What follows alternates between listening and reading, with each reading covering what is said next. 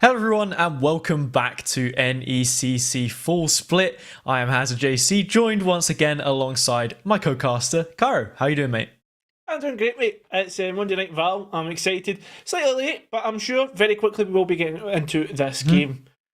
Yeah, no time wasted whatsoever. Let's go straight through the rosters that we have for you guys this evening. The first two teams that we're seeing include Bethel Wildcats. We've got Ace, Squilliam, Crybaby, Cox and Itadori.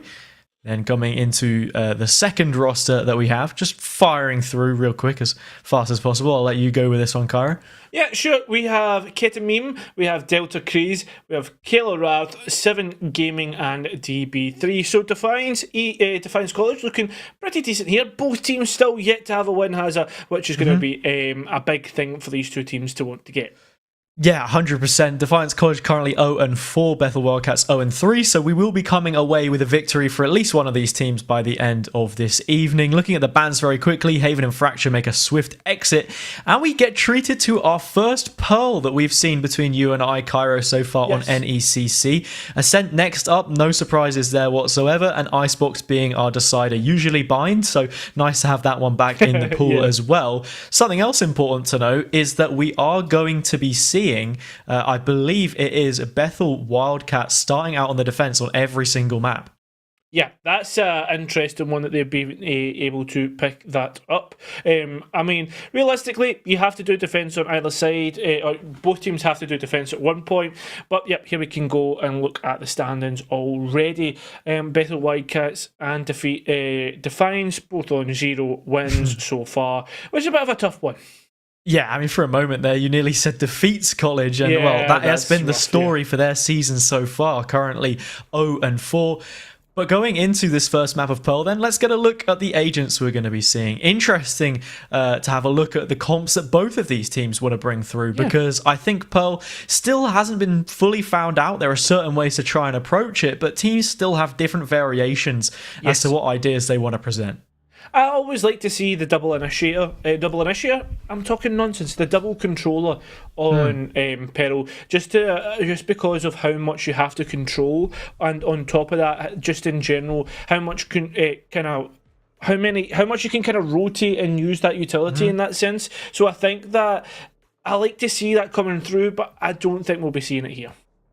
Nah, looking at what we have here already, some very interesting choices. Defiance going on that lower record for something very, very off the beaten path to try and secure them their first win here. A Brimstone and a Rainer, two choices which I don't think we see on this map very often whatsoever. Usually Viper, if you're going to be going for a Brimstone on any composition, really, a lot of the time it will be a double controller. I guess for some maps like Ascent or Bind, maybe, where things are a little more close quarters, you can certainly make the argument for it, but for the most part, as a single controller on Pearl, not something we see very often. And then Rainer, incredibly solo carry reliant and winning out your engagements, so lots of faith being placed in that player.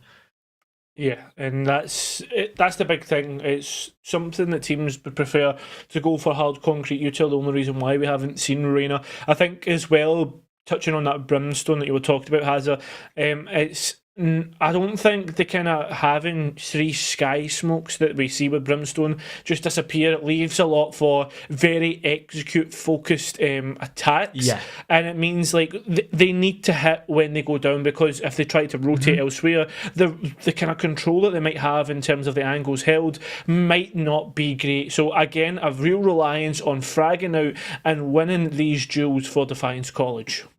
Yeah, I think the Brimstone certainly is going to be more effective towards that A side of the map, and we're seeing that already on the defense with the tight chokes to lock down, and it's an immediate challenge here from the Wildcats towards B long.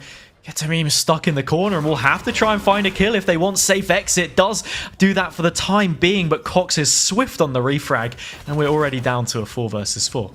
Yeah, good work from Cox to be able to get that refrag back. And when we look towards the map here, we are seeing the sky flank through, and will obviously be given away by that trademark. The players on towards B long are going to be stuck here and are going to have to engage. It's the thing though, Hazard, if they don't realise and don't check, that sky is about to say they will get picked up, and that's exactly what happens. Yeah, Delta Craze in the back line. She's able to find a kill. And now Defiance have an advantage to work with. Cox on yet another frag, but still lurking in the back lines is Delta Craze finding yet another kill. Drop down to a level footing. Cox finds their third with the spike still not planted. Spike still not being committed here. Delta Craze so low, all it takes is a little frag, and that's exactly what's going to come out. Cox being able to, I was about to say, get an ace or a potential ace. It happens, and even gets the spike plan as well. So we're 2 off. A showstopper already has her. You nearly went into an American accent there, bro. I heard that showstopper. Hell yeah, man. Nah, not happening. Bethel Wildcats, they find the pistol round. Good upgrades across the board. And, well, right now, it's the Cox show. 5 of the best. And some great use of the utility as well to just shut down those angles. Paint shells having good value. And yeah, it was a difficult position for them to fight from as well. Both players completely restricted from backholds. But the win is there either way. Already, we are seeing a death ball still. It seems to be very execute focused as we foretold, Hazard. But it was for the Defiance College that we were talking about already. Though Yum is going to get cut right down. We do not have the regrowth. That's on the other side. So Yum might be feeling that damage a little bit. Yeah, second guessing the execute. Called back amongst their teammates, but they gain an extra helping of damage for it. This flank has already come through. Ketamine hearing all of the footsteps, but Crybaby from the sideline, she's able to pry that kill away. Poison Cloud does go down just to hold back these Defiance players as they look to rotate through. Bethel now with complete control of the B site under wraps, getting that spike planted. They are able to get that spike planted, and it's an interesting spot. They haven't decided to go for the long position. They've decided to go for the one closest. Kellerath able to get on towards Ace. Yum will somehow take out Delta Craze as they were too busy looking at utility. DB3 close by to somewhat miss out on getting this KO, but will finally come back through. 3 players left on long against the 3 players on site, and they will have to swing through if they want to try and take these players out, but they can hold from this position. And this is why this position is not to be advised. They might get it, but no! The showstopper will win that out. And that's exactly why we don't like to see it planted there.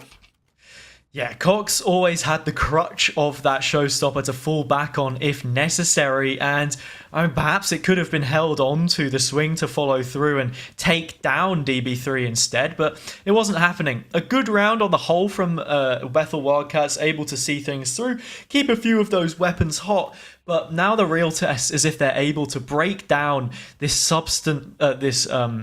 subsequent buy from Defiance College, because it has a lot of substance to it as well. Yes.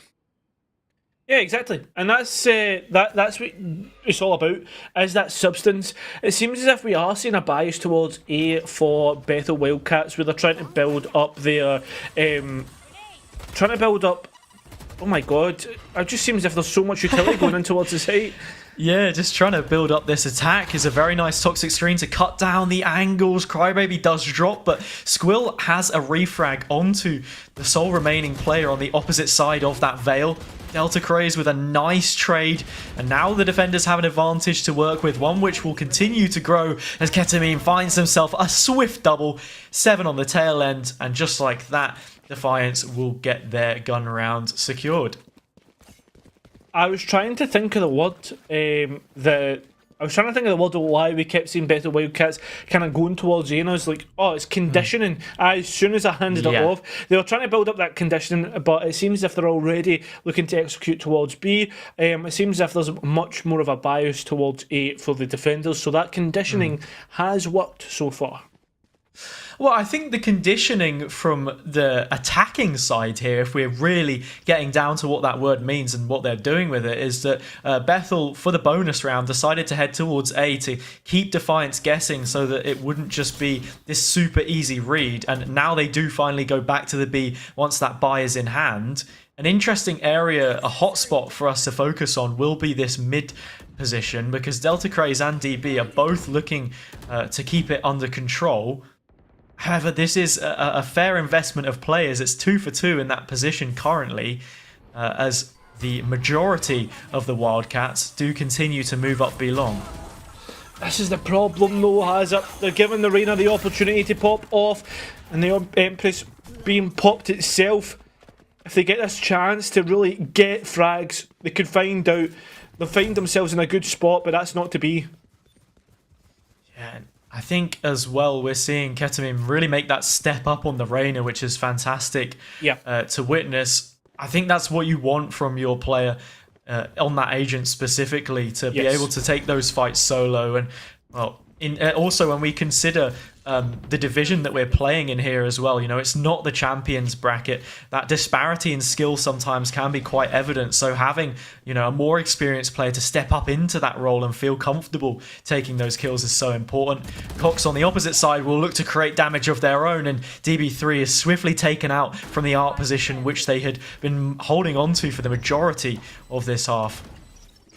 Fragment grenade is used to clear out any positions there. Somehow Ace is able to come through, gets lovely double kills, but Seven Gaming from the trench able to get out another two indeed. Lovely placement of the paint shells. Ace will take one with them before they get taken out by that utility. Seven Gaming just giving away their spot, and Cox ready for the opposite number. We'll win that out. We go 3-1. Yeah, and it's a nice 1v1 there from Cox, just listening to the steps, and eventually goes for the challenge, not restricting themselves too much. Could have potentially played for the time a bit longer, but it wasn't really necessary. And looking at the clock as well, it didn't exactly sit in their favour. More importantly, Wildcats now able to build up a bit more of a substantial economy, keep these buys ticking over, keep some of those weapons in the hands. It was a reinvestment going down to the 1 versus 1, but the same can be said for Defiance. Don't have too much to work with here, and we'll be waiting just again to get something more substantial. A little bit more map control actually being leveraged by Bethel Wildcats this time round, Hazard. And before we were seeing them really ball up and move as a unit, but we actually saw a little bit more lane control as the Viper holds mid, and we saw the fade on towards the A main. Yeah, I would probably argue that they have less control this round than they had previous, because usually we saw Crybaby and we also saw Ace playing towards mid, but this time around it's a 4-1 split. Crybaby looking for that late flank through middle. Didn't come to anything the previous time around because she didn't look to play it, and well, it seems as if once again she will just be joining the rest of this team on the frontal offensive. Null Command goes down to try and deny, but Ketamine is able to get away with the first kill. 8 immediately trades back, and we're into a 4 versus 4. The force of the tour de force coming through as Ace gets that first pick up on towards the opposing side, as Ketamine looking to come out of halls. He's stuck in towards the smoke. Will find that raise. Lovely stuff. There goes Seven Gaming. But again, this Reyna getting the opportunity. A lovely orbital strike to deny. Poke forces Ace through. Wins out that duel. And now there's only one player left. I say that. And as I say it, they do get taken out by Itadori, which is lovely stuff from the Bethel Wildcats. Yeah, I mean, we have to look at Ace in that round as well. Fantastic stuff from him. On the tour de force, finds the opening trade, immediately cuts things out, finds an additional one, and then, just as the Brimstone ult gets dropped upon his head, is able to find one more, and then a flourish on the Headhunter just to seal out a 4th. Magnificent stuff, and it's those fine margins and those little bursts of skill which have been dipped in and amongst this Wildcats performance so far, which has helped them out so greatly. I've just noticed that, like, it seems as if Itadori is a reference to an anime, so we've got an anime enjoyer here, absolute Giga Chad. Itadori Yuji, perhaps? I'm not too sure. Yes, that's exactly what I was referencing. It is also just a person's name. It's like, yeah, you know, I'm called Harry, doesn't mean that I'm a Harry Potter reference, but I mean, perhaps you're a reference to the VCT off-season Superdome in Cairo. That was the furthest reaching. I mean, I don't know. Cairo. That's not too much of a reach, I would say. At least I linked it to. Yeah, Valorant. it's still a reach. Come on, you know that's a reach. Oh yeah, look, but when has anything we've ever said not been a reach? Yeah, either way, Skrill able to reach into the kill bucket there and scoop out one of the finest headshots that you're going to see all afternoon. Ketamine incredibly restricted by the utility set at his feet. Once more, we see Delta going for this flank, which could come up with value. Cox turns away at the pivotal moment, just as an additional kill is found. Now a 3 versus 3. The balance begins to shift. Delta's found the first and a second. So clean. Looking for a third, but it will be snatched by their compatriot. Very nicely done, and Defiance will get their second. So what we're seeing here, I think, Hazard, again, I just want to keep iterating this because I see it all the time. This spot where we're seeing the spike being planted so close, I don't think it's a good idea due to how deep it is. It's really hard to swing round and it's planted more or less for the defenders, because what we're seeing from Bethel Wildcats is rather if they plant it there, go deep and take more site control. They're playing from long and they can't actually, they're having to force themselves to swing round and get that diffuser.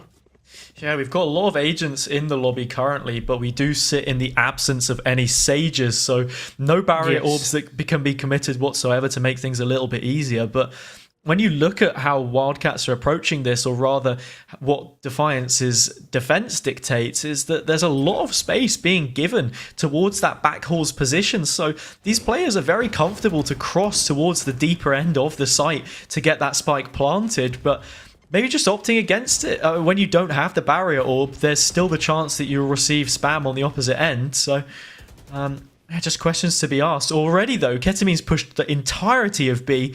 The remaining player sat outside of A, and a timer ticking down as to whether they make this push work or not. Yeah, and that timer could be Ketamine on the flank, Hazard. Oh no, this is just looking wrong. It's disaster. Pictures taken moments before disaster, and here we go. The rifle goes. As we see the dismiss through. Oh, that's the real disaster. A snapshot there not connecting the dismiss. Completely unnecessary, walking into a crowd of players and getting caught in the midst of it. Unfortunate. Really unfortunate, and there's another unfortunate occurrence. Cox takes out DB3, cocking the gun as they walk through. They get taken out, there goes your chamber, and at this moment in time, the control that I guess Bethel Wildcats has is only in towards lane and mid. Yeah, and this is so huge because that trademark is what a lot of the control stemmed from, but it appears that Wildcats aren't going to make anything of this. It was an eco. They've decided to pick up a couple of Vandals and just save them on through. I mean, I guess in many ways you can't criticize the call, but perhaps that lack of ambition to go for something more is something to consider. I'm not too sure. At the end of the day, they made a good amount of damage, but Defiance are able to hold on for the most part to those guns. And yeah, I mean, looking at the buy here, Crybaby can invest, but Itadori is on a Spectre and also has enough money to buy up to a rifle. Not too sure what the game plan is there. Yeah, might be lacking in utility as well. Something to consider. For yeah, later. But I mean, even at that point, look, 1600, little bit of quick maths. You add on the 1000, you only need what, 300 more. You still have 500 credits to spare, and as we can see here, they had the credits necessary to buy up the full utility. So that's literally just them saying, you know what, I don't want it, and going for the Spectre instead. Maybe they like the Spectre. Maybe that's the difference. Perhaps it is, and we'll see what they can get done with it. Cox the first point of contact, and Ketamine once again is the one to meet them on the opposite side and take that initial kill. Yeah, the Viper wall placed in a spot where realistically it looks kind of like a defender's wall, the way they're able to gain site control and walk through. They're popping out and they're popping heads. That's it. Ketamine on the Empress finds more and more. The value is unbelievable. Is this going to be an ace? There's only one player left and they're top of B long. Ketamine on the hunt, looking to find their last and their final head to their collection. We'll see it, just misses out, but now they have the hunt. They have the bit between their teeth and they'll miss out. Yeah, not biting down on that piece between their teeth. Spike well out in the open here.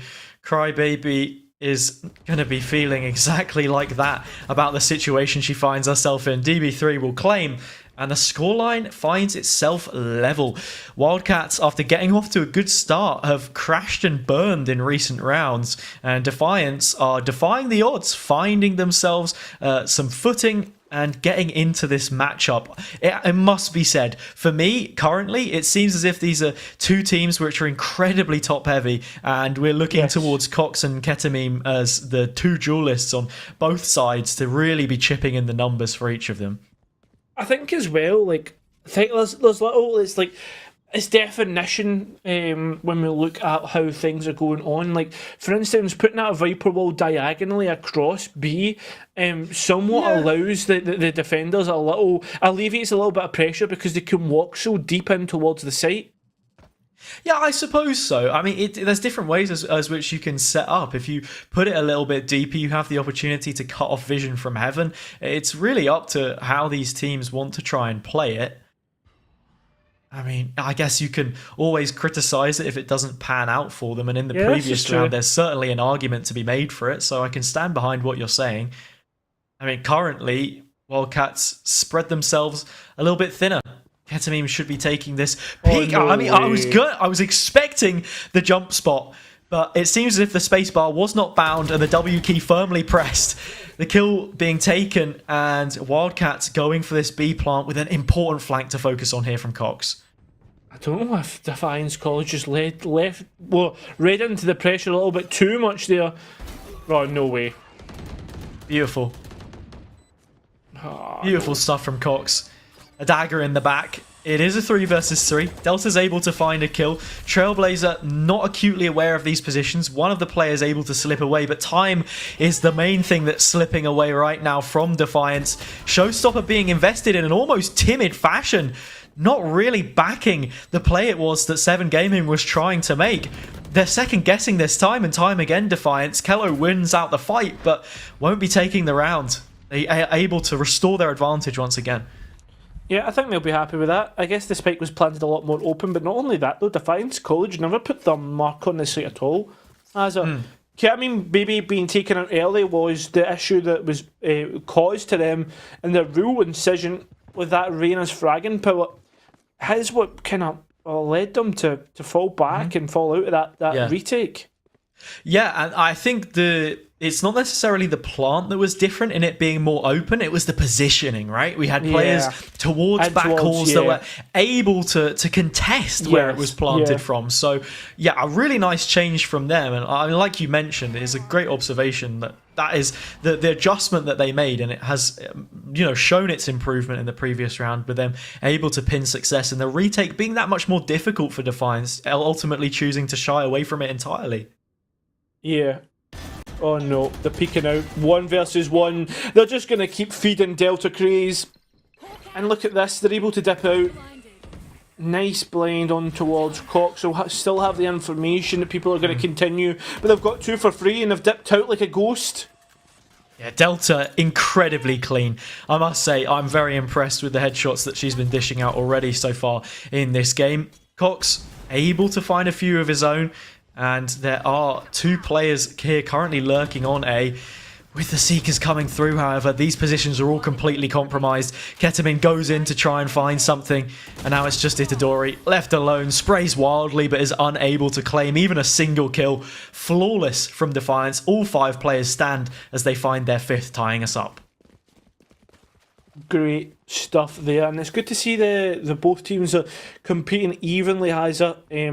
Going on towards this next half, you essentially have I guess, potential point where we could see either team just start to move forward, depending on how they like the rounds cooked. And looking at this right now, we've got a 2-round shootout, one of which Wildcats will be on a low buy for them to potentially level the score. Most likely it is that they'll concede this one and then move on for a better chance in the next, but yeah, a difficult situation from which to be in. Both teams looking to create an advantage that they can work with for the following half. That 0-point knife did not collect much information. Ketamine collecting ace. That's the tour de force locked off, which would have been such a huge piece of weaponry to use, has it? In this moment in time, they still have 3 ultimates, but do you really want to invest it on such an eco? 1 player trapped down long. Is that Fade going to try and escape by running up with the knife? Nobody wants to swing out, not even DB3 with that rendezvous. Delta slip the net in towards mid. Neither player too comfortable on connecting the shots. Cox will come in for an intervention of sorts, try to take them out. It's Itadori who does that instead. We're seeing a wave of players cascading beneath the waves here on Pearl towards the A site. The spike being couriered over, but still somewhat slow in the execution, and it's allowed Kello to move in the middle of things, plonk down an incendiary, and bring this push to a grinding halt with only 20 seconds left on the clock.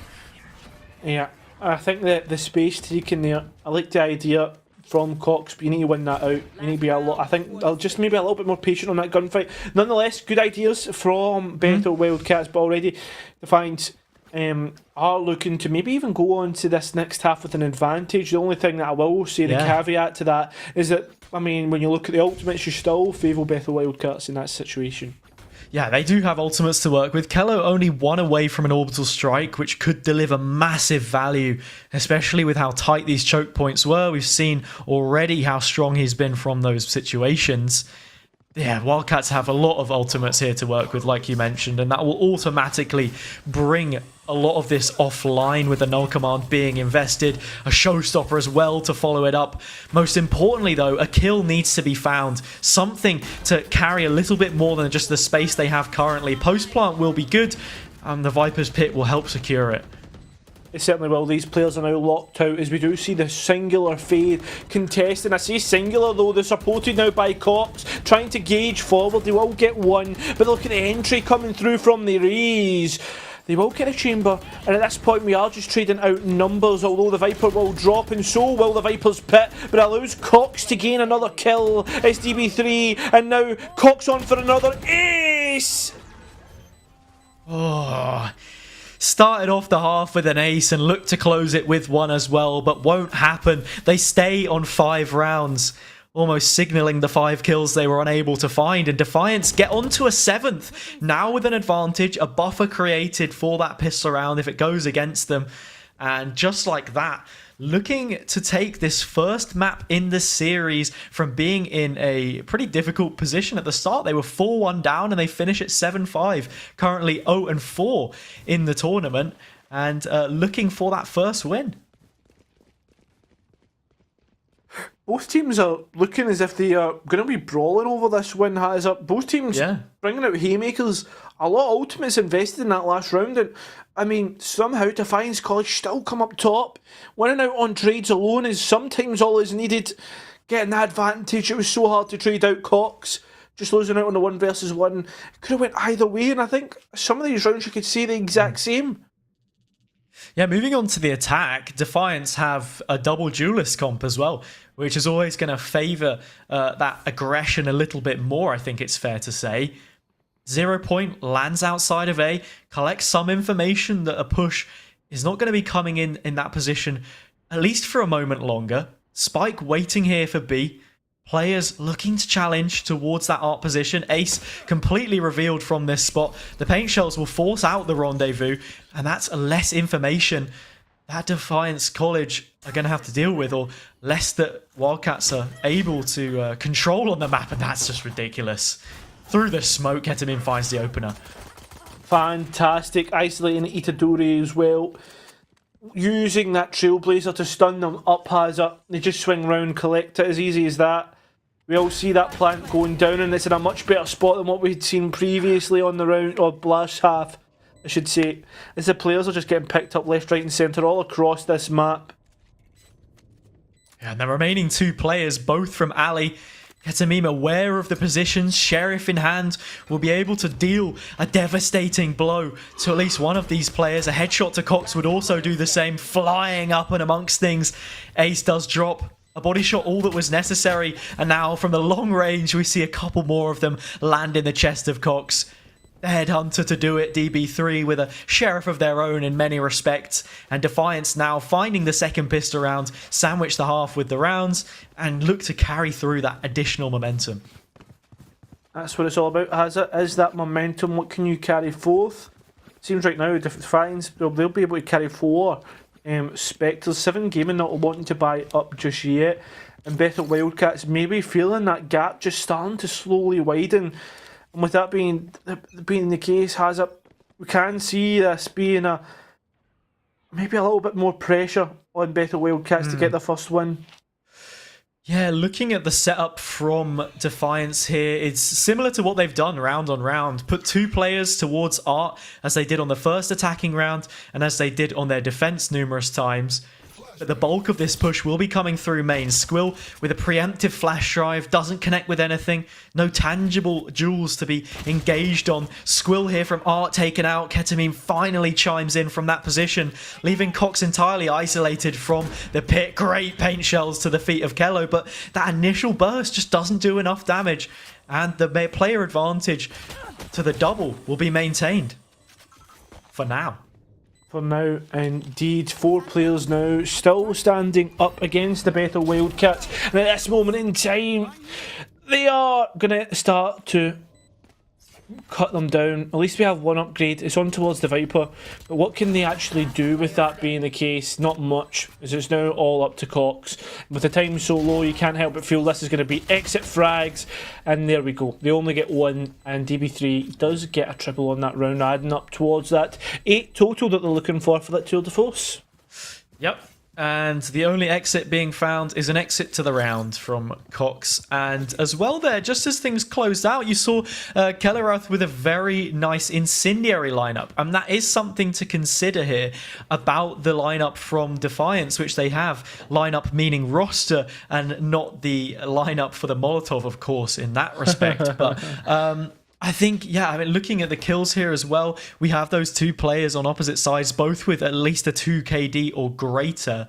Ketamine currently doing a little bit better in that aspect. But yeah, now the bonus round. If this can be found for Defiance and they get double digits, twice as many, you really do worry for Wildcats and their chances at staying alive, at least on this first map.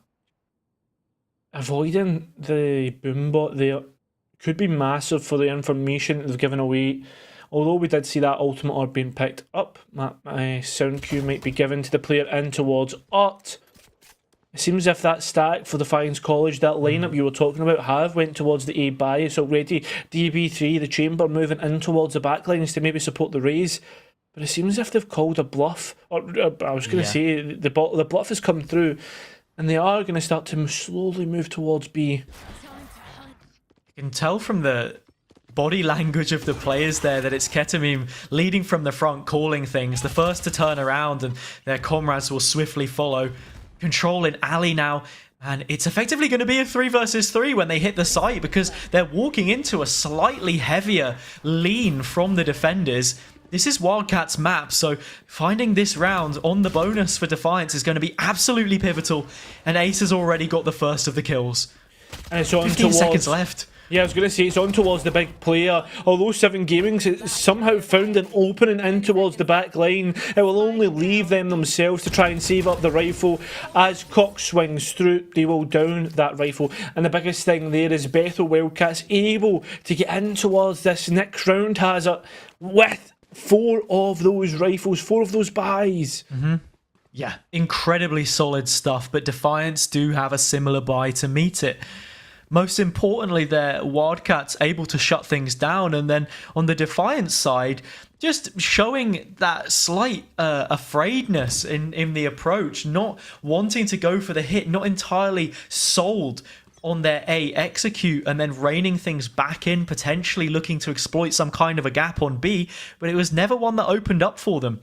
Now forced back into this round, it's going to be pivotal that they're able to pin down some success here, because this is their gun round, and I don't know when they'll next get one afterwards, as Delta alleviates a lot of that pressure by finding a kill on A.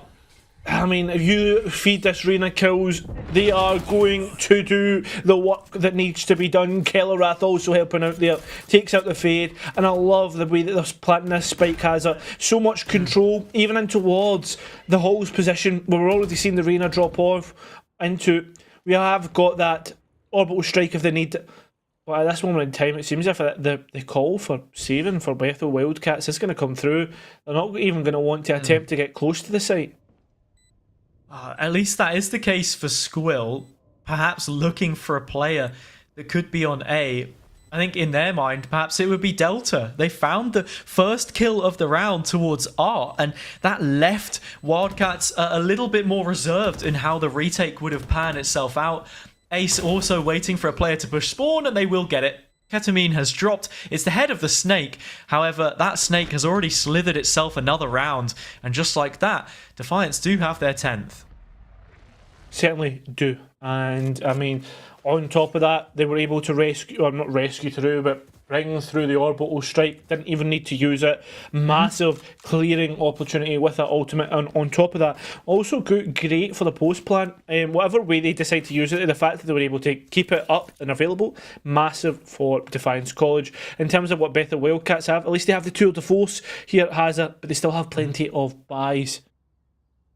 Yeah, I think the main thing to note that I've seen from this game so far, and also, you know, looking down the divisions as to how this one sets up, the key takeaway just has to be both of these teams, how willing they are to commit to certain executes. I think when you just go for the hit and you have your teammates behind you, you're always going to have a way better chance than if you're feeling a little more stagnated, pushed back and reserved in the way that you want to try and hit things, because a lot of the times in these rounds we've seen it go all the way down to the wire, barely any time left on the clock to try and work with, because there isn't that willingness to just go for an execute.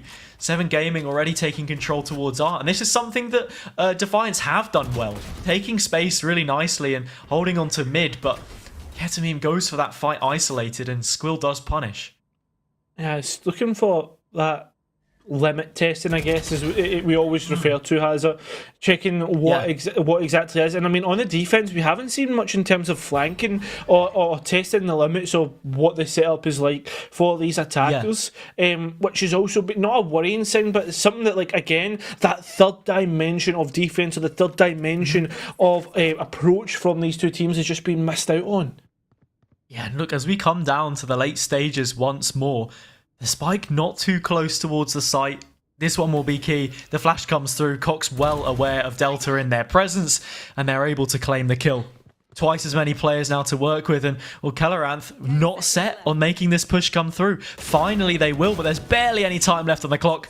Ace collects both, and the gap continues to close between these teams. Wildcats, once again, we just have to replace that point that this is their map pick, so they should be coming into this one in many ways as the favourites. They are also 0-3 instead of 0-4, so their results also sit better, but Defiance have made good of what this match has been so far, and it's interesting to strike a balance between both of those dynamics.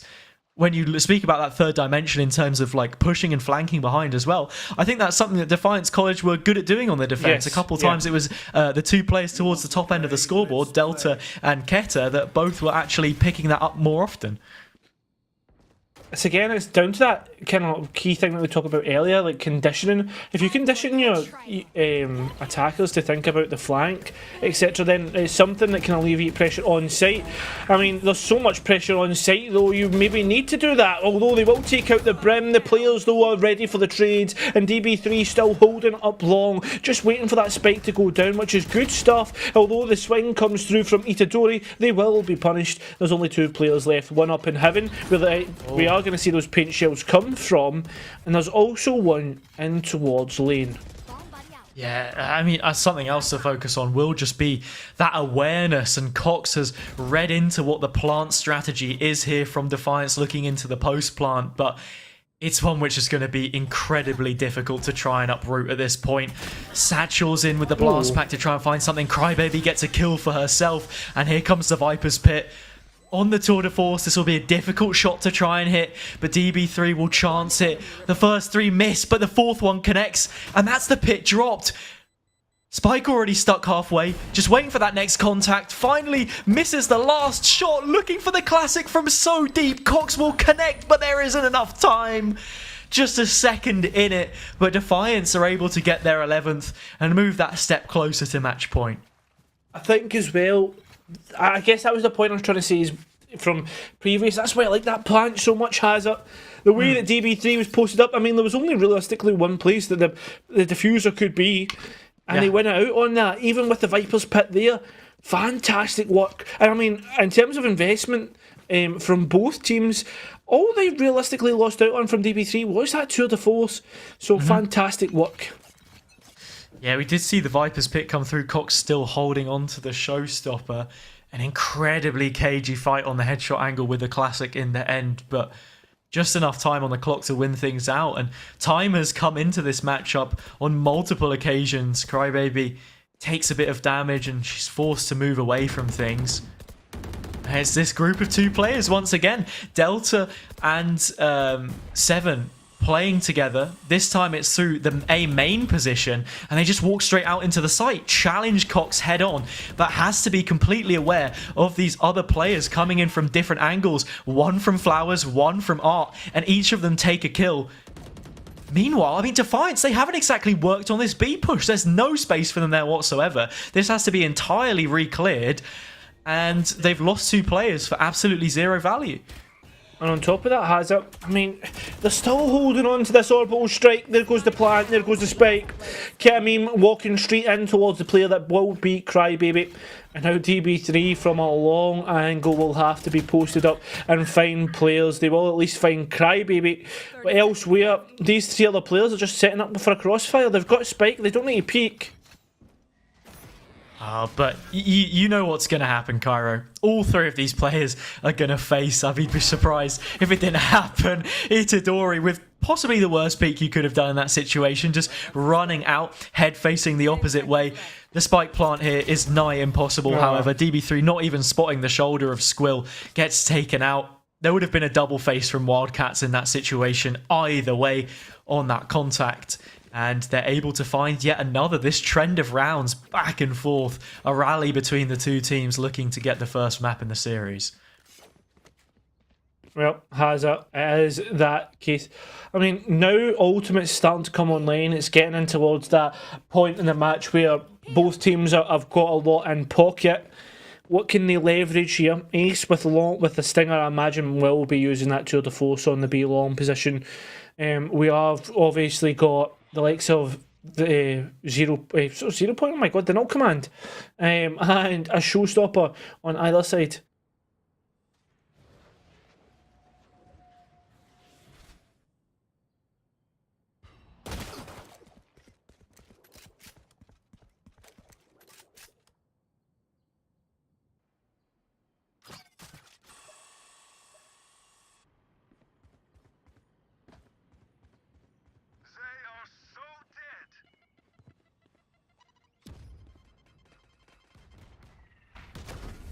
Trap destroyed.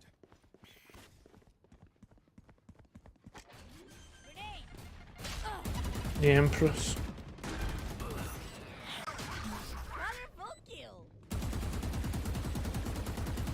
Yeah, exactly. At least to get it down. Although, I mean, Hazard, you can't help but feel maybe switch over. I was about to say switch over that spike planter. Ketamine comes up huge. Downs 2. Yes, he can get 1 back up. I think that will be the case. But look at this plat. Oh my god, the flank comes through huge. Player back up, showstopper available. That could be massive if 7 Gaming could get it online, get it working. They're just waiting here as Itadori will take out Delta Craze. Here comes the showstopper, although it's going to be returned. They haven't found it, and 7 Gaming, oh! Got to be kidding me. Push a button, save the day, easy. Ultimate's invested there to try and get things done. It came down to the absolute wire, only a second left in it. And Wildcats are able to find the round. Incredibly close, but still pushed to the wire by a low by Defiance, making the most of the different opportunities they had to seal the round. A big flank from Keta and Delta combining to get them within touching distance, but still didn't happen. Now very close to the map point. They'll be going for a timeout. Good stuff. I love exactly what's going on there, Hazard, in terms of how they played that post plant. Brought it so close. I mean, Defiance College might just be looking to shore up exactly what's going wrong in the early round. I think maybe switching that plant up, maybe sending someone else on towards it, because we're seeing the paint shells consistently being committed on towards any default spots there. And I think as well, just having the orbital strike available and online, maybe not even for the post plant, maybe even just use it in the early round to gain that space. Yeah, there's always a chance to try and do that in the execute to give more room. I think it has to be seen as one of Defiance's win conditions here, however, at least that's the strategy which they've shown for us so far. There's an opportunity to try and mix it up, like you mentioned. It's just a question of whether they want to grab that with both hands or not. Both teams have their superstars on opposite ends. Ace and Cox and Keta and Delta both putting in great performances thus far. The 0 point on B will confirm that nobody is at least moved out of the club position for the time being. And we do see Ace go for the rotate towards A as a result. They have the C's and the paint shells to combine with one another, and all. Here we go. Kello is lining up this orbital strike to potentially use, but the problem is it seems as if Defiance are quite far back to actually be hitting this immediately. And yeah, no capitalization from it whatsoever. Just allow Cox to move straight back to where they were holding from before. Yeah, just that realization again. It's the third dimension that we're talking about, has it? And speaking about dimensions here, look at the dimension of Bethel Wildcats retake. Already 4 players ready encircling the site. And in terms of how Defiance College are playing it, very far back, players on towards main. I mean, Crossfire set up as well, which will be massive, but already the guns coming online as we see DB3 take Crybaby, a nice nightfall to come through. They're clearing the corners, the guns are coming alive, but who can find those picks? It seems that both teams can, as they go even so far. Can they get in towards this point where they can get onto the spike? No, they can't, but Defiance College can find their way on towards map point. Map point on their opponent's map pick. It was such a nice setup in the post plant from Defiance. Kello playing towards main, had the incendiary if it was found to be necessary, but eventually just goes for the peak, takes those players out. It was a good crossfire. I believe it was Keta playing from that hard corner to try and survive in. The Nightfall has them dead to rights, but Seven is able to support with assisting fire from the art position. There was a variety of different areas that they occupied off the back of that orbital strike to give them just a bit of room to move in towards the site. But yeah, on the whole, really nicely played from Defiance to close out that round and give Bethel Wildcats now 3 map points from which they have to claw back and really just teed up to find a finish. But can they find the finish? Bethel Wildcats taking this time out are obviously sitting down and trying to talk about exactly what potentially could be going on and what could be the fact that the problem that they could be facing already has a. When we look at exactly how things have been going on, it's not been too great for the Wildcats. And it seems as if every time they go for the retake, just missing key corners, not clearing key angles. And again, it's that definition that we're missing out on those retakes that could potentially be finding that extra pick, you know what I mean? I think the more difficult part of the retake as well is they don't have any smokes to try and deal with it with, right? Kello on the Brimstone is a polar opposite. You can put the sky smokes wherever you want. We see the Viper's Pit invested here, and now that Crybaby has held onto the toxic screen, perhaps that can help her if we do see the spike make its way towards A, for example, instead. Potentially. If it does go that way, it doesn't seem to be the case though. They'll swing and get the trademark, and then that's a vacuum with pressure, which, I mean, Bethel Wildcats are going to start to read into as we see the fade slowly rotate from art. That's also a huge let-off for Ace, who in that situation wasn't looking the correct way when their trademark was broken, but that is all that Defiance opted to try and take. They weren't looking for the peak, just simply to remove that control, and it's pushed Wildcats back incredibly far on this defense, sitting almost in spawn as they look to try and recontest A perhaps, but Delta finds a big kill on Itadori, and that opens things up for them here. It's like ants trying to react to something going wrong with the nest. Talking about something going wrong with the nest has that force, tour de force, taking one out, making them feel the blow, and now they are all heading in towards Crybaby, which you can't help but feel as an opportunity for this Viper to come up huge. They're only going to be good for one though, and now it's a 3 versus 2 post plant with a lot of space and time. Yeah, both of those players coming through the same area which Defiance had already plowed their way into, a spear through the heart. And this could be a heartbreaking blow for Wildcats if they lose out on their own map. The spike planted so open. Many angles to be contested, and more importantly, ones which sit more towards spawn. Will they expect players to be holding towards back halls and long? I'm not too sure. They certainly didn't expect Gallo. And Delta follows things up with a late timing. 13-9, and Defiance are able to find their opponent's pick. Fantastic work there. Being able to find your opponent's pick. Only one map to go now, Hazza. If you're Defiance, you're pretty much buzzing. Keta Meme coming up huge there. Delta Craze, GB3, all three top fraggers there, putting in massive work. To be say that your third lowest fragger is on 18 kills is quite a lot.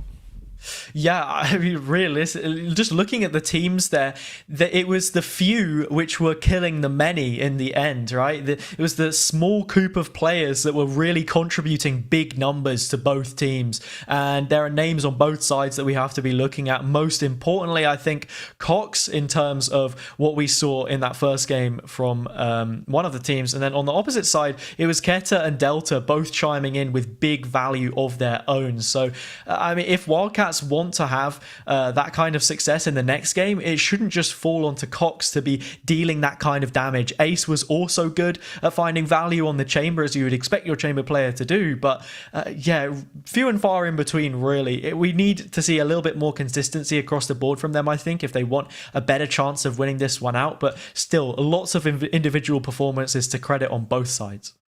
100%. And we'll let those players get a little bit of a break for those individual performances. As we get ready for the next map, Hazza, we'll take a 5-minute break and then we'll get back into it.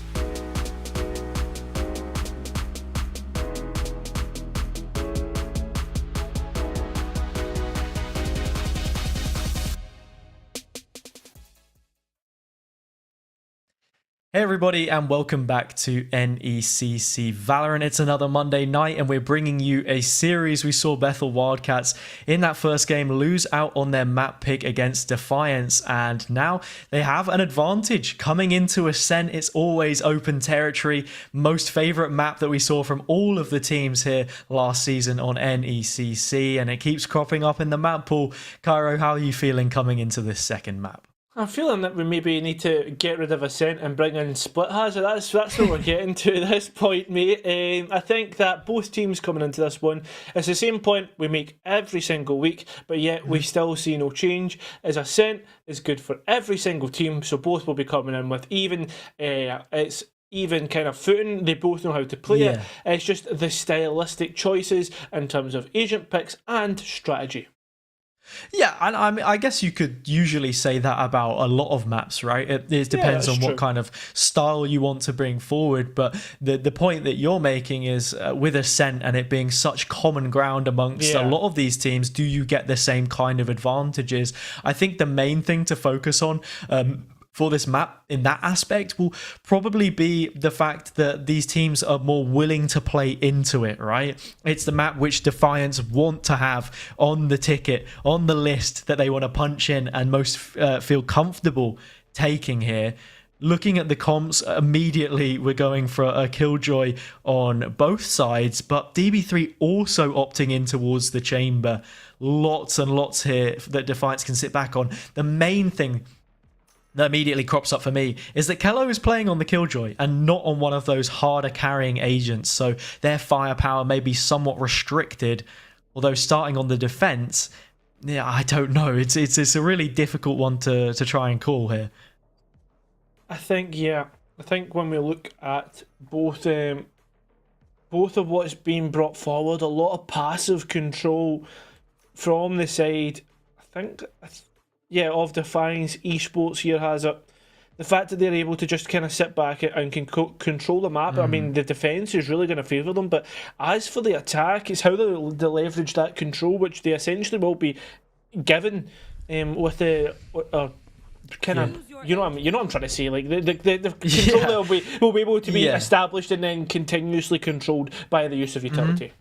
Yeah, look, I mean, that is something to focus on, right? The utility, they're not going to be so set in their ways here, the attacking side of Wildcats. It looks a lot more fluid with the double initiator, that only Sentinel being Sage, and there's many ways that you can move her around different parts of the map without being locked in when we consider utility. Chamber and Killjoy on the opposite side, it's more a case of sit up shop and hope that the enemies run into you in many ways. With Chamber, obviously, you have the rendezvous, so you can look for an early engagement and you're not as entirely restricted in that aspect, but still it does somewhat play into Wildcats feeding into what Defiance want to try and do here. But I mean, for the main part, it's just like that clash in two different styles, right? Both teams wanting to play this in a different way. We'll have to see which one has the better game plan on this map, which we spoke so much about. Exactly. I think, like, do you know something? I think Ascent has ruined Venice for me, because I really want to go to Venice, but I've seen it so much at this point in time. I'm like, what? Is there any point? I don't know, man. I really don't know. Teams just love this map in general. We saw the Spike Nations tournament recently, obviously happening in EU, and I'm pretty sure that like 6 of the 8 games on the first day in the best of 1 were played on this map. Teams just love to stick it out on Ascent. I think it's just because of how defaulty it is, how much it goes back to a traditional setup that you would see in an attack FPS game like CS, for example. But coming here into the pistol rounds, right, before we talk of our gripes anymore on Ascent, we will be seeing what Wildcats can put forward with this A execute, which looks to be holding nothing back. Already, they are going to be quick, and it's a pistol round hazard, so there sometimes isn't a lot that you can do, but I'll tell you something, Ace is going to be able to do a lot. Moving from a chamber on towards a jet, the decision seems to be working out in their favour, as they've already picked up 2. And Chamber, you can always give the argument of finding aggression as DB3 will claim their first kill on the half, but Jet is that bit more maneuverable, and already it's unlocked the site for them. Ace getting themselves yet another one on for the ace. It's 4 so far, but they'll drop one short of that magic number 5. Squill will clean things up for them, however, and Wildcats take their attacker-sided pistol for the second time in a row. Defiance also losing out on Pearl in that aspect. Yes, they did. And I think as well, he's nearly getting an ace. I mean, that was exactly like the last game. Cox was the one that got the ace last time. Interestingly enough, the races went on towards an Omen for this map. Yeah, we've seen a real change in roles. Squill and Itadori still playing the initiators, however, the same pairing that we saw on Pearl.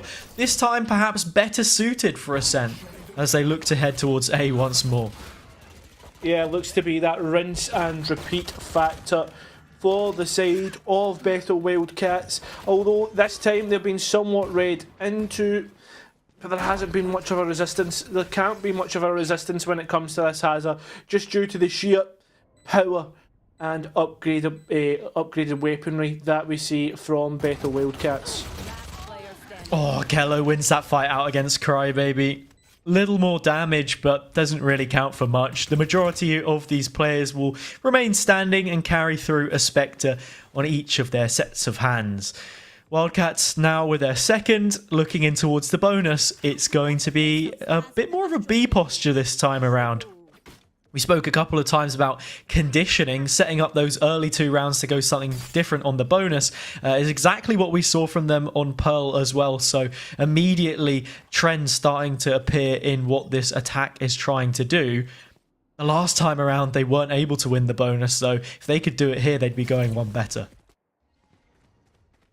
Yeah, moving in towards the KG utility this time though, they might get cut down a little bit easier. Timmy the turret firing off as we start to see those nano swarms go off. Kellerrath, good for one with it. And here we go, the Spectre comes up. Can they get a second? Yes, they can. That's a third on the round. And we are going to see these Bethel Wildcats players get completely stripped down. And you know, I guess the key point there has us, I mean, are they going to attack B again? I'm not too sure. I think we expect Wildcats to go back to A, and that's exactly what we're going to see, right? They just switched the setup to try and keep Defiance guessing as to how things would play out. It's just a question of whether there's any adjustment now in how they want to approach this A take, and it seems that with rifles in hand, Ace holding onto a Vandal of course and leading the charge in terms of kills so far, will want to challenge this more open mid position. It's one which DB3 is perhaps expecting, but only towards Link for the time being, not trying to stray any further away with no rendezvous set up actually. Just going to peek this one dry and look to mow down at least a couple players before they fall. Rez is online however, so we will be back to a level standing. Yeah, at least they've got rid of that ultimate hazard, but at the same time it's such a tough swing because essentially it's only a 1-for-1 and is gifting away one of those Vandals. Although at this moment in time here there is still pressure towards A, and very slowly we are seeing Bethel Wildcats, I guess, start to split up and look elsewhere. The Spikes is going towards B. There's still a setup here from Kello. Some serious presence on A would have to draw him away from this position, so we'll just stand firm for the time being. Initial contact has been taken by that turret, but the alarm bot's still not procced, and no utility to try and shut it down means it'll be incredibly difficult to try and push through. Ace, the shots just narrowly avoid removing that. And we do see a lockdown come in as well, which is forcing the execute to be put into motion. A nice updraft to avoid it entirely from Ace, but completely split from their teammates. The Spike's still not committed, only 20 seconds left on the clock, and the kills are all going in favour of Defiance. They certainly are. The Spike, I mean, Hazard's going towards A, but do they have enough time? I mean, realistically, looking at this top clock, you would favour them to get it down, but then they're into a 1 versus 3 situation. Yeah, for a moment, it looked as if we may see Crybaby decide not to go for the spike plant and just tap it looking for a peek, but I mean, it was smart to collect a minuscule amount of information before the full committal comes through. Barrier orb towards short, door not closed, so one level of defense has already been stripped back. Guiding light not connecting, shots looking to do so, but instead it is the aforementioned Sky that gets it done. Headshot popped and the score leveled. Good work. Well done. Fantastic. We now move in towards this position where winning out that rifle round of Bethel Wildcats will put Defiance College in a fairly strong position as we look towards an eco-cycle for Bethel Wildcats, which is not something you like to see so early in this game. Yeah, Defiance have started to build up those credits now. They can look to spread those wings and fly out of arm's reach from Wildcats, who currently are sitting level 2-2. They lose this one. They still have an opportunity to tie things up before it gets really difficult. But Defiance, all the while, are becoming more accustomed to this defender's side. And it's great to see how they've set up already. Nice rendezvous in mid, and there's a trademark to follow it up as well. So much control with 3 players towards A as well. DB3 able to find the first kill, but immediately traded out. Keeping those numbers somewhat even.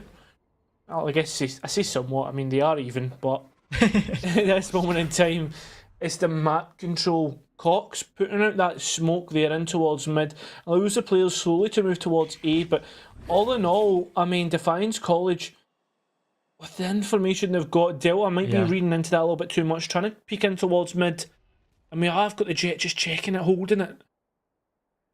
Yeah, Delta has rotated through.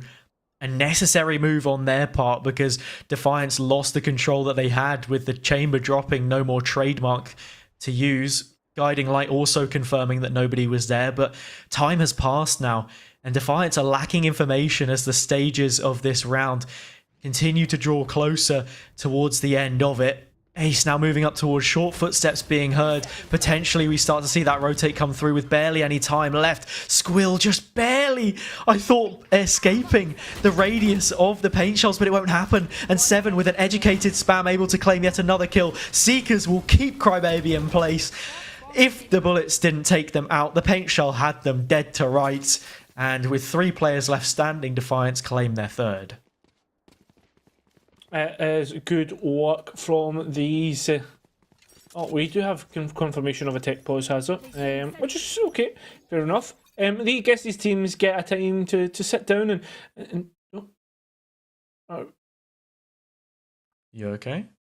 Are we still live? Are we still talking? Well, yeah, of course we're still live. It's just a tech pause. We've gone over to the cinematic graphic so you guys can get a better look at what's going on. See, that's what I was a bit confused because, like, I didn't understand. Like, it's been a while since I've seen this graphic, so I was just a bit like, is this like not used to this? Just used to the game free flowing. Yeah, more used to it going to 3 maps, and that being the reason that we get a late bedtime instead of technical pauses. Yeah, exactly, bro. I love a late bed. Overtime last week doing absolute bits. God, to ruin your sleep schedule. I didn't have much of a sleep schedule. It was confirmed today. That's very true. It was confirmed today that I definitely did not have much of a sleep schedule. So are we looking to fix that tonight? Yeah, I mean, fix it if you can. We'll see how much longer this series goes on for. Defiance certainly making a case for themselves to remove those dark patches from underneath Cairo's eyes. They putting in the work so far. And well, perhaps with them being 0-4 and Wildcats being 0-3, the fact that they've played more games means there's greater experience among the ranks, and this competitive environment is one which they're finally beginning to gel with now that they're against opponents of a similar caliber.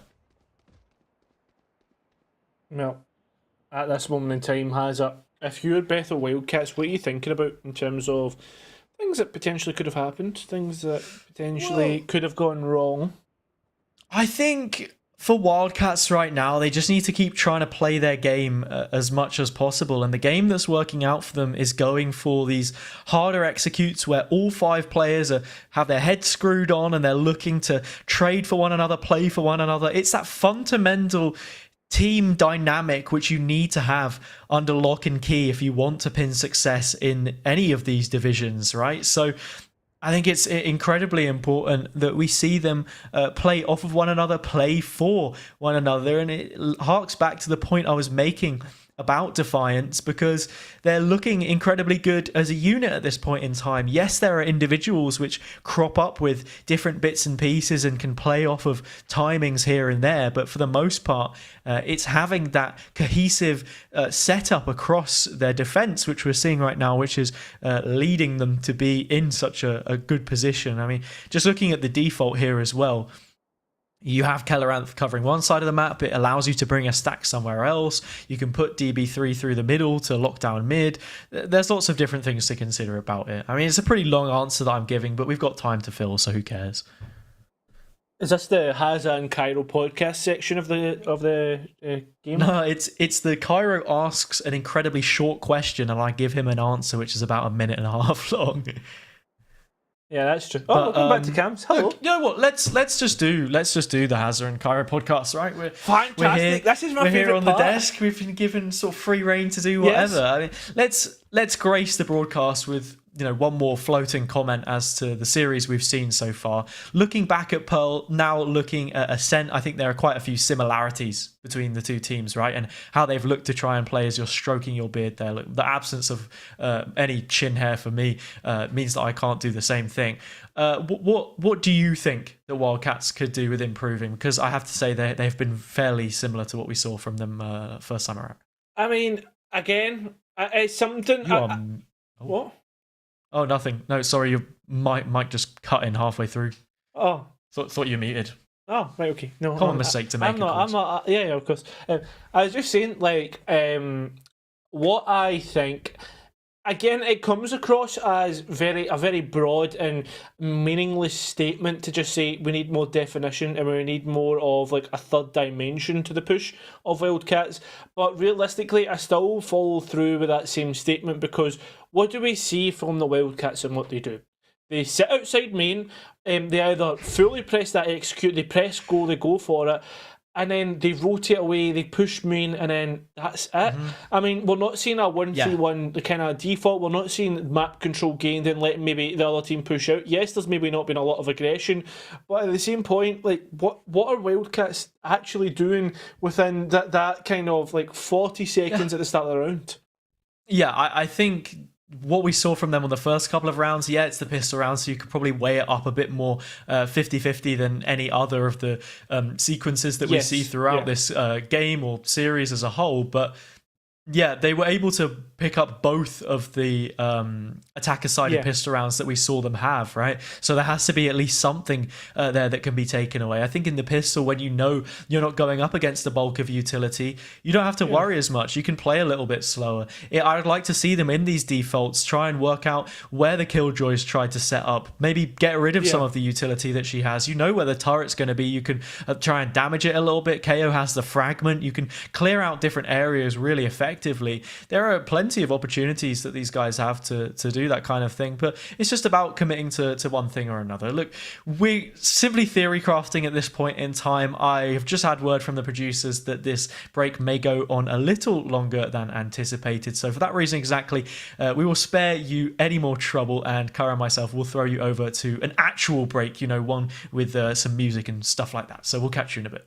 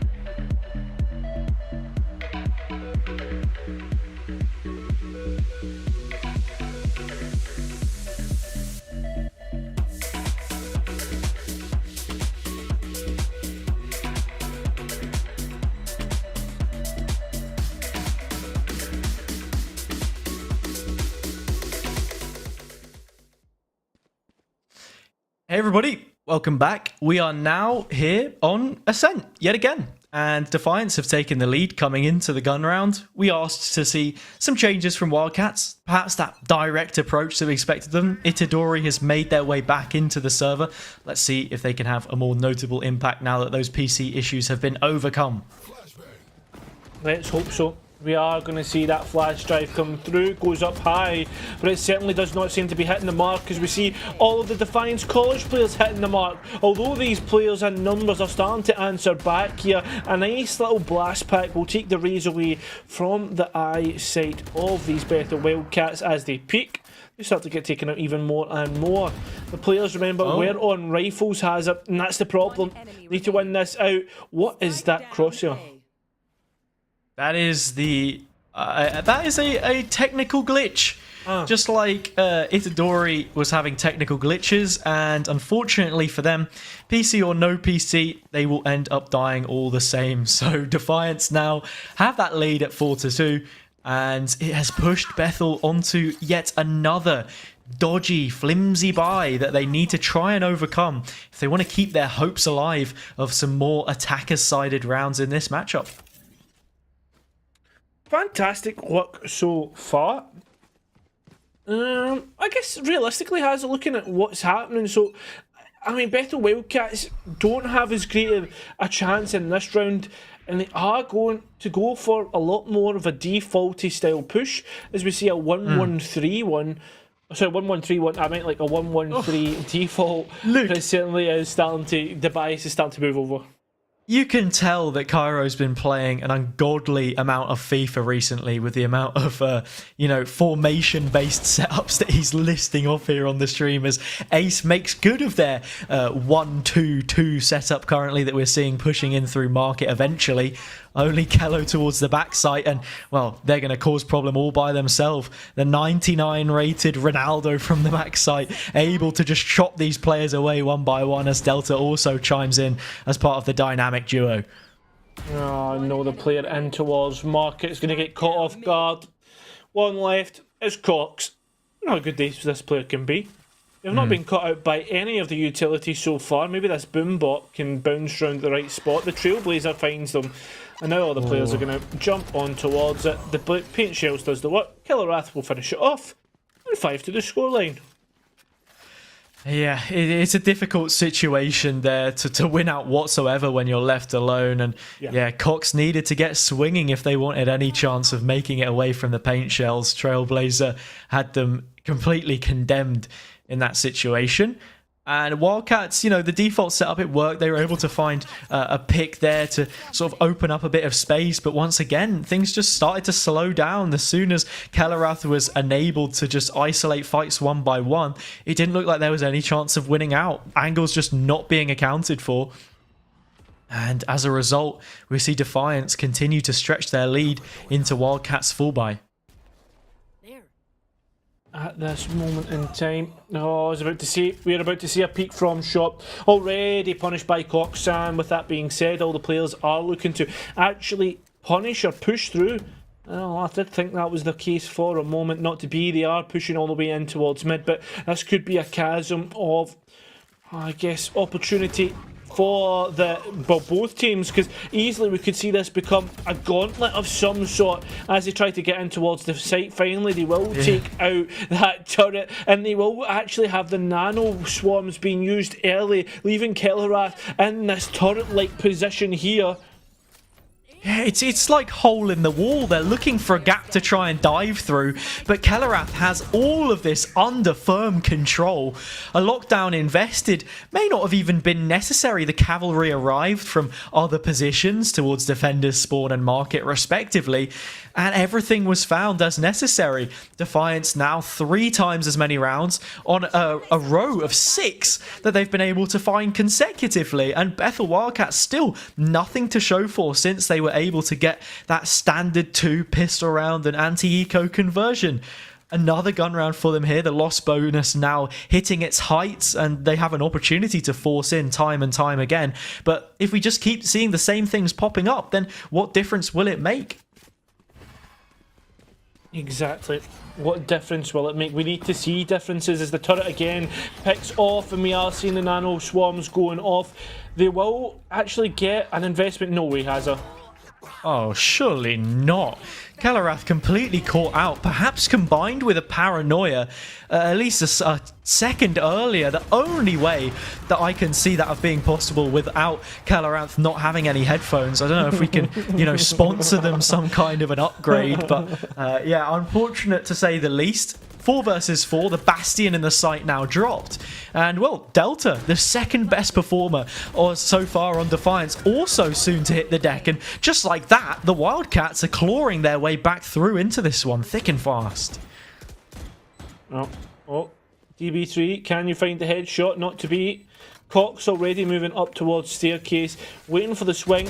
Here comes a swing from DB3 though. They will find that there is a res available, but I don't think that'll be invested as Crybaby does package up DB3, sends him back towards the spawn. And a fantastic round there from the Bethel Wildcats.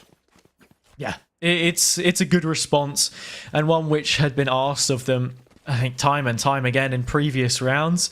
Not too much changed in terms of the setup, just greater priority on Kelarath, and a very nice from the shadows from Cox to slip in between the lines and make things a little bit more difficult, increase the amount of pressure that was building up on them, almost volcanic in the way that it was erupting through. And yeah, problem not dealt with, and one that goes to punish. I just came up with a great marketing idea for one of the hardware companies. What? Wait, hold up. Get to me. Managed to get in behind from Wine. Completely uncleared. Finds the first. It's the spike! Cox has dropped with the spike in main, and now it has to be reclaimed. No one too quickly there to try and shut it down, but Seven, having broken the door, now has an angle to hold this cross. It's the delay, just that one pick has created. Yes, the rest came through. But these 3 players who are round about the site have got so much opportunity, and they're doing it. They're making it work. It's down to a 3 versus 2. Only one player close to the site for these defenders. The second one coming close through shot. We are seeing an operator invested here. There's an operator picked up by DB3. Mid-angle not challenged as we saw such a fast push. Kello spots the gun barrel of Ace and is able to take them down through the green boxes. One by one, the players fall and Defiance have the response they were looking for. Operator gets kept onto, and lucky number 7 is claimed. They've at the very least won this first half. They certainly have. The Bethel Wildcats and Defiance College doing well here. And Hazza. Right, here we go. Ready for my marketing pitch for a hardware company of your choice. Of what company of my choice? A hardware company of your choice. Like hardware company. For peripherals, like peripherals. Oh, okay. Yeah. How about now? You always hear the submit your best plays for a chance at winning a headphones. How about submit your worst plays for your headphoneless play of the month or something like that? Cairo, I can see why nobody has hired you for one of these roles. That's a great idea. In terms of marketing. Because, I mean...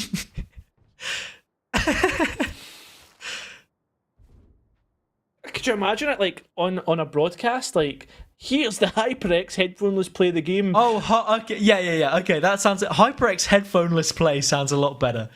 Yeah, but I mean, it was like the... You know what I mean? It had the... Yeah. It's other peripheral are available. The Amazon Prime Audible Let's Play or something.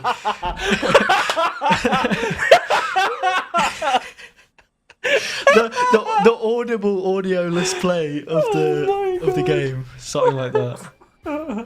You found that one a little bit too funny. And I mean, you thought for a moment Ketamine would be laughing away to the bank with another kill, but it doesn't happen for them.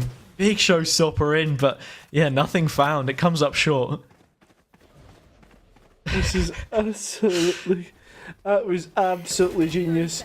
We are going to get Crybaby caught out by a guiding light as the operator stands. Oh my goodness gracious me. The turret misses out of DB3 and we are going to see a spam come through from that Sky. Itadori will take out that said Sky and Kellerath now moving on towards shot. We've seen this before. It's a similar case, but Squill Yum is going to swing at the correct moment, get the lockdown, and there we go. Kellerath succumbs to their senses once again. It was that sixth spidey sense which they required to spot out the player who was lurking around the corner and short. Could have perhaps been aware of it. This is a very cagey gunfight. DB3 might get flanked here as well. It's another NECC no ears play of the game as we see Cox slip in behind and successfully find themselves a third, which now puts Wildcats up on 4, closing that gap from Defiance in this first half. Hat is up. That is potentially up there with the greatest comment you've made that has thrown me off on broadcast ever. I mean, usually it's just I'll like throw a word in or something, and it'll like catch you off. But this is like top tier content for once. Yeah, exactly. Like it makes a change from us talking about like food. Yeah. Oh, true. Like let's not even go there. We'd gone so long, and now you've said that magic 4-letter word. My second favourite 4-letter word after NECC, of course. Of course. A fantastic comment from you, just to reiterate that this is our favourite. Oh, look. Yeah, not falling for that one 2 times in a row, but now they know where Calaranth is playing from. Yeah, exactly. But they already knew that because the turret at the back of that site has been there for so long. We are going to see Ace just creep along underneath the sight lines of these players. 7 Gaming just missing out. But what can Kellerath do? Well, they can find 2. And it's all up to Cox. Yeah, ult or no ult, it doesn't take a rocket scientist to know where Kello's playing from, but they challenge it all the same, and it's rocket fuel pumped out of the Vandal, which claims a couple more players. Cox in a 1 versus 4. To try and find more than just the 4 rounds which Wildcats currently have to their name. Turret back online, only to make matters worse, and so many angles to try and clear here. The first point of contact is the tour de force, which will rally off yet another shot. Kello has made their way out from the hidey hole, left Hobbiton, and looks to go on an adventure, trying to make a peek happen, creeping towards it closer and closer as the time ticks further and further down. Finally, it comes through from Cox. The spam's still there. I'll just give this one to you. I don't think there's much more to comment on here. Oh. The dark steps. The outplay. It's come up huge. No way. Surely not. Oh. Absolutely ridiculous. Cox with no right to get 1 kill in that situation, let alone 2 with the Shrouded Step. Kellerath once again maybe giving us ammunition in terms of what we want to comment on. Look, I feel it's being so harsh, honestly. Kellerath as a player in the server right now is on a 3 KD and has been playing absolutely fantastic. It's just a couple of moments that has slipped the gauze. For the most... It's one play, and it's like spiraled into like a marketing pitch. Yeah. I mean, look, it's late night entertainment after all. That's what we do it for, ladies and gents. We are here to service you as the casters. It's the same thing as what I said last week, right? You know, we're here to have fun. As long as everyone enjoys themselves, then that is what we want to see. Wildcats not enjoying themselves too much, down with half as many rounds, but on the defenders' side, giving themselves, every chance to come back into this if they can get another pistol.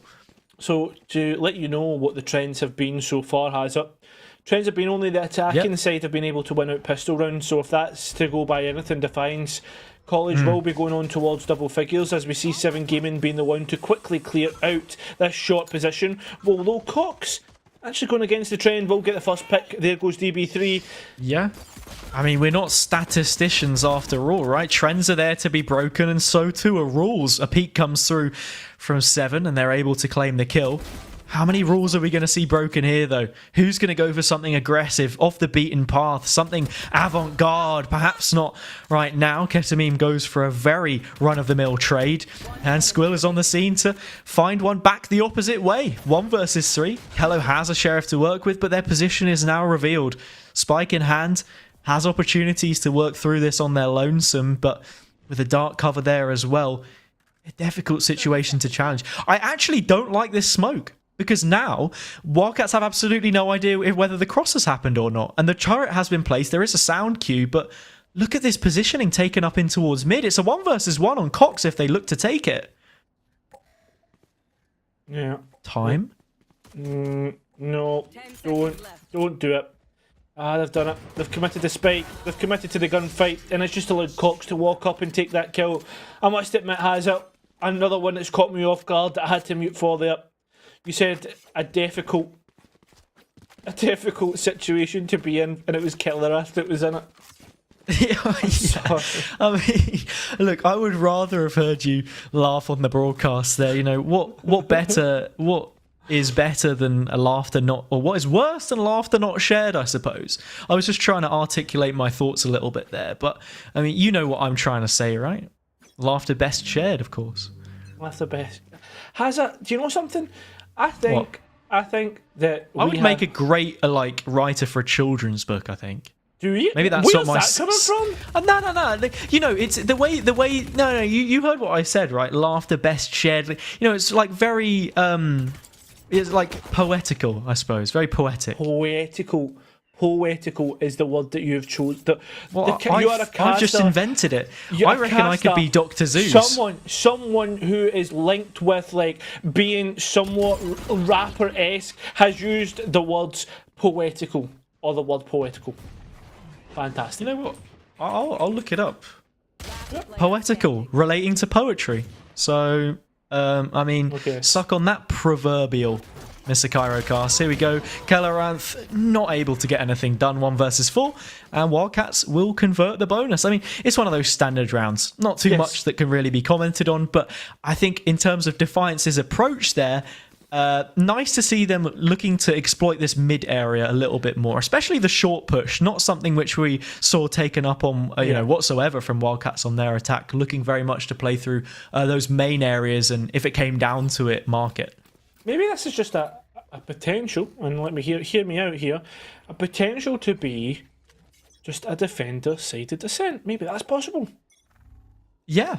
I mean, that's always a thought. I think for a lot of the time, people seem to think that these maps were more heavily defender-sided, as Ace is able to tailwind away. Immediate control taken in B main, a rotate also looking to follow it up, and players making their way through the site too. It certainly seemed to be. 7 gaming now coming through. Oh no. Ace comes up. There's only 2 players left. And somehow Ace is managing to do this crouch play once again. But it's only good for 1. And Crybaby coming in through CT with a Sheriff. Let's see what they can do. I was just about to say, have you ever seen the Muppet Show? Yes. You know, like the hurdy-gurdy stuff. That's how you sounded. I get that it's October, but that was almost an Oktoberfest moment from you just then. Oktoberfest moment. Do you mean like the actual Oktoberfest? I thought it's just like it's the chef from the Muppets that says that. Yeah. This is slowly turning into one of those TikToks with like Subway surfers behind it, but like 2 people are talking about something else. Mate, it's like the insatiable amount of information the brain needs to compile. There's 1,000 things going on at once, and I think that is, you know, just me 99% of the time, and especially as a UK caster on an NA event at this time, as it has just ticked over. It's now the 18th where I am, 1 minute past midnight. You know, those thoughts just congeal and compile. Do you know what I mean? Like those TikToks, to go back on what I was saying, where it's got like someone mashing up something, doing ASMR in the bottom, someone playing like one of those mobile games, and then on the top it's like a minute-long Family Guy clip. So like 3 things all going on at once. I think that's the best way to describe my brain. What Defiance are doing on the attack, very straightforward, like a 1950s 24 FPS black and white film. It's standard, what you expect to get, and it's panning out just as it should. Did they have FPS back in those days? I mean, look, this is a question for another time. I think right now we'll have to see if Defiance can make good of this attack, more importantly. We are going to get the lockdown invested, so at least we'll actually talk about the game for once, has it? Crybaby, though, doesn't want anything to be happening here. Will be trapped in the corner somewhat as they swing through. They will find that Sage player, but it's Ace to retake their position. There's players up on Heaven, but there's nobody to swing through. All the players are starting to swing through, but look at this flank in through mid. The extra will take out Cox, and they will be relegated to low HP, just like Ace, as they take a boatload of damage. Yeah, and Ace has taken this upon their shoulders to challenge. Goes back to look for the fight on Keta, and it's not one that comes through. Slowly approaching with time ticking down. Spike out in the open. 11 points of health. This is the one that got away, it seems, for Defiance. And it's a game which is slowly inching further and further out of their grasps. Looking at the amount of rounds picked up, this is surely going to be a 7th as that Spike is not committed. Kills not to be found. Ace finally goes for the peak. And just like that, the Wildcats bring themselves within 2. They do bring themselves within 2, and they are certainly looking good for it.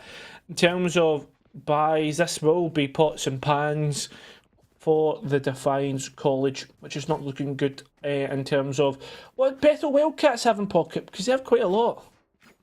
Yeah, they do, and they're bringing up those reserve credits as well to fall back on. In terms of ultimates that we're seeing start to come online, I mean, Ace always has an ace up their sleeve with the Blade Storm, so an opportunity from which to work that could be used. Itadori with a fast reveal, and that's immediately shot out. And, well, mid-control is the main thing to focus on because Ace is using the Vandal instead and just claiming these heads one by one. DB3 will respond, but it's not going to count for too much. The damage has already been dealt, and Crybaby will look to add on even more to it. She finds the kill to make it a 4 versus 1. Killerath now with a stinger, waiting for someone to swing close to use the full extent of that fast fire rate. Although the spam is good, we are seeing the nano swarm come out. Nobody, just denying the space. Can someone swing and get this kill? It certainly seems likely as Cox does it, but has it. I think it's time for an educational point. Are you ready? Okay, come on then. We're here in the School of Cairo. Please bring up the whiteboard. And we've got a timeout to work with as well. So fantastic. I mean, class in session. It's not really a great educational point. Or I just want to kind of talk about the Omen plays that we've been seeing. In the UK, there's a word that I tend to use when I see those types of Omen plays, and it's techers. Yeah, techers is a word that you like to use. And those Omen, that was a nice play that we saw from the Omen. In a compromised corner, used the Shrouded Step to move away, but the main focal point of the round has to be Ace getting value, running up Cat and going for something aggressive. How many times have we actually seen Wildcats take the front foot by looking to peek something in the early stages? In that previous round, it was an eco. They knew that the weaponry they had would be that step above their opponents, so they maximised the gap, and not only taking those kills are they able to pick up the round, but it will maximise the confidence within them as well. I mean, I wanted just to explain what Techers was what it meant. Yeah, that's proven. Well played. Well done. I was a lovely. Do you know this is what it's like when you have a colour caster who just like loves the game so much? You know what I mean? Just yeah. We had a joke coming through in the live chat from one of the NECC team members there, joking about I can't believe that we got these guys talking on the mic and doing whatever, but look, as soon as I crop up with something game related, has it? I can't believe it, man. People are like surprised, like wait, you guys are casters? We thought we were just hiring professional podcasters. Yeah, professional podcasters. I mean, yeah, look, what can we really say? Either way, Defiance looking to cause some professional pain here. Lots of ultimates committed, a Cosmic Divide and a Showstopper, but it opens things up for them. Only going to be Cox from the site to defend it, but you say only. This is a player which name carries big weight. In more ways than one, they're able to find the first kill, but that is all. Yep, the attackers become the defenders become the attackers. Trying to defend this spike here, we see Killerath, DB3, and Delta Craze. They're making this a little bit of a craze. Heating up here as Ace gets spammed through. 4 HP in a dream. I mean, if they did this, has a... I was about to say I'd change my hairstyle and go for a middle part or something like that, but it's not to Yeah, be. look, you can put anything on the line at this point because the round is a done deal. Done and dusted. That's what Defiance are aiming for here, and they're only a couple rounds away from securing their own map pick. It is this 2-round buffer which has now been built between the two teams, one which Wildcats did a great job at closing on down. They were able to win the majority of the rounds in the previous trend, but yeah, coming into this one, it's one which carries a lot of weight. Low credits for a few of these players, a full investment on both sides. Vandals being tossed left, right and centre.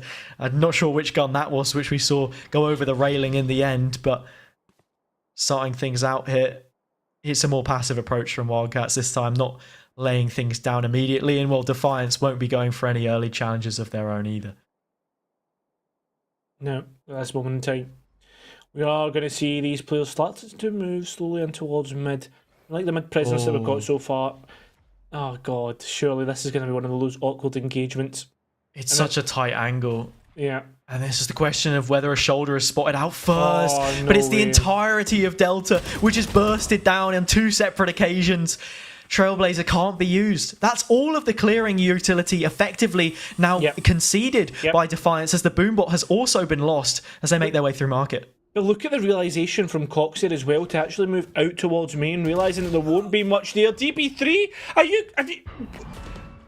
What? Just gets taken out. And yeah, like you said, Cox now creating the crossfire with Itadori, who sprays wildly, unable to connect anything as Seven has slipped through, but Cox is still alive from that position. And dropping the spike, making things so difficult. Seven, hello? Are you here? Are you with us? Are you among us? Who knows? It's a 1 versus 3. And their chances at finding anything here are looking extremely sus. I can't believe that you've unironically used sus in a round. I can't. Oh, it was great. So wait a minute. So let's take a pause. So right. So we've also just to clarify. So we've got Haza who's used sus. We've got the unaudible play of the game, and now we have the Specsavers play of the game, as we saw DB3 somehow miss out on the jet. To be fair, you say Specsavers. I didn't see it either. And Did you not? I'm not sure. Do they have Specsavers in America? Leave a message in Twitch chat if that is the case. What is? Because this is a good thing to mention. Is it an optometrist? Is that it? No, that's not. Yeah, no, an optometrist. I think in America, people commonly refer to it as the eye doctor. The eye doctor. Yeah, that sounds so cool, man. Like a witch doctor almost. Like kind of evil. Well, yeah. So, please inform us what like the eye doctors are. Cthulhu kind of moment. Is it? Yeah, but like, is it like a brand? Because Specsavers is like a shop. Like, no, it's not like... no. It's literally just the guy. It's just the guy in the room. It's just a guy. Okay. Yeah. And Kai Baby, just a man, just innocent men. Kai Baby is wanting to be that person. Takes out Delta Craze. Yeah, it's a great kill from her, and it's given a lot of room towards Wildcats here, because it's a default we're seeing from Defiance once more. So every single time that Seven is jumping on this box, it's more and more sound cues being given away, more and more kills being found by Crybaby on the opposite end of the map, and all the while, I'm just not sure that there's anything Wildcats have to do here to adjust. They can stand firm in these positions, and it's Defiance that have to go on the front foot to try and get anything as the round slowly draws towards a close, and Wildcats still have all 5 members left standing. Oh, as you heard, there's only one enemy remaining. And then as you heard, there's a flawless round. Yeah, that's just fantastic stuff from them. We've played 20 rounds here and we find ourselves all level. Defenders sided ascent, perhaps that is the case. Wildcats have fought back brilliantly. They lead the way in terms of economy. They lead the way in terms of momentum. And they lead the way in terms of ults here as well. So everything swinging towards their favour currently. I think we're going to be seeing a setup with this lockdown coming towards B almost imminently, however, as Defiance look for their response. Well, any eye doctor could see that this is looking pretty abysmal for the Defiance College. At least they have a lockdown to execute with, but they are executing in towards 3 players with a crossfire setup. So there will be players. A lovely use of that null command. The fragment comes through, doesn't pick up much. Yeah. And the thing is, I don't know if I like the fragment usage there so early, because if you held on to it, there's a chance to interact with that counterplay on the lockdown. The null command comes through, so too will the 0 point. All this is doing is stalling out the use of that Killjoy ultimate, but effectively it won't be able to entirely shut it down. So there's still an opportunity for Defiance to play through this. Oh no, Ace has just missed out on the sky. Yeah. Again, one of those things that we like to use, 2 ships in the night, and Delta Craze is a ship that potentially could be absolutely stalling out this blockade. We are going to see all the utility come through as they gain this point, but the gun point, they got the bullet trigger, whatever you want to call it, is certainly turning out in favour of the Bethel Wildcats. Delta Craze comes through. There's no players are detained, but I'll tell you what is detained, Hazza. It is that site. Yeah, the site is under control firmly now for Defiance as they pile on through, waterfalling over the speedway into the wet and wild site. There is a res online here, so there's an opportunity for Crybaby to pick one of these players back up, and I'm interested to see if Defiance will look to challenge this once they have the information of that coming through. Doesn't seem to be the case, and now we're back to a 3 versus 3. The Seekers is online. They've isolated these fights on site. They use those Seekers, but it doesn't look good. Kellerrath in this position once again. We've seen them here before. Do they get taken off guard? Yes, they do. But is the time? Certainly seems to be. Yeah, there is. Just about. I think we've got maybe 2.3 seconds left. 1.9. Yeah, is what it is. But, you know, apples, tomatoes, pears and oranges, it's all the same. And just like that, we see Wildcats stretch in towards the lead. A big round from Crybaby. Now on 11 assists, leading the way for their team at the very least. Delta going one better and, well, actually having loads of impact in terms of raw kills on the previous. But yeah, Kellerrath in the 1 versus 2 there. I don't think it's... I mean, it's fair to say that they've had a great performance so far. Yes. But on this attacking side, they've not looked to carve out the same kind of beastly performance that they had on that Reyna. And, I mean, obviously you'd somewhat expect that, but even so, in the gunfights, that assured behaviour and control doesn't seem to be there anymore. Well, already looking at these positions and what's happening... Seems as if we are going to get a rotate through towards the B site, and I'm wondering what information they have on these players moving up. I don't know if it was a sound call or whatever, but they certainly seem to have read into this right. I think the best read that currently Wildcats have is just off the back of the utility they have. Because the barrier orb is up on A, any threat of a fast A execute won't be coming through. There's 2 players who are watching towards short, so they can afford to concede an additional player towards B. It's just lucky for them that that is where Defiance are currently looking to make their way through on towards the site. Ace with a fantastic off angle here on the green boxes, but Itadori is isolated from stairs, and there is a punch coming in from the back. A sucker perhaps, but Cox found a double. Squill's chimed in too, so has Ace, and it's completely collapsed. As soon as those support players arrived, with the amount of time that they had bought, Wildcats were able to get it done, and they are the first to reach map point. The first to reach map point. But it's actually the second team to reach map point we'll have, you know. Just the first team to reach map point on their second map, and they may be the only ones to do it. Send us to a third, bring it to Icebox, and at that point in time, I don't know who I favour. I'm just being awkward. I know you are. I know you are. But look, I've learned to deal with it, right? I mean, speaking of player names in the server, if I can loosely relate it to what you've said, perhaps you're the Crybaby. I despise you at this moment in time. Oh, I know it. I know it. But you love it, really. I do love it. I do love it. I guess you could say that the Bethel Wildcats might despise a potential use of a Cosmic Divide on this round, as we see that available for Ketamine. There's a push-up shot using a Trailblazer and a Boombot to clear that out. Good use of utility, but it's how far these players can get, and it's a lovely punch through from Ketamine as they look to take this site by storm, and it certainly seems to be a storm as all these players are looking left and right and finding trades. Yeah, the fact that the Cosmic Divide has now dropped, with Keta being the first one in towards the site, doesn't set things up too nicely here. Kellerrath just narrowly avoiding the 0 point and keeping that utility available to them. We'll look to put some nanos on towards the spike here, turret as well, but actually plays from within the site. They're currently moving off of one another as that smoke comes through. DB isolated from main and maybe forced to swing. The retake eventually comes in. Squill the first to try and dare the charge. Cox follows up and finds a ridiculous double. Down to a 1 versus 2. First tap on the spike. Looking to bait out a peek here from Delta. But instead just goes for the full-on swing. 1 versus 1. DB the only remaining player. Secondary tap. Baiting out yet another peek, which looks to follow up, but will eventually close. One final round now left of regulation for Defiance to keep in it and Wildcats to secure this second map. Oh my god, I've just realised, look at Ace and Cox. Yeah, I mean, it's ridiculous. We said that this was a top-heavy game, and that is just a different world, right? More than 50 kills between the two of them. Defiance, while they may be putting up good numbers of their own, it is a little bit more balanced between the players, right? Similar numbers, I think, when you add it all up, but yeah, incredible stuff.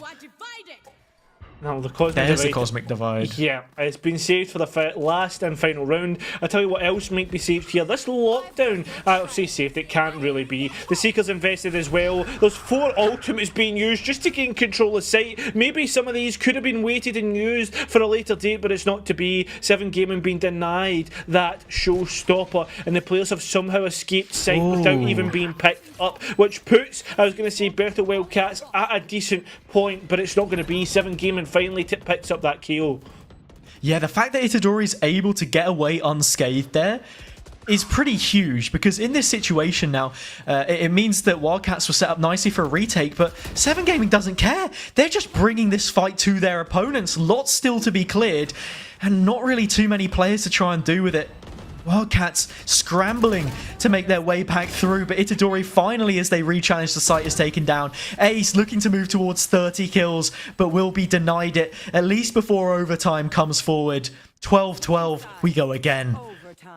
They have hit 30, actually, and gone one better. 30 bomb. We could see 2 30 bombs. Potentially even, actually, as we could see 3 players on 30 by the end of this match. I mean, look, we could see an infinite number of players on 30 by the time this one wraps up. Yeah. We're in overtime. You remember how last week went on the 3rd and final map of Bind? We could still be going towards Icebox at this stage. It just depends whether Wildcats are able to close things out or not. Defiance able to find those last couple just to bring us that extra bit of distance. This is such a difficult one to call. Well, just as well, we're not phones in, has it? Because our calling skills might not be too great. Terms, that's an absolute awful attempt at a joke. Kello here at the back of site attempts to use these nano swarms a bit too early, just denying the push down. But I'll tell you what, just denying lives at this point, denying space, and they're going to continuously find frags. I just thought for a minute there they were going to win out, even while seized. Not to be. The spike will go down, the paint shell's not hitting the mark, the bullet's not either, but paint shells will finally finish off Crybaby, which is going to be huge. And we got to be looking at Ace here. What do they have up their sleeve once again? And on such low HP, it'll be incredibly difficult to do so. Playing anti-flash from the corner, but Delta, aware of the spam, able to find the kill. It's down to Cox and Itadori. Has managed to slip behind in the dark cover, lining up one, looking for a second, but can't get any more than just a single kill. First tap onto the spike, barely any time left. And Itadori, from the bottom of the scoreboard, has to climb up to the very tip of the top and get anything done. Not going to happen. DB3 claims Defiance make that advantage in overtime and now sit 1 away from closing out the series 2-0. Match, map and series point at this moment has it. We could see Bethel Wildcats lose once more, continuing in their search hopelessly for that map win, that match win. But at this moment in time, Defiance College, they're looking good. They're looking to finish this out. And imagine, Hazard, imagine you drop, or 2 of your players drop 30 kills each, and you still lose out. Yeah. I mean, 62 kills between Ace and Cox. Fantastic numbers being put up by the whole of Defiance as well. And like we said once again, sometimes it's about having that more consistent performance. And I think that's something which has merited them so nicely so far in this game. It's going to be a B hit once again. 0 point claims no information outside of A, and with Wildcats on the back foot, so much to do. With the barrier orb up on A main, now finally we see Crybaby moving towards short. They're taking a big gamble, and it's one which could pay off. At least they'll have the sight right as the execute comes through. There are players in position, but Seven has managed to find the first one. Looking for Cox, the star player. Can't quite get it done, and we're back to a 4 versus 4. Yeah, Cox just swung out and picked that one up, but there's plenty more to swing through here. As we do see only one player remaining. It is all up to that Cox. But Hazza. Oh, what can they get done? The question on your lips, I imagine. The one which didn't come through. Perhaps the non-audible play of the game. Cox narrowly misses out on Delta with the wallbang. Has a couple shrouded steps, dark cover to work with, but Kelleranth has emptied their pockets all over this spike, and soon too maybe emptying the mag of the Vandal off of the contact from Delta. May just lose out in this first engagement, and we see it picked up. Cox finds the first, looking for the second. Position is aware, but the nano swarm's constantly creeping through. There is the peak. Who else than Kelleranth from the backside? So much value in this series, and just enough from the same position to get them over the line. 14-12. Defiance College defiantly saying no to losing out on that one, and they do get their first win. A lovely comeback on that second map. I mean, the Wildcats did make it hard, but I'll tell you something, Hazza. The fact that we did see Cox and Ace going pretty big themselves and winning that out. Yeah. I mean, losing that out. I mean, dropping 60 kills between two of you is absolutely massive. I was over 60 kills at that point. I think we was like 65, pushing on to 70 perhaps if we get that next round of overtime coming through. But it's just ridiculous numbers, right? Those superstar plays coming through from them on both maps. I'm pretty sure when we look at the ACS across both maps, it was Defiance that had players in the 3rd and 4th positions instead of, 1 and 2. They didn't have the bulk of the kills, at least on one player specifically, but it's the fact that they weren't so top heavy, which really gave them that more well-rounded team that allowed for them to find the success here. And I think that's the main thing that we have to focus on. You can't always rely on individual heroics to get you through these games, and it was the fact that Defiance could fall back onto that squad mentality, that they defy the odds. From 0-4 they find their first win. Yep, and I mean, that's us done for the night, me and you, not NECC. There's plenty of more matchups to come, and I think, Hazza, we should bring up those matchups to see exactly what's to come up next in this schedule. Yeah, we should have the graphic available for those 2 remaining games this evening. So next up, we will have Columbia College Navy versus FIU Gold and CU Black versus UH Pristine. We've even brought us onto the screen as well, just for one final hurrah before we end up sending things off. So, I mean, Cairo, any closing thoughts? My closing thoughts are that I'm glad that we have finally seen a win on the side of Defiance. But I'll tell you something, my last comment to make of the night is the next casting pair, Infernosis and Mick, the usual two that usually follows up, are amazing casters and are going to come in with an absolute banger. Yeah, of course. Can't wait to see those guys on the broadcast once again. And, spare you all our incoherent rambling any longer, of course. But it's always been an absolute pleasure to grace the broadcast with you, Cairo. I've been Hazza myself, and that has been the emergence game between Bethel Wildcats and Defiance College. Hope you guys enjoyed. We saw that first win finally come through for one of the teams. Always great to be able to crown one of them with that merit. So with that being said, that's all from us for tonight. See you next week. Until then, we have some more games coming up very short after the break.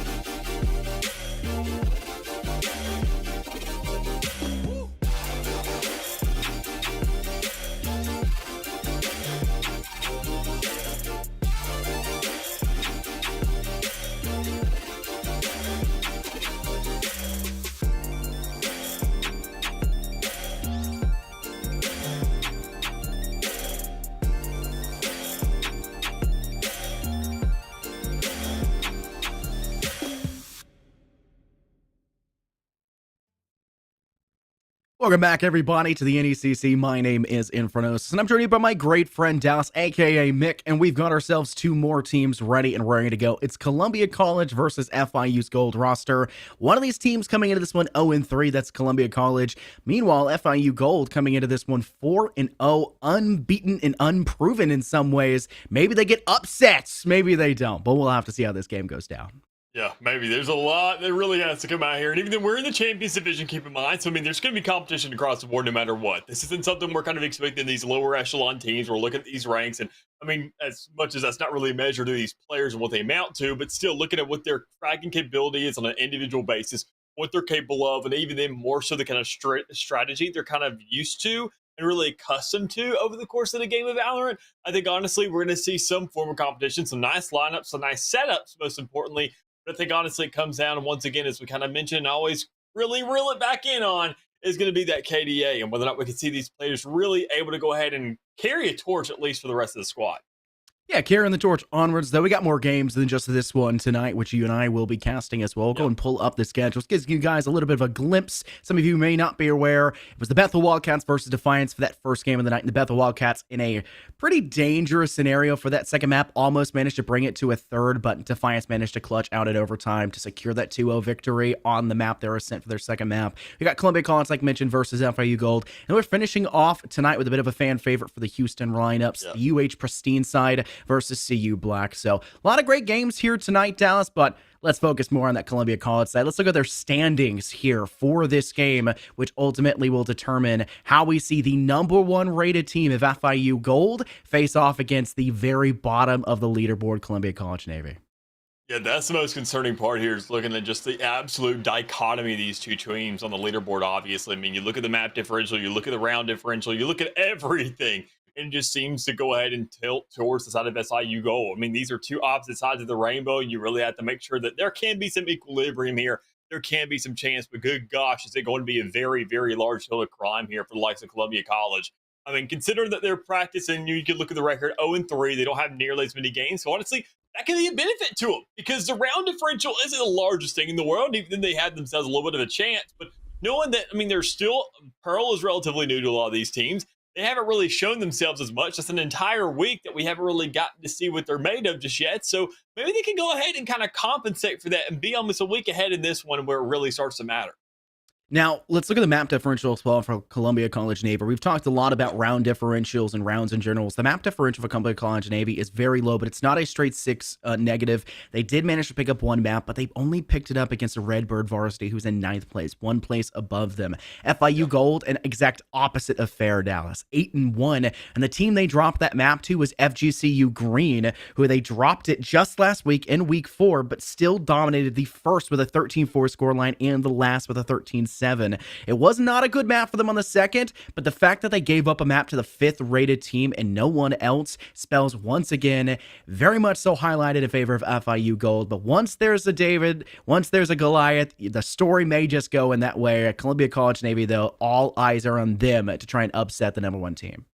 Yeah, really just comes down to these players, how many rocks they have in their back pocket, and especially how tough they can really be. We got to start looking at these hardness scales, see whether we got some diamonds in the back pockets, whatever it may be. Something that could just work or something that can at least show some viability here. And I mean, look at those round differentials. It shows these maps aren't exactly just one-sided shows by any means. That's the biggest thing we really have to break it down to. We have to show that, okay, it's not just 12 O's, 12 O's, 12 O's, 12 O's, and then, I mean, we just see maybe a couple rounds of retaliation or pistols here and there.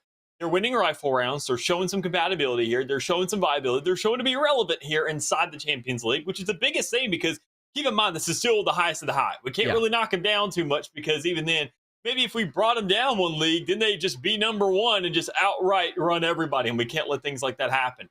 They're where they're supposed to be. We just have to see them actually wake up and know and be present where they are. Speaking of where they are, let's take a look at the rosters for these schools and these players more specifically to kind of get a highlight of what we're going to be seeing tonight for the college side Navy roster. It is going to be Calvin D, W Panda, Lycan, Mello, and Gloob.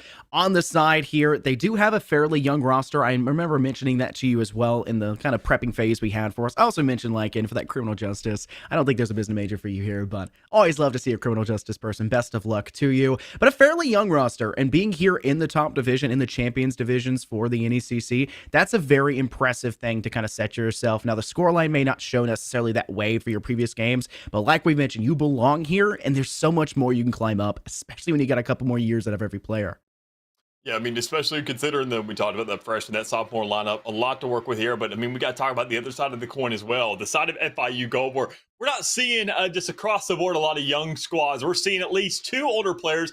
The likes of, obviously, we got ourselves Waffle is Bad, Plaza, Furzang, Cryptics, and Seldrud. So a little bit of an interesting squad. We got our hands even more so as we talked about it. I mean, you talked about the youngness of it last one. We got 2 seniors over here out of Waffle is Bad and Plaza.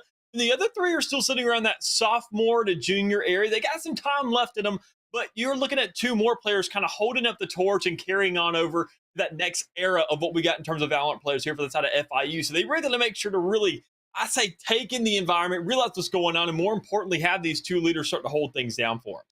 Yeah, and you of all people would know that it's not necessarily done once you graduate a first time. There's always graduate programs and things of the sort that can keep you with this team just a little bit longer. But speaking of keeping at it, let's actually see what maps we're heading to. It was Pearl banned off first by the Columbia College side, which meant FIU had their pick of the litter, so to say. They took down Breeze, and that leads us to Ascent and Fracture as our first 2 maps to go to. Fracture, with that slight change, has become a little bit more popularized in the scene as well.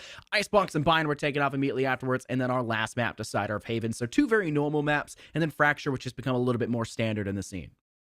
Yes, things we're kind of really used to. Fracture being that little bit of an oddball. Every single time we look at the series and look at these maps, I like to see what the map that we don't typically get is going to be and where it's going to be inserted at, more importantly, as that map too. Looking to be FIU selection, looking to be a guaranteed map for themselves when you consider the position they hold in times of the leaderboard, and also as a little bit of a follow-up saying that we're going to be confident enough not to just ban it out, but we're going to leave it and we're going to choose it earlier on to make sure it's guaranteed as that second map. We're not making sure it's somewhat one of the toss-up. We're not making sure it's in some kind of variable. We don't want to make sure that we go to that map to make sure to either equalize things, if just in case that first map doesn't go as expected, or just to go ahead and send ourselves home just in case we need ourselves a little bit of a quicker game.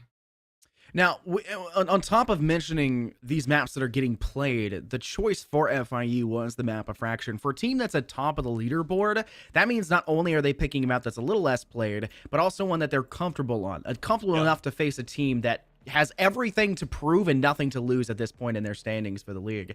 This is the scenario where they're looking at saying FIU, they've got to feel great going into this game, especially considering the fact that Ascent is the gentleman's agreement map. How many times do you think they've seen Ascent in all 4 of the games they've played where they've won 4-0 and only given up a single map the entire time? It's had to have been a lot.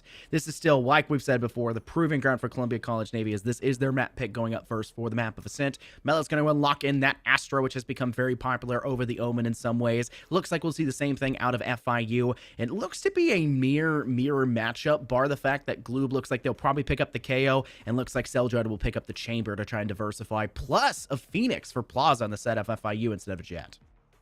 Yeah, so obviously kind of across the world, we're seeing things we're typically kind of used to. But even then, the one thing I'm liking to see is that diversity of agents. Because, I mean, Phoenix over there on Plaza kind of rocking that, and Waffle running the Astra. We see it every here and there, and they're very potent, very powerful picks once you see players kind of getting comfortable with them. That's the biggest thing. We don't see players usually trying to invest themselves in those selections, looking for those specific agents. We see, as you mentioned, the kind of Omen. Obviously, sometimes right here and there, Brimstone, whatever switch up you can get right there. But I mean, now pulling out that Astra, pulling out the Phoenix, you're looking for some very, very strong takes. You're looking for some really good retakes. You're looking for just full map control and aggression wherever you can really warrant it. We'll have to see how round 1 necessarily pans out. It's not necessarily indicative of how the game will go down, as it is just a little bit of pistols and maybe 1 or 2 pieces of your kit in total to work off of. But for the map of Ascent, a lot of teams just like to quickly make their way out of that A site and take very high levels of aggression right off the bat. But when you've got players like a KJ, whose util is somewhat expensive, you can bring out those nano swarms. You've got the KO for information and suppressing. You've got a lot to work with that can really buy yourself some time and kind of give you a buffer between these players cascading into the objective and you trying to barrel down back towards them. Looks like for the pistols to come out, though, 1 sheriff in the hands of Columbia College, and then it doesn't look like there will be a sheriff for the side of FIU, which is somewhat expected considering they have a chamber while Columbia College does not, so you can still bring out that headhunter. Yeah, big senses here. I mean, round 1 obviously goes ahead, gives a little bit of leeway with what's going on here, and even then set the tone for these next couple rounds, showing kind of the pace of how things go. Sometimes you have a flip up, sometimes you have a force coming out, no matter what it may be. A little bit of a toss-up, but round 1 is always something that's always really comes down to that Hunter, if it can hit those initial shots, which we don't really see Drud hitting. So that's going to allow a little bit more pressure to go right there towards the B side. They're going to get that pressure through market, that split up towards main as well, and try to find themselves a little bit of a breach onto this side as they want to grab absolute utter control. It's just a really slow push-up by Columbia College. Initially taking control over towards market fast is nice, but look at how slow they've been playing since that point. Kind of kept back at bay for the time being. First will cement their name first here in this map under this kill feed. Looks like Plaza will be joining them fairly quickly afterwards. Lycan was in a nice spot over towards Pizza, but that Headhunter I mentioned previously, that is that difference between these 2 teams, more specifically able to find themselves that player. It's just 2 remaining for the side of Columbia College. The Astra and your KJ. Mello, the Astra, lingering over towards Courtyard. Cryptix was trying to find a little bit of an angle, couldn't really succeed for much. Plaza was able to get 1 kill, but that's it. And Zeldrot finishes the round for a dominant 3 players surviving in the pistol. Yeah, big sense there for FIU Gold, especially for a first round, leaving 3 players alive. It shows a really good sense of how they can maneuver themselves across the map, hold down these sides, get themselves an early read of information, but not really give up too much. Even then, already having 1 player down, you could almost call it with that chamber only having 9 health. Things weren't looking too good for them in terms of one-on-one exchanges, but able to go ahead and clutch things up, looking good for themselves, able to go ahead and close down these shots, get those kills, and get that first round for our forces. We can see that with follow-up. So some big armor for the side of some of these players, a Stinger and some half armors every here and there. It's a little bit of a diverse build going on, but still nonetheless, they have themselves the advantage to work with. Look like we're seeing FIU Gold vie for that ult orb inside B main. A very interesting strategy, something you see a lot on the map like Haven. Our third map should it be necessitated. They'll go in with a little bit of a double tandem push. It looks like they also went for the same thing on A with the tether tossed out by their fade. FIU Gold looking to kind of give themselves a very early lead in regards to the util and kit that can be brought forward. Early pressure for the KJ there of Calvin. They will fall very quickly. They only managed to find 1 kill in return of the player Plaza who swung initially, but Furzan was backing them up. That tandem duo I mentioned previously, and they'll find themselves a very dominant blow to now have 4 players versus just the 2 remaining of Columbia College. The big senses here already. I mean, looking at the 4-to-1 situation, I mean, it's just not really too much you can do. I mean, sure, you get that other player out there, but there's just so little that's really warranted there that, you know, you get some exchanges, you know, you'll find some success, but you just won't find yourself the kill. So already there, 2-0, kind of expected here from FIU. We're following the trends. We're not getting crazy here. No big force to come out of Columbia College yet, not trying to switch anything up. Just saying, let's play into the pacing of what's usually going on here in Valorant. 2 for 1, we rip out the rifles. Problem is, though, there's a little bit of a hole in the situation right here, right now. Your duelist has half armor, and sure, Mello does as well, but I mean, the biggest concern is your duelist. Panda not really looking as healthy as you typically expect out of your duelist, trying to create that space, get at least 1 or 2 kills to trade themselves out, or at least get themselves an advantage. So going forward now, we're going to see what exactly we can get out of FIU in this hold, and see if they're playing aggressive enough to really find these kills, and especially those early guns to get in their hands. Smokes placed down. I mentioned this before. Buying time as best they can for the FIU Gold side. Columbia College with these SMGs and rifles here, for the third round. Trying to find a little bit more success than they can. Calvin opens up with the Phantom. Only 1 frag returned. Plaza with a quick drop down from the run it back is able to survive after that blow. And they even forced up for the rifle considering they had no armor for the round. An interesting decision, but it looked like it's starting to work for them as FIU Gold will be in a post-plant scenario with the man advantage against Columbia College. Cryptics with no real weapon to work off of, but look at this flank that's now coming out from the stage of FIU Gold. Furzan with that Spectre takes down Calvin. Just Mello trapped within sight, hiding within their own smoke. But once that dissipates, 2 players ready to bear down upon them. They look to isolate Furzan, but Furzan trades for the Phantom, and they come out on top. A 3-0 start for FIU Gold. This is usually where it starts. When you see these rounds where you kind of have yourself a definitive advantage on the side of 1 point, and they still end up winning these rounds, and that's where the concerns really start to sprout from. When you see Columbia College, their execution on the site, they got themselves a spike down, but their post-plant, looking at the hold, seeing how obviously Plaza had that gun to work with already and a running back to work with as well. Had a lot of concerns available for the side of FIU and what they could really accomplish, and they definitely lived up to those expectations. They made sure to come down with the reckoning. So starting at 3-0 now, they don't have any ultimates to work off of, but Columbia College only has 1, and it's not really the best thing for an attacking push. You have this budget buy on your hands, but it still may be considered so long as we can see Calvin really having that opening window. As you're now seeing your Killjoy be the top frag to the side of the attacking team on a sim, which is, I gotta say, probably a statistic you're not really too often seeing. So you're going to have to go ahead and get used to your eyes adjusting to that as we look to see the rest of this game really start to look more towards these big full buy rounds across the board.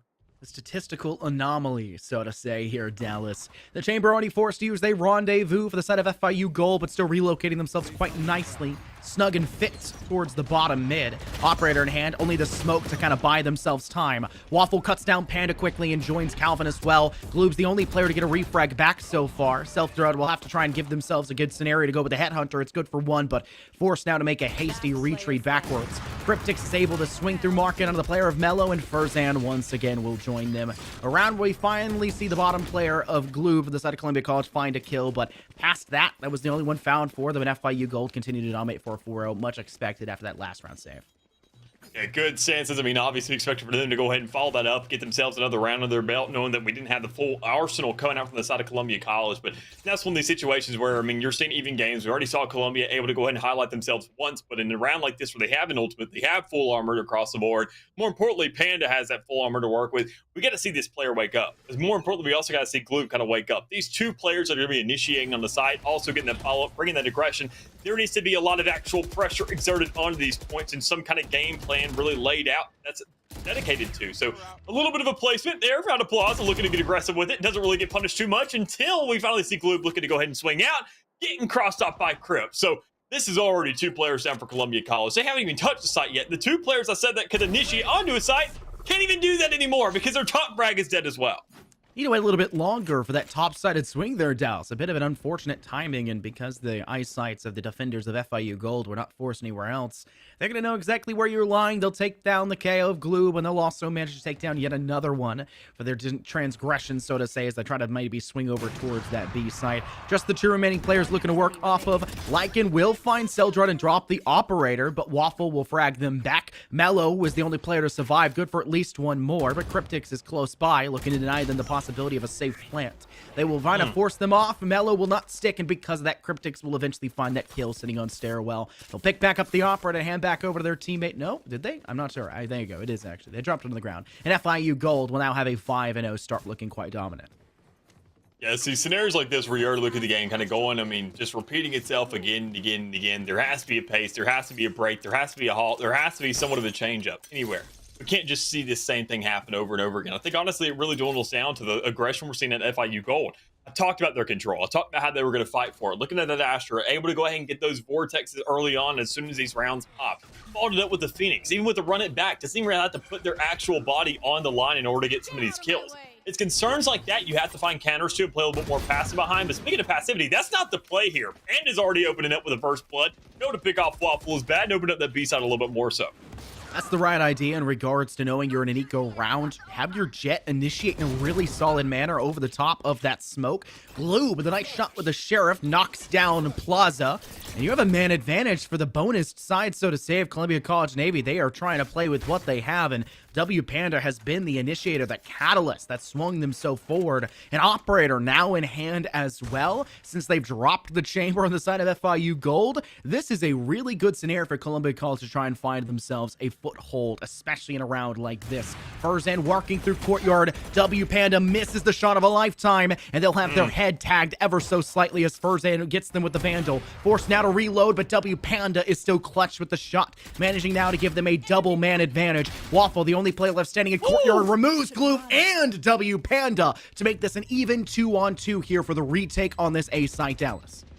I gotta say, there's some middle stages. It's where we definitely saw Columbia College look better than they have at all over the course of this entire map. But I mean, now sitting in a 4v2, going to a 2v2, that's quickly turned on top of its head. And you're looking at the exchanges and even then more so the effects of the rest of this round going underway. I mean, you can see Columbia College looking to pop that KJ, looking to get a little bit of a shutdown, slow that aggression on the site. We look to go ahead and get some more value out of this. They don't care if they have stingers or sheriffs. They don't care if they have nothing but a knife even. So long as that spike goes off and they get themselves a round on the board, they slow down that momentum, they go ahead, create a little bit of a halt in the economy on the side of FIU Gold, even though it may not be all that big a deal with how many they've won already back-to-back, but now getting in a sense where they can say, all right, look, they're not unbeatable. They do have weaknesses, they got cracks, we just need to figure out where to pour this water to make it that much bigger of a problem so we can really expose that to everyone else.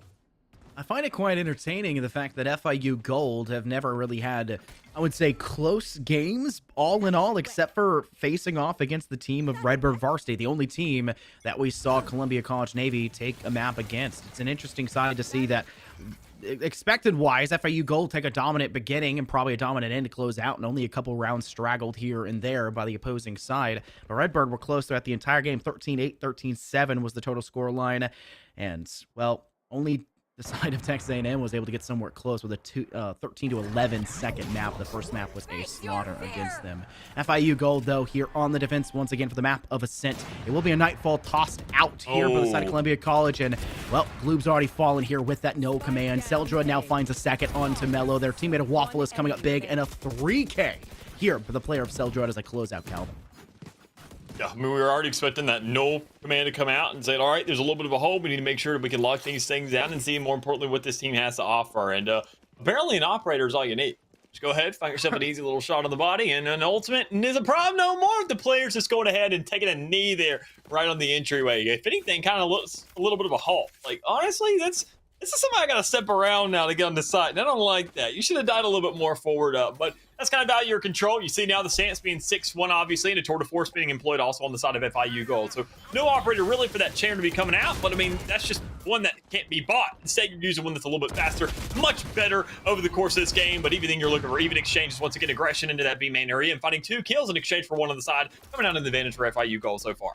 Look at how FIU Gold refused to take 2 steps backwards at any point. Plaza's in a great swing over towards B main off the back of that flash. They'll take down Lycan. Great flank watch by Seldrod as they hold within the walkway and courtyard. And well, Gloob is going to be pincered in upon, and Waffle will secure themselves that final kill. A very dominant round once again by FIU Gold. They give up a round, and since that point, they have been looking once again like that flawless nature, especially in that last round, Dallas, where they refused to let Columbia College even get a foot in the door, so to say, through that B main side. Yeah, big senses here for the likes of FIU Gold, knowing that this game is kind of still going and going and going and going. We didn't see too many ultimates or any at all really employed that last round besides the 24. So knowing that running back is still available, the Cosmic Divide can go ahead and create a halt for a lot of utility if you see it starting to be funneled into that side. And even the Nightfall for a retake situation. They have all the resources available at hand right now to make this game go any way they really want it to. And they're not really even feeling the pressure in order to do that. You can see the full aggression coming out, not even just by this utility.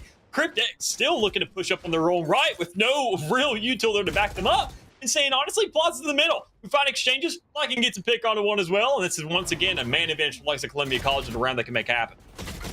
Lots of noise made by the updraft and tailwind, though, but it's not going to be the player of W Panda to find it. It kills Waffle, removes 2 of their teammates, and will be wrapped back in return. But that evens the odds out. No longer that man advantage for Columbia College.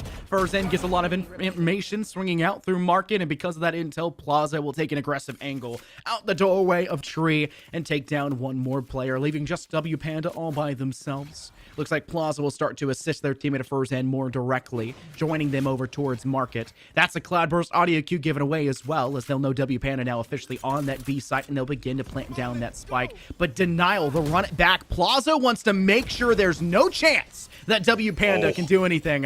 Firzen steals the kill, but let's be frank, he was toying with his food at that moment. 8-1 now our scoreline for FIU Gold. It really hurts to see situations like that, all things considered, when you look at Plaza just going ahead, making sure, saying, honestly, it comes down to just 300 credits in its own right. I mean, you know you got that kill. You see the execution on the side. You know you're stalling something.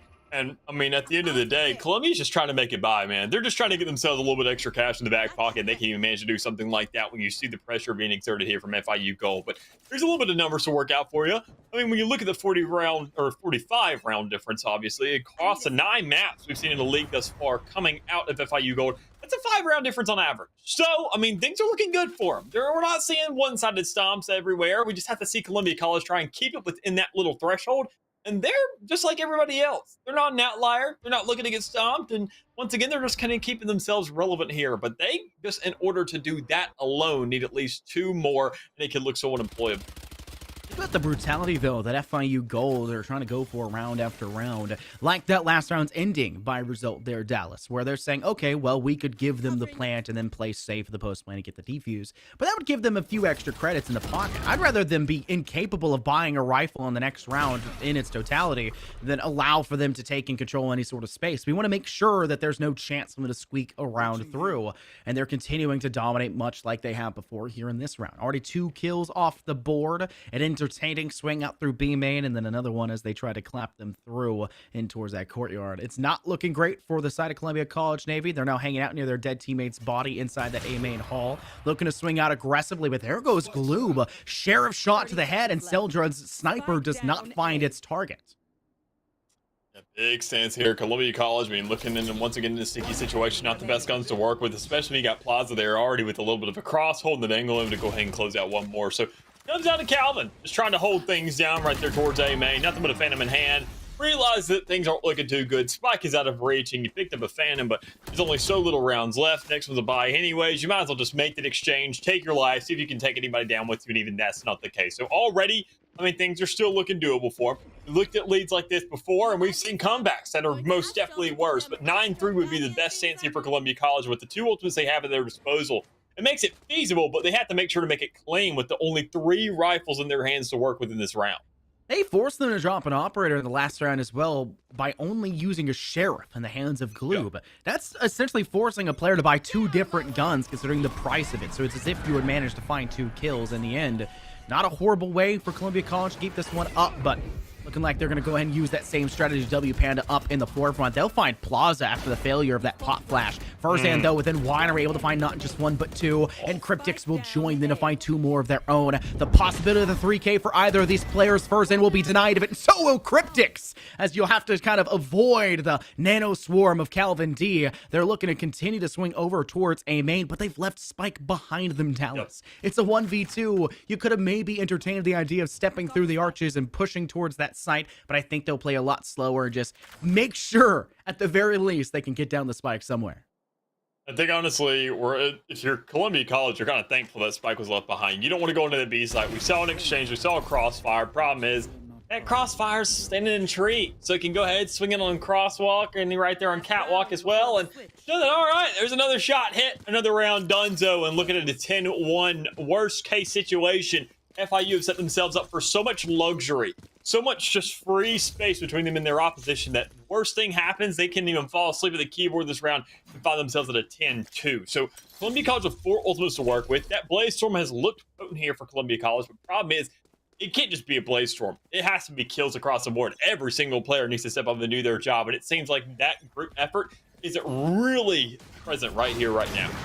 Gotta have that mob mentality, so to say. FIU Gold have been bringing it with full force every round. There goes Drud once again to find themselves first pick with the sniper. Now a second as Mello will peek them, getting punished in the process. Calvin D's in a great spot, but unfortunately Firsthand had already found two. Too little too late to help your team, and unfortunately you'll be found just as quick by Crypt X. 11-1 is the score line for that first half. Now things start to move on over to the second, with FIU Gold now getting to choose how they want to attack. Every one of them looking like they were attacking from the defensive side anyways.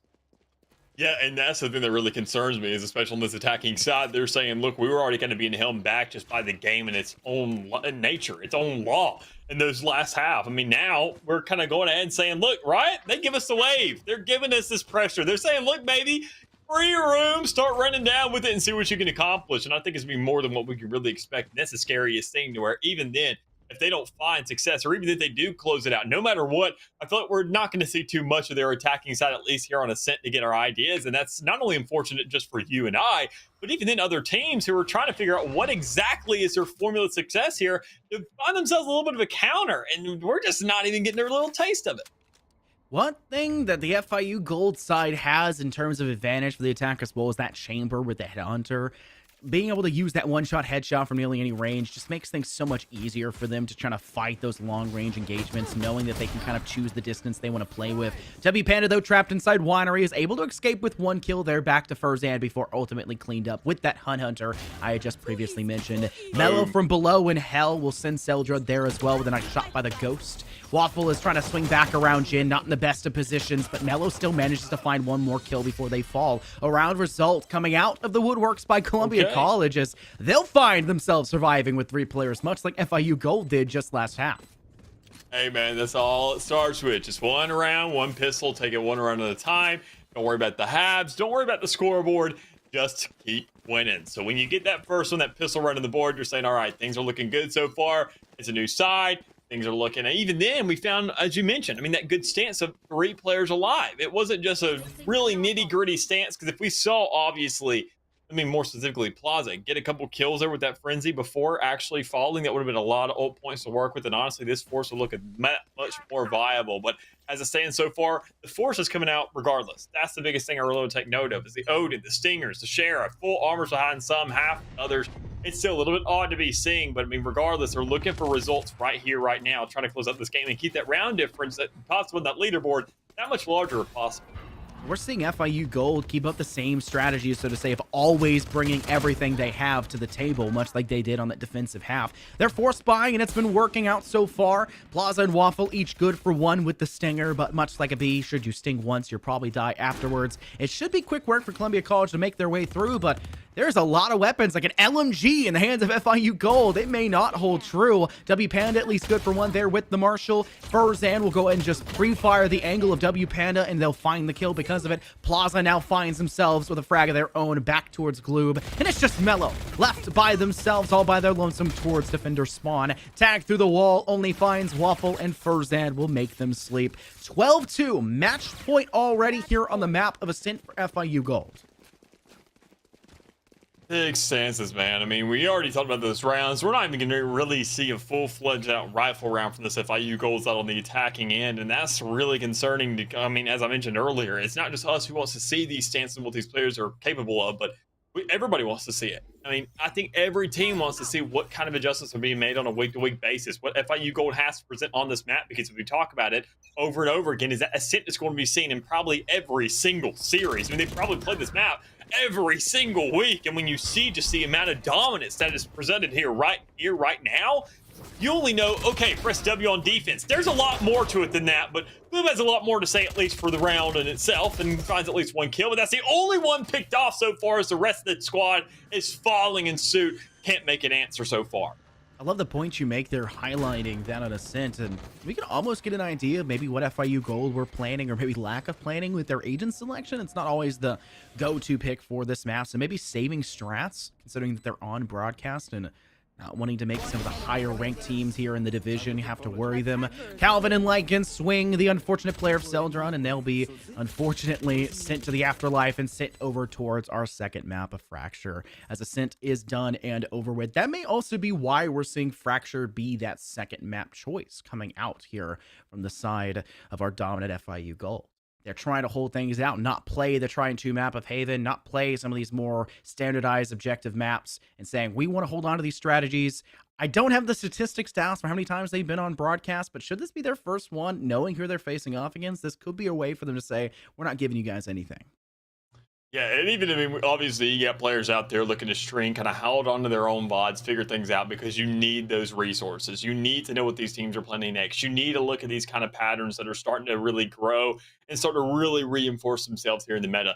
And more importantly, in the collegiate meta, because it's always going to be different across the board. But I mean, as you mentioned with that Fracture, I think that's a good point to kind of follow up on. And but I mean, knowing it's a little bit of probably of a middle ground, considering it's not the likes of Pearl, where teams are like completely new to it, don't know exactly what's going on, and it's still a little bit questionable, but something to where we've seen it for a while. And even then, more so, it's still also a little bit new with these recent adjustments that came out. It's a little bit different than what we're used to, but even then, what we saw last week, teams are choosing this map of Fracture to kind of get themselves back into the groove, saying, all right, look, we had a good idea of what this map was. It's only gotten better since then. I mean, these angles have gotten that much closed off. They've really made sure to dwindle down these options of where you can be swinging out and where these players could be standing on the defensive side. That, honestly, this game just looks that much better now. Why not choose it and see what we're capable of? Because we're not going to reveal too much, because everybody's already confused anyways. Why not? Well, to see how it goes down, we'll highlight a little bit more of those Fracture changes for those of you out there who may still not be aware. It is fairly fresh on the mind. But before we do that, we're going to take a break between Map 1 and Map 2. Congratulations to FIU Gold for finishing out the first map in a dominant manner. Let's see if they can close out the second, or if Columbia College can find themselves a little bit of David inside of them. They'll figure it out, and we'll hit ourselves after a quick break.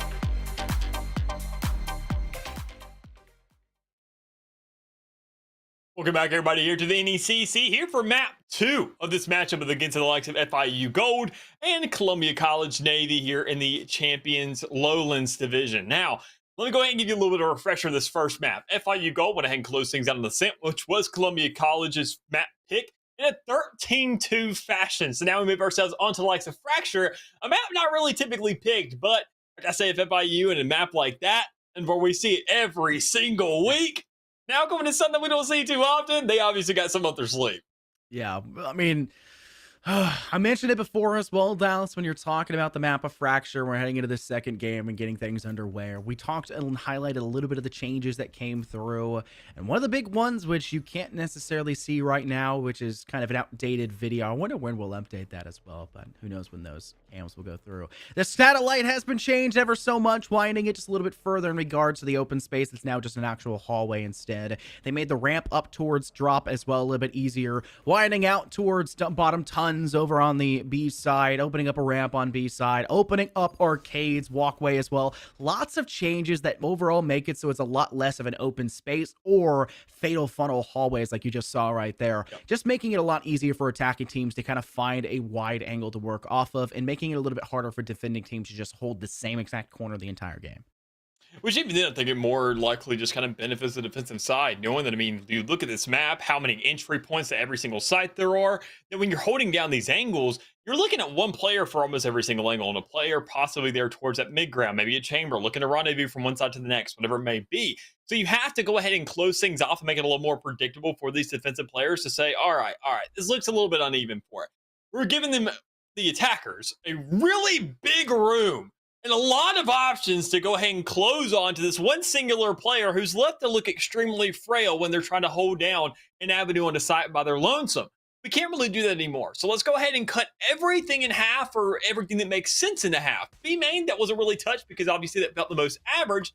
But even then when you look at arcade, that was narrowed up a little bit. Hey, over there towards Dish, as you mentioned, already kind of cut in half. It's a little bit of a smaller avenue. And even on the defensive side, it's a lot more open to where they can figure out kind of more avenues, especially right there towards A. And that's why these teams look to hit B that much more.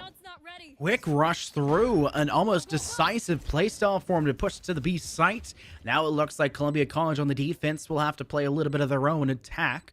We've seen FIU Gold be aggressive before. We didn't get to see much of their attack truly because of that last game's swiftness and that second half, but I think things could be interesting. First in with a great angle there onto W Panda. Took their time to kill them, but will clear them fairly quickly. Gloob with the Ghost does find their own back over towards Seldrud. Quick use of the fragment, though, to buy themselves a little bit of extra time, but it looks like Calvin's looking to start to expedite that push towards site. Tuska flash on over towards Tons, trying to keep them at bay from the canteen side. Mello gets a nice headshot. Calvin finds one of their own. Mello with another one, and it's just Waffle left standing. Good for one kill. Hiding within the sky smoke, cannot find the player defusing, but the question if time is still there, and it will be just barely with 0.99 remaining as Columbia College find themselves a pistol round. I say, as a man who comes from the music industry and going to school for that stuff, my ear isn't useful very much for this kind of stuff. But when it comes around to spikes, I gotta say, that's where I take my pride. So you know what? It comes in view somewhere. As small as the use as it may be, I can let you know whether that spike's going off or not. And as close as that may have been, you can know that obviously it's going to be enough to go ahead and close out that round. And for Columbia College, we open themselves up with the initial round here on Fracture, which is just astronomical. I mean, considering the FIU Gold, they won the first round. The second one is a follow-up, and we finally saw somewhat of an exchange during that second half.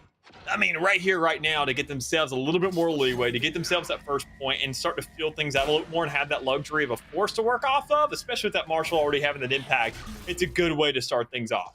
There goes the knife to gather early intel all the way on over towards A to that extended platform that's been slightly changed. That was another one of the works that came through. As well as where Gloob just dropped out from inside ropes. Now has a platform extension to work off of and see directly towards the A side. That one definitely benefits the defenders first and foremost. Speaking of that defense, Columbia College uncontested on these angles. They've now found 3 players on the side of FIU Gold. Calvin looking to find the last 2. A really aggressive swing out with the battle of that flash, and Plaza and Waffle can barely even tag at Calvin, as it'll be a flawless round 2 for Columbia College. Really good sense there for Columbia College, knowing they go ahead, hold on to all these guns. They go ahead, put some pressure onto these spawns as well, making sure that they're not really giving up too much. They're just possibly giving up what defaults may be happening across the map. And honestly, you can go ahead and get that idea, especially from FIU Gold, and start to diminish and realize these common denominators. You got a player of Yoru, obviously, over towards that B side. Chambers can be playing A possibly every single round. You didn't push up through door enough, and you didn't really go on the B side enough to really see if somebody's holding on to the tower. So what do? You go right back to what you know. You push on the A side, you know it's a chamber holding, you know they're possibly going to rendezvous out, and you see that knife already, so you know Gloop's going to be somewhere in the vicinity as well. We're nothing but a Spectre as a follow-up. So if you can go ahead and pressure yourself around through main, you're not even going to have to worry about this guy. And even if that door does open, he's got a Spectre and you got a rifle. You have no concerns whatsoever.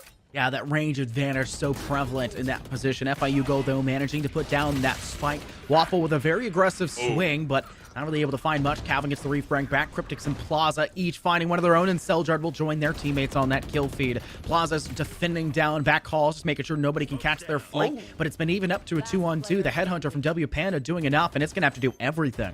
Now with a rifle in hand, but the Sky Smoke being down means they'll have to decide whether to stick it or not. They'll go for the stick, but Plaza's quick with it, as they'll use that Neon utility to its advantage, and they'll survive with 2 players up. FIU Gold win themselves their first round, Dallas, but it did cost them quite a lot to get the job done. Yeah, what cost is the question you're really asking right here. I mean, after a round like that, honestly, I say that Columbia College just won that round. I mean, sure, they lost a lot of players in the process, all their players, but you're saying it's no problem. We now get these guns to buy up on. We robbed so much out of them, and sure, they can buy up once more, but I mean, you got to look at FIU Gold. They're also lacking 2 of these shields now on the initiating side, and even then, I mean, more so, your initiators and all these other players are looking to invest so much more that you have to look at the circumstances and see whether it's worth it there in the rear end. So it comes down to right here, right now, the first frag, who can get these raids, and more importantly, who will miss rather than who will hit that first shot, because that's really what these teams are going to be starting to harbor on. I love how we mentioned before that maybe it was a saving strat kind of day for FIU Gold, but honestly, I really like their agent selection for this map. The Sky Smoke, as well as the Rolling Thunder, declare an objective when it comes to the defense and to the attack. The Neon has been so kind of prevalently picked for most teams on this map. You're not seeing any strange agent selection choices from them whatsoever. They feel like they are very much so taking this one and just trying to utilize as many of their strategies as possible, maybe as practice for themselves, considering it is a new, slightly changed up fracture. It doesn't seem to matter too much for them, though. They do find the first pick here in this round on that A site. Firzen now with control over towards top of Plat, and the rest of FIU Gold is starting to cascade from drop and maybe over towards the objective with Spike coming from bottom hall. Yeah, and despite not really down yet, that's the biggest thing already. We see a huge hold up here right there towards drop, and honestly, just good enough for the likes of Columbia College to show that this round could be successful thus far. Problem is, as soon as I say that, Plaza says, look, we're kind of held up a little bit too long here. Let me go ahead and get a couple kills. We get that space, we push on the side. Now we have to push them into that retake. And honestly, we see Gloob in a really bad situation in a 1v4, you could say. Kind of going ahead, hope these players swing onto him. And being fully flashed, at least right there as things line up, it all comes down to the 1v4 situation. And as we mentioned, it was a 1v4 because the other player has an operator, doesn't really want to play for a retake with that unless you know you're just 21-1 by this point. But that's not even possible, so you just run to the other side, try to take a little bit of a vacation in Heritage Homeware. And I mean, honestly, you know you're going to get swung on. You just need to aim down and hope that somebody goes ahead and gives up their gun for it. The player... No, they're not in bottom ton. Sometimes the B map side of this map is quite convoluted to a degree to figure out whether they're inside Jin or working from Ton. W Pan at the gates of Ton, able to take down Plaza, who's trying to swing through the B main side, and proper positioning and where to put your crosshair gives them that kill, but it is still an even 2-2 scoreline. And even though you're bringing that operator into this next round, Dallas, what does the team have around it? Well, it's not much. There's not much to work off of. And when you have such a big weapon like the operator that is such a heavy sunk cost into it, you're bringing it to the next round, you feel forced to buy around it to at least some degree, and the whole team has used up the majority of their credits to do just that. And that's why FIU Gold are going to take a very quick push from the bottom of B main straight onto the side to go for the plant. As I should. Execute. Find yourself that pacing, switch it up a little bit, see if you can get your pressure on the site, and that's exactly what they've done. Flawless take on the site thus far. No players lost. Hell, I don't even know if... Okay, there is. I was about to say, I don't even know if there was any health loss, but DC Waffle took at least a shot there in the process. So I think honestly that warrants a little bit of Columbia College saying, look, we don't want to go for this retake. We don't really want to do anything at all, but we don't really have the guns for it. So at least try it. We gotta do something, but they're hunting down anyways, running across the map, trying to see who these players are. Calvin's over there towards the initial spawn of the attacking side, trying to wrap around through A main. Oh, nothing but a singer, you could probably manage yourself a kill, but goodness gracious, is the rest of the team going to be ready to exchange that very quickly? Oh, Calvin seemingly aware that Plaza is coming up on the flank, deals with him with that stinger we mentioned previously, them feeling forced and pressured to buy, but the second that gate, that door opens up, Farzan is watching the angle. I want to talk a little bit about the small play we saw go out down there for FIU Gold. They took control over the B objective, they made sure they grabbed the ult orb on that side as well, and instead of planting on that site, like we mentioned, they had so quickly taken the point, they actually go straight through defender's spawn and go over to A, and they don't plant instantly. No, Mello holds on just a little bit longer, Waffle holds on just a little bit longer and says, all right, I'm going to let my teammate go pick up the ult orb in Hall as well. Not only do we dominate the round as a whole, but we're also making sure that we can continue to use that momentum into the next rounds with ultimates that are counting up and up, making things easier for ourselves. Which even then, they're taking attendance to the map as well. They know they had such an overwhelming presence and won so many free kills on site. They said, we're not really punished when we go through spawn. We're just finding these kills, ripping these guns out, doing our job as we needed to. But problem is that job isn't working out too well for them in this A main area, especially right now. Even in there towards Desert as well. Full execution on the side of Columbia College. Get themselves the kills, and they've necessarily got themselves two, as you do see that Farzan isn't going to live this. And honestly, the timer goes down. One more player to the count. Over on the other side of the map, though, Breach is not looking all that healthy. Even Columbia College almost dwindling it down to a 1v4 scenario. They are ready for this round. They have prepped for this, and goodness gracious, if they find the results as well.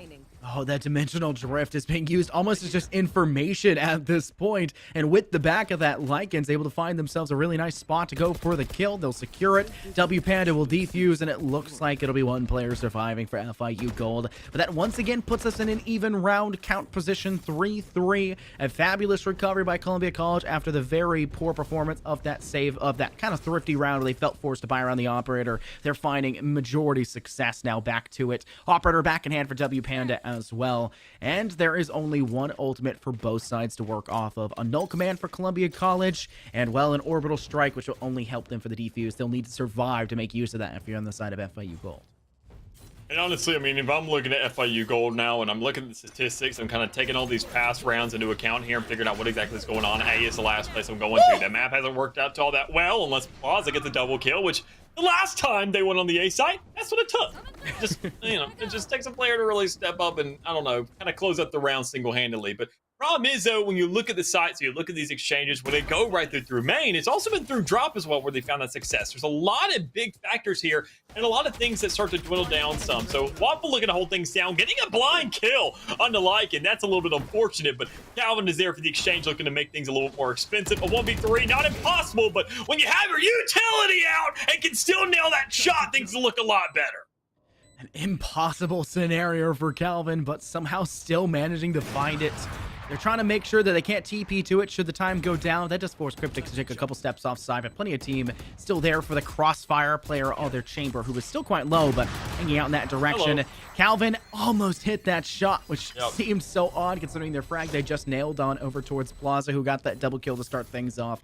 Either way, FIU Gold will make their way through that round. And it was off the back of, once again, not just Plaza finding this opening 2 kills, who is now sitting 10-6, a ridiculously strong kind of scoreline for a player like that, but pushing in through drop with that neon allows you to toss up that fast lane, and she's actually safe to drop down through it considering the slide mechanic as the walls dip just ever so slightly, allowing for a great sight land on over towards that new extended position over towards rope.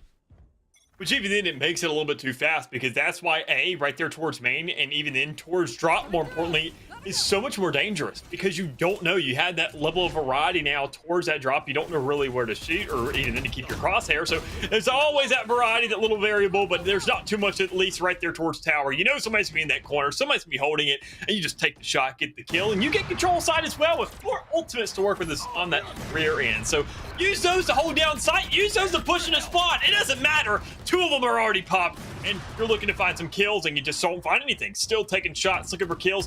4 now to 3 in terms of man count. Now make that 3-2. Even exchanges across the board. 1 for 1 for 1, but now it goes into 2. Making it 3rd, and Columbia College will find themselves, obviously, losing 1 more round here. Oh, and W Panda just barely was not able to step out of the blade, the knife that gives them the intel, the 0. And now they'll have their position somewhat known, not able to use any util, not even sure they have any ready to use, especially in a retake scenario like this. Waffle sends out a dump of util, and, well, they don't need the util to get the job done. The Phantom will collect for the headshot. And it'll be a 5-3 scoreline now, back in favor once again, continuing for FIU Gold. And it looks like we'll see an eco round of Thrifty come out for the side of Columbia College. Stingers possibly for a couple players to even the credit counts across the screen, just to make sure they're all on the same page heading into the next few rounds. I gotta say, just one note so far, looking at this map, is that FIU Gold have not looked nearly as dominant as we expected them on a map of their own. And that's something I'm kind of had in the back of my mind and kind of starting to warn is, like, why would they choose something like this? I'm starting to think that, honestly, they were probably a lot more confident about Ascent than the likes of Columbia College. They said, obviously, we may win this game. And that's exactly what they did, saying that Fracture may just be a weaker map for us. If we know we can guarantee ourselves that first map and they've already kind of handed it to us as a freebie, we can use this as a point of practice. We don't need to scrim, but I mean, still have that leeway. We're top of the league right now. If we can flex our muscles a little bit, show these teams what we're made of, and make these adjustments live, honestly, that's what we're looking forward to. Utilize these tools. Make sure they take execution and practice, because no matter what, it's going to be different the next time around. But they're getting results right here, right now. Not the best guns in the world, but still finding themselves a little bit of a hold on site with 2 players remaining. Oh, they can actually stick it from there. No! Cryptix is Molly able to find them just barely. W Panda, though, able to take down one more. Shots through the smoke, trying to find anything, but great job by Mello to zone out the player Cryptix, and it does look like Columbia College will get the defuse, and Mello even able to take down Cryptix in the process. Great recovery by Columbia College. Interesting idea for the player of Plaza to hold that shotgun, that Judge up close, but a double swing with Gloob, and of course having Panda nearby makes things more difficult, and it was ultimately a round in success for them. And another interesting point, because you mentioned it as well, they just don't look as dominant, and having Ascent had been handed to them. I mentioned it on Ascent. How many times do you think that the side of FIU Gold has seen Ascent in their 4 games Out of they 4 played weeks, so far? 4 times. Exactly. That's the exact scenario. It's They know every what they're doing on that map, so of course they're going to feel confident going up against a team, and that's why I said it feels like in this one they're respecting the side of Columbia College a lot more, but at the same time they're trying to test strats. They're trying to test out what's working. Not necessarily a scrim, but working on the minor movements, not showcasing necessarily everything they have, but working on new stuff all at the same time. Yeah, I mean, so talking about new, we're not seeing anything new. We're seeing an A push this time around, but we're seeing a new setup from the side of the defense, actually giving up that A main control, a place where we've seen them very dominant and actually finding themselves the majority of the rounds in terms of holding so far. So good exchange there. Once more, retake under our way, and you see the Rolling Thunder come out, but it just doesn't do the job because Trud is doing much better at that and already finding them resulting in a 3K and a follow-up from the rest of the squad as Cryptix gets the other 2. So a very, very, very, very good round for at least those 2 players in specific, as they need to wake up, because look at that leaderboard. Plaza's been the only one who's actually been going off, finding those double digits in kills. Considering that the rest of the squad has looked good, the follow-up has really just been there purely off utility. Keep in mind as well, that's kind of the even point right now for FIU Gold on this attacking side. They've reached 6 first. Columbia College Navy will need to find the next 2 in a row to make sure it's an even half when they switch on over to their attacking performance, but it looks like another round where they don't really have much to work off of. They will buy a Phantom for 1 player, maybe hoping that they have at least 1 tank in the front, and they can kind of trade out that rifle on every frag, make sure that they pick long-range engagements first and foremost, not dying in an obscure spot. W Panda, though, will fall. That's Seldrud once again to find that pick. They've taken that 3 away in that last round. It looks like they're going to be that proprietor, that catalyst once again to go for it. Puts down the rendezvous to make sure they have a quick getaway should it be necessitated, but it also looks like FIU Gold are second-guessing their push through halls onto the A site, because look at the presence inside Arcade on B. They look like they're going to rotate all the way back because of the spot that Plaza has given them. Boom. A little bit of a clothesline towards tower, a little bit of pressure there towards side as well, and even then the spike isn't even in the area. You're looking to get that on the site and trying to go ahead and escort your player, your teammate, more importantly, on the site, and you finally see that result there. You don't care about how slow the rest of the team is. It's a 2v5 scenario. It's not very good for Columbia College right now, so they're trying to look for a retake. Don't even have long-range guns to really make sure this is managed. So, I mean, especially Gloob. Look, that Phantom. That could be their saving grace, but it gets, it's a head, gets ripped out of those hands, and a Stinger is the last thing to work with. And can find 1. Calvin's finding some nice little bit of success in these rounds with on the Thrifties, but I mean, it's going to go ahead and come to a little bit of a close. So FIU Gold, they've now guaranteed themselves an edge in this half. That's what they needed. I mean, things have looked a little bit rough, as I mentioned earlier. It hasn't looked nearly as dominant as what we saw on Ascent, but making sure they can get that lead in worst case situation, Columbia College turns things around, gets that first round of the pistol on that second half. just like that last map, can find themselves a little bit of a buffer room to say the game will be tied, we'll have ourselves an advantage, and a follow-up won't be all that necessary compared to what could have been prior. Let's keep in mind as well here, Dallas, that the only pistol rounds Columbia College have won have been on the defense. It was the same thing in Ascent in that second half, and the same thing here in the first half. So maybe the story continues to unfurl in FIU's favor when they start off with a, 5-0 start, and then make it 5-1 by Columbia College, finding a round kind of straggled into there in that first map of Ascent. Who knows what it will necessarily go down to, but FIU Gold have secured themselves at least a positive half. Best case scenario for Columbia College, they'll escape to go to the attack with a 7-5 scoreline. Orbital Strike is placed, and, well, W Panda will fall first, much like that last round. This time, Waffle finding a kill, and look at that quick and hasty sprint over through tower to go ahead and plant down that spike on the B side quickly, but trying to bait away the Orbital Strike of Columbia College as best they can. I think they're waiting for that to go down, but you already see the North Command coming out, kind of going ahead, putting enough pressure on that alone. But Plaza's now doing their job, and we've seen Plaza on these rounds where you get at least 2 kills. That usually results in a round win for the side of FIU. So, I mean, things aren't looking good. A little bit of a follow-up already, and a flawless round. It's almost a cherry on top of this half for the side of FIU Gold to say, we're going to the next looking darn good, baby. Let's see what we can do, at least in this side, considering that, I mean, as you mentioned with that pistol statistic, Columbia College haven't won themselves in the attacking side per pistol round so far. So we got to see whether or not they can defy the odds right here, right now, when they need it most. I mean, think about it as well. We could further tally onto it. FIU Gold have been near flawless on all of their defensive rounds, while Columbia College have, I've only found, 2 was it, I think, by the end of that half?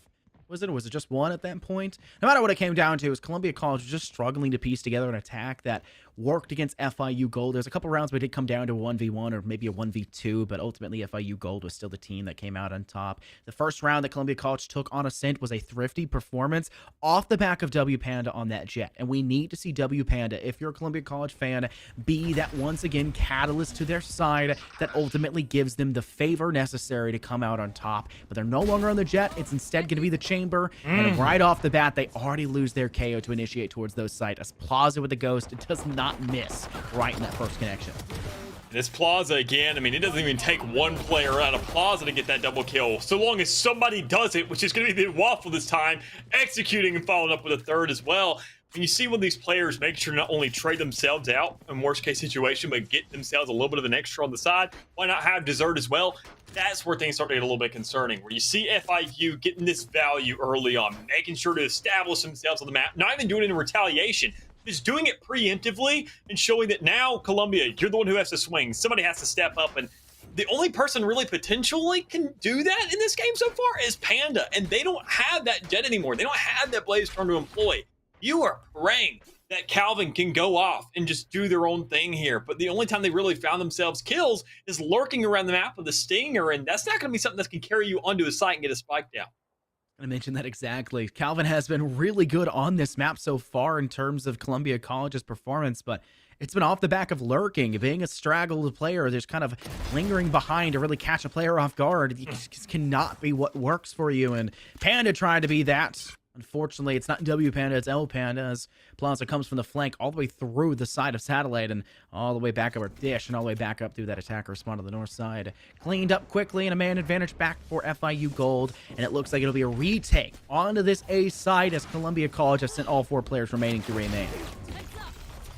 Big chances here. Once again, Plaza just kind of go ahead and living up to the expectations and going a little further as well now for a 3K in this round. The Phoenix in the last map looking disgusting, but looking even worse right here with the Neon in hand. Full aggression on the site, winning out these rounds, executing the full extent, and saying, honestly, this regression, honestly, I gotta say, Columbia College, they're even more at fault. They have a bigger threat in their hands when the spike is down because FIU say, we got 1 point to push compared to worrying about the entire map.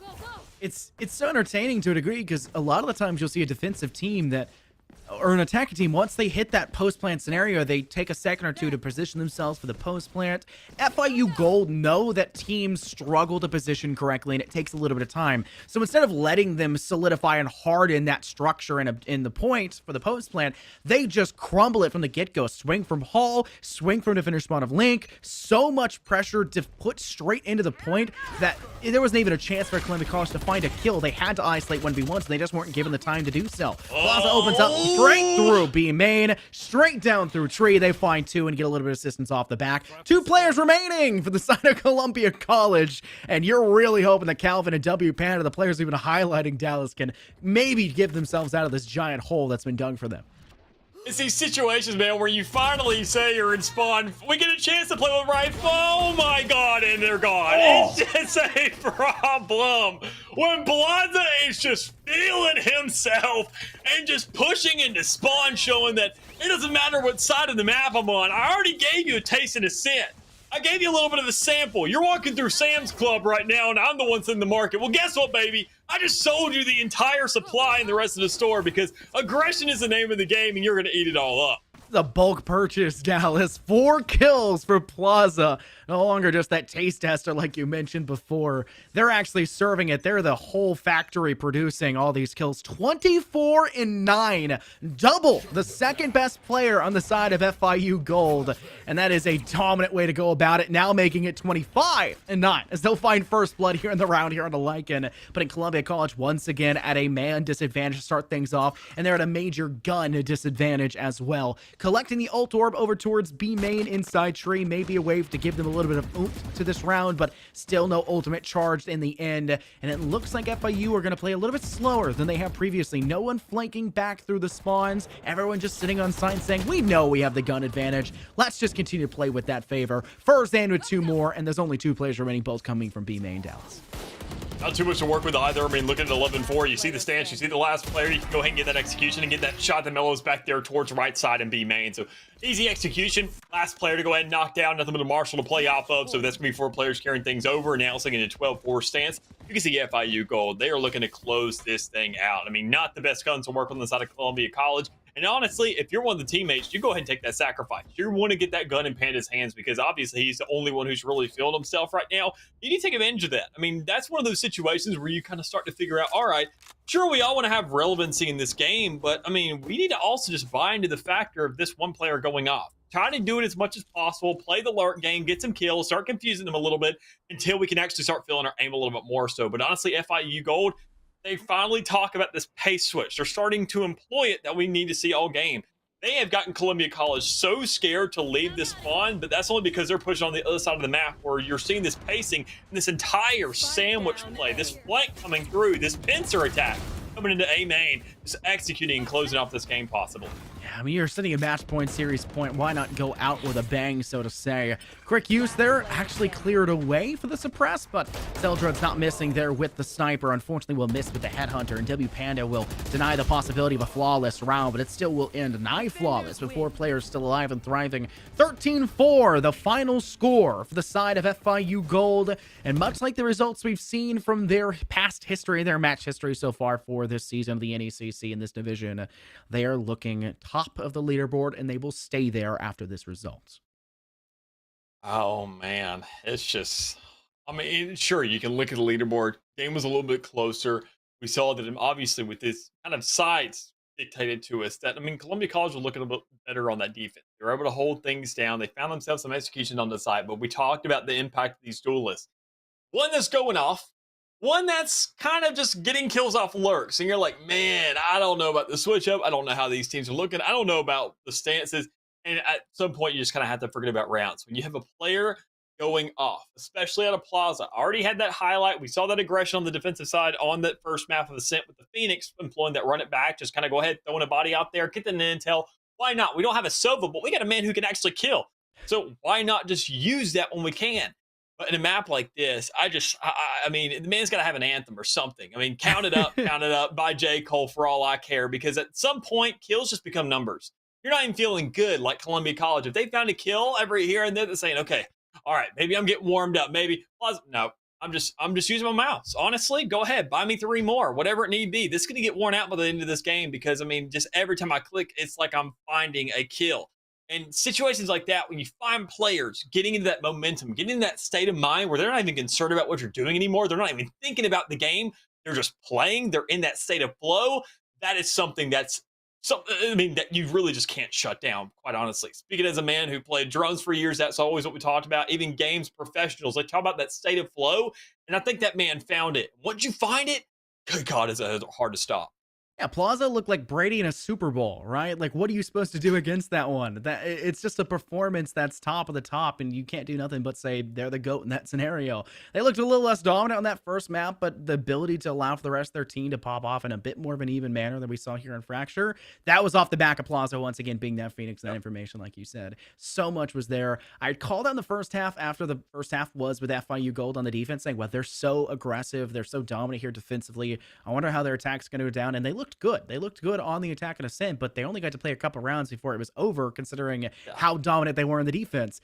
They weren't as great on the attack as I necessarily thought they would be. So their weakest part of their game is the attack, but their defense is just so dominant. It doesn't mean much to them because they know, even if the scoreline was 12-0 at halftime, their defense is just that darn good. They know they can at least bring it to OT. That's just what you're expected to see from them. But that's it for this first match, or technically the second match of the night, like we have mentioned before. There's another game coming up after this one, also in the Champions Division for that Houston Pristine side. So make sure you stay tuned for that. We'll be back after a bit of an extended break to get that game underway. Congratulations to FIU Gold once again.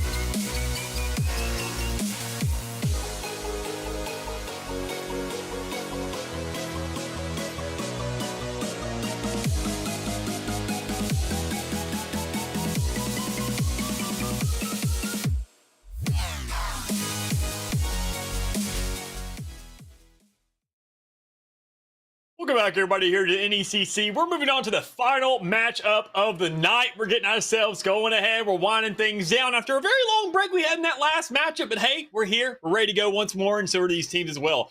Joining you on myself is going to be named Mick, and over to my left over here is me, Mr. Infonosis. How are you doing, Chief, for the last game here?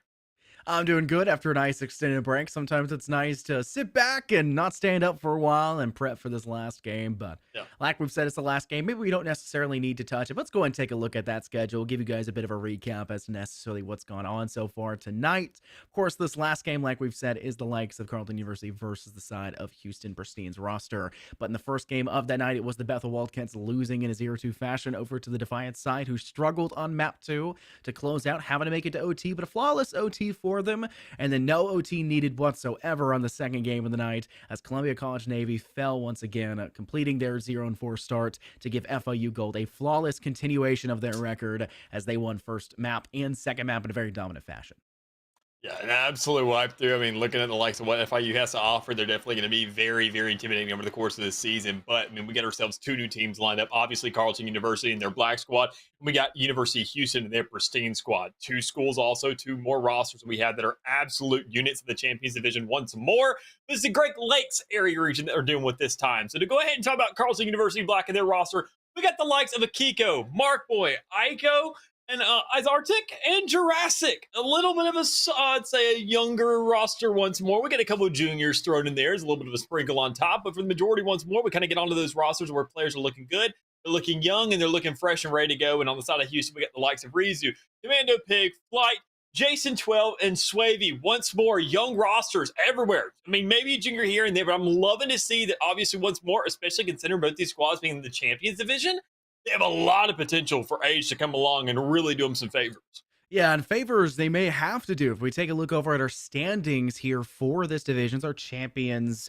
Great Lakes division, it's not looking so hot for these teams, to be frank. I mean, you're sitting at an 0-4 record for CU's Black side. Not the greatest space, but the same thing can be said for the Houston roster, who's 1-2. They had not played that fourth match, or actually, I think they have a 1-3. Sorry, I misread that. They have played that fourth match. They're still sitting 1-3. It's not the best record. At least one win to their name. But they need that young roster. They need that fresh blood, because it's not just this season that necessarily matters. It's the ones beyond as well, Dallas. You want that young team that can continue to be brewed up alongside the rest of them, continue to work on it. When you're already this high up inside the NECC in the Champions Division, you're going to be facing the best of the best. And still being able to compete with them is a very nice thing to see. But for Houston, they're sitting at 8. And for the Carleton side, they're sitting at 9. Very close to each other. And should Houston lose this one, it may be a spot for CU to kind of step up in their place, but they'll have to do really nice because that round differential is still in favor of Houston by the end of this. And that's the thing that's kind of here to mention is what's at stake. I mean, the placements. We got to talk about playoffs, and we got to talk about the season. And when you're going ahead and dancing on that line at the bottom of the barrel, looking to just kind of get yourself by, have some relevancy, more importantly, have a space in playoffs at all, you need to make sure that you're not in those bottom two slots. And that's what they're competing for, is really that dance of back and forth, hopping over and under the line to see who exactly to make sure to maintain that spot. More importantly, where they can actually make those developments to leave the rest of the squads behind them. Because when you look at the top of this leaderboard, which I can already see Northwood, the kind of program they got, they're not going to get that spot up very easily. So you have to prepare yourself. So talk about preparation.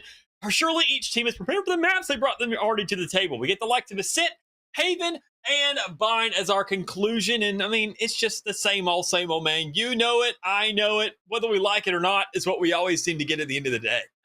Yeah, Ascent, Haven, and Bind, the big three of the collegiate scene, honestly, of just like T3 through T4 of Valorant in general, right? You do see a little bit more in kind of the semi-pro scene of some diversity in terms of map play, and you definitely see diversity when it comes to the top of the top.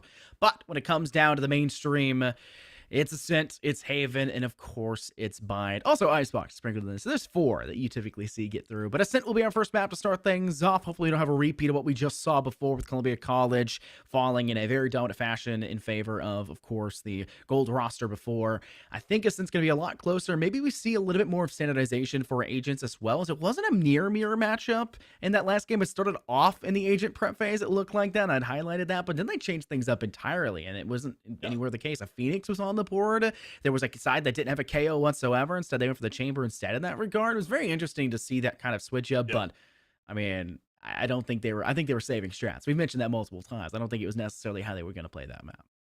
Yeah, and I think even then, I mean, looking at these squads, and more importantly for the likes of Ascent, I mean, there's anything can really be viable here, especially with the changes that have come through recently. Obviously, the map is very kind of flexible across the board of what you can really present. And we see Reyna starting to look good on this map every here and there. If you had the players that can really feel comfortable towards it, even then, Reyna actually has a lot more potency towards the middle of the map. That's where she's been the weakest, is you can't really leer out towards the middle, even from panels, because you don't know if you have an operator towards the back of the field, or even then at that kind of sway back in, it's really going to do too much. That Lear now having that infinite range to where if you do have that little spawn peak over there towards that defending side spawn where you can hop on top of that fountain and get a peek towards the middle, you get absolutely no information whatsoever if a Lear's out there because of the infinite range now. There's so much that's compatible with that agent now, and even then with Sky having those changes, Guiding Light not being shootable anymore, there's so much potential in the scene so far, and Ascent is one of those great places where we can see that diversity. We saw the Phoenix, as you mentioned. We saw the Astra. Neon could show a little bit of a influence there as well. Maybe a Yoru, because of how small these sites are. You can kind of dance around and use those audibles to your advantage. No matter what, there's a lot to work with here, and I'm excited to see what these two squads specifically can do with it. Yeah, but before we jump into the game, we're going to figure out a little bit of the roster problems that are going on real fast. We'll get all that situated and underway, and then we'll be right back with that game. So before then, we're going to take a quick break. Stay tuned for the, I guess, start, not just conclusion of this matchup. Be back with Ascent after a quick break.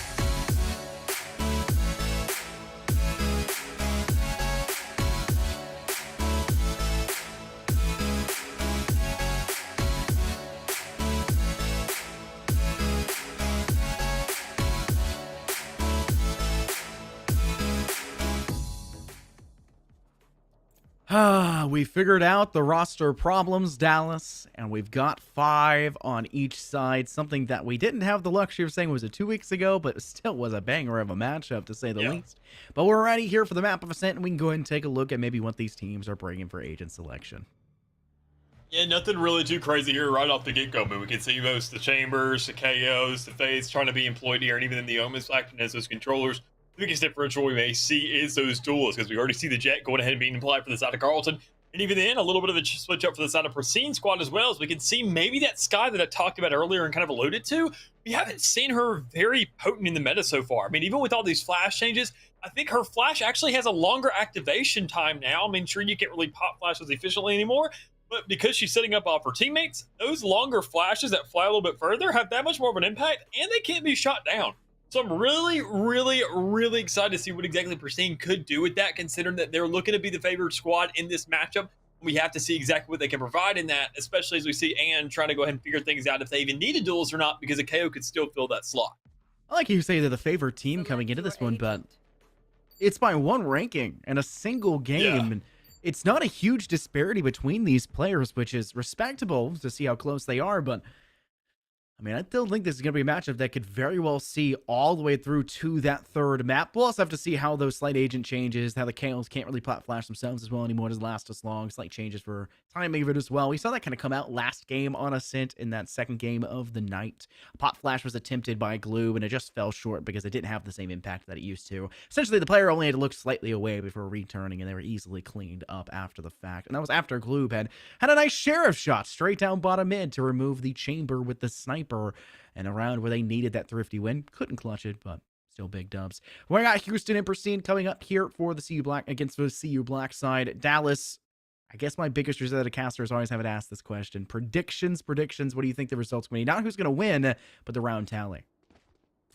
I'm going to go ahead and I can talk about these round differentials and kind of use that as a little bit of an allusion to what we could be seeing is that CU Black, they do find themselves usually losing and kind of keeping themselves within a relevant stance of 5 rounds of each other. With an average of each and every single map, they lose by only about 5, but it's barely a difference outside of Pristine. Any map, even then, they're kind of at a negative stance as well. They're only within 4. So these going to come down to the likes of Pristine taking things out. I could say possibly somewhere maybe around 13-10, 13-9. That's kind of what I'm looking at so far. But hey, we don't really know too much until we see the actual introduction. And we already see a first kill coming out from Maiko. Get a little bit of an entry out of sight at a market, but gets picked off by Jason as exchange. Right here off the get-go, looking for pressure on the B.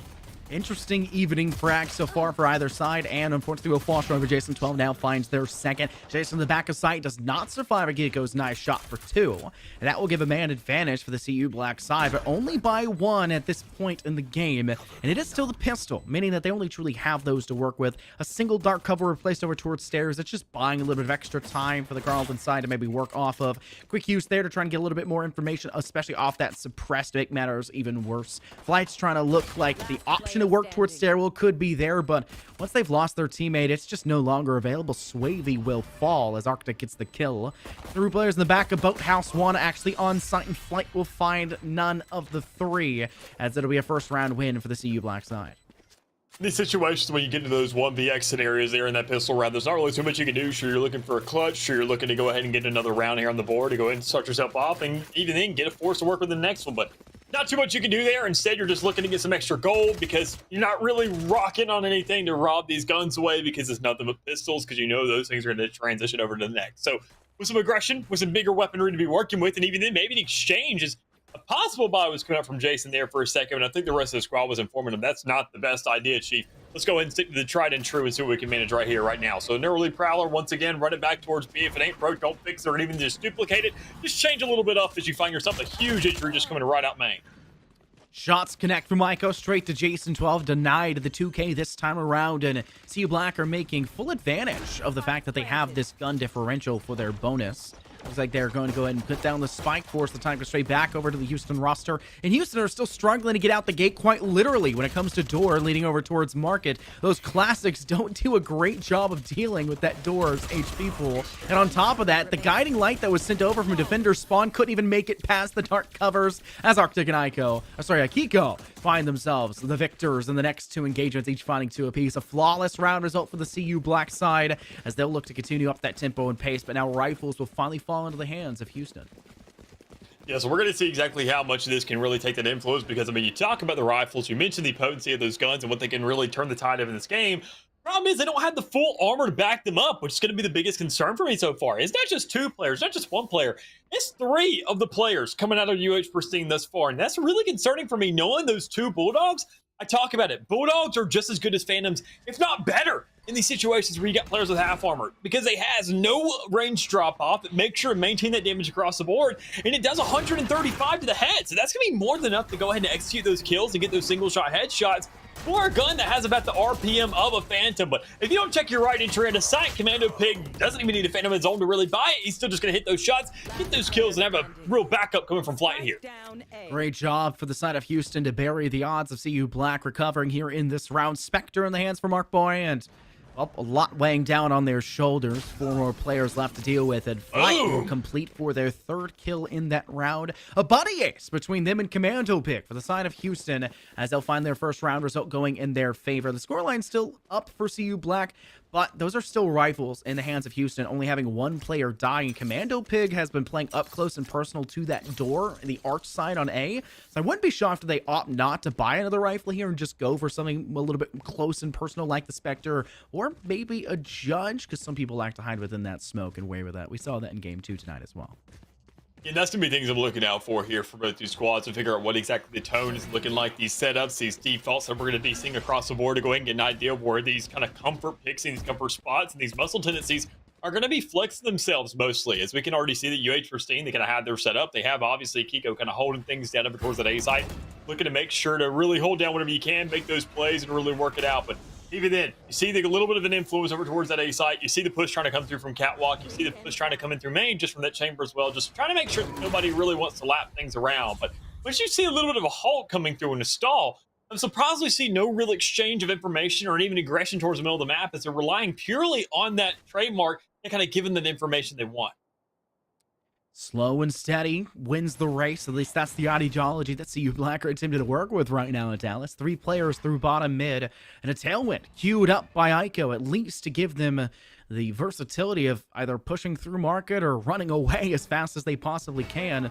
Unfortunately, it doesn't look like they're going to utilize it much here. Hot tossed over the top there by Jason, and they'll even find the kill off the back of that one. Another player swinging close, that's Jurassic, but a paranoia, short-sightedness makes things more difficult, and the tether that was tossed back allowed for the doppelganger to be removed as Jason now finds their 2nd kill in the round. Wildfire by Commando Pig takes down Aiko, but Mark still managing to find the kill. They'll fall quickly thereafter their own doppelganger, but it's just evening frags through to true, 1 for 1, and now Akiko, the only player left standing, has to use their From the Shadows the ultimate to relocate themselves on over to the B site and plant here towards default. They'll go ahead and stick down the spike. It looks like Swavey will not make it to the objective in time to deny it, but it does initiate now for the 1v2. 1 on walkway, teasing towards tossing out a piece of their utility. Akiko will use their shrouded step back towards stairs. Full HP and armor, but running out of ammo, only 5 shots left in the mag. And I'm not sure Akiko is aware of it at this point. Needs to reload, doesn't need all shots to deal with it. Pulls out the classic, and it's still good for it. A 4K.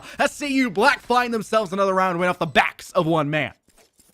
A big clutch coming out there for Akiko, and even then great plays, even then kind of playing for that lap around. You don't see too many players going ahead, getting aggressive with that shrouded step, pushing things up, because I can say as an open man myself, we like to get tricky with these plays. We like to go ahead and work these clutches and get in the minds of the opposition.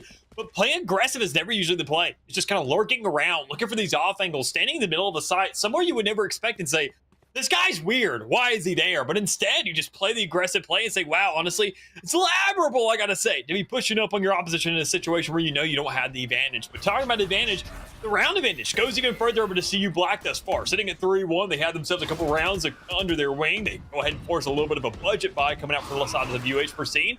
They have to play a little bit more aggressive on this hold, and it goes ahead and cuts out dividends as Anna's able to go ahead and get the first frag, but immediately traded out with 2 more. Now make it 3. Not a good spot for Houston to be sitting in once again. 1 playing the black boathouse. Wavy's looking to remove out Akiko pretty quickly. They'll get it, but it's only an even trade. Arctic able to catch them back in return. Commando Pig, the last player left standing, and just trying to find the trigger discipline necessary to remove down Jurassic before their teammate can start to assist them inside market. Mark themselves, the player being there.